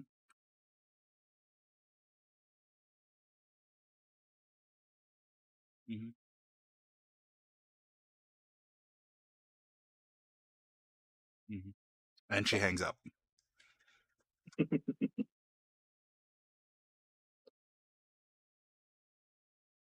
Victor will hang up and move to his room. You move to your room. That is where we will end this session tonight. And we will come back for more of this next week, as this is no longer a bi-weekly game. This is a week-by-week game. So we will see you next Sunday for more Blood on the Hudson. Heyo. Thank you all so much for coming. We greatly appreciate each and every one of you. We want to give a huge shout out to all the people who followed. Thanks for being here. Adios!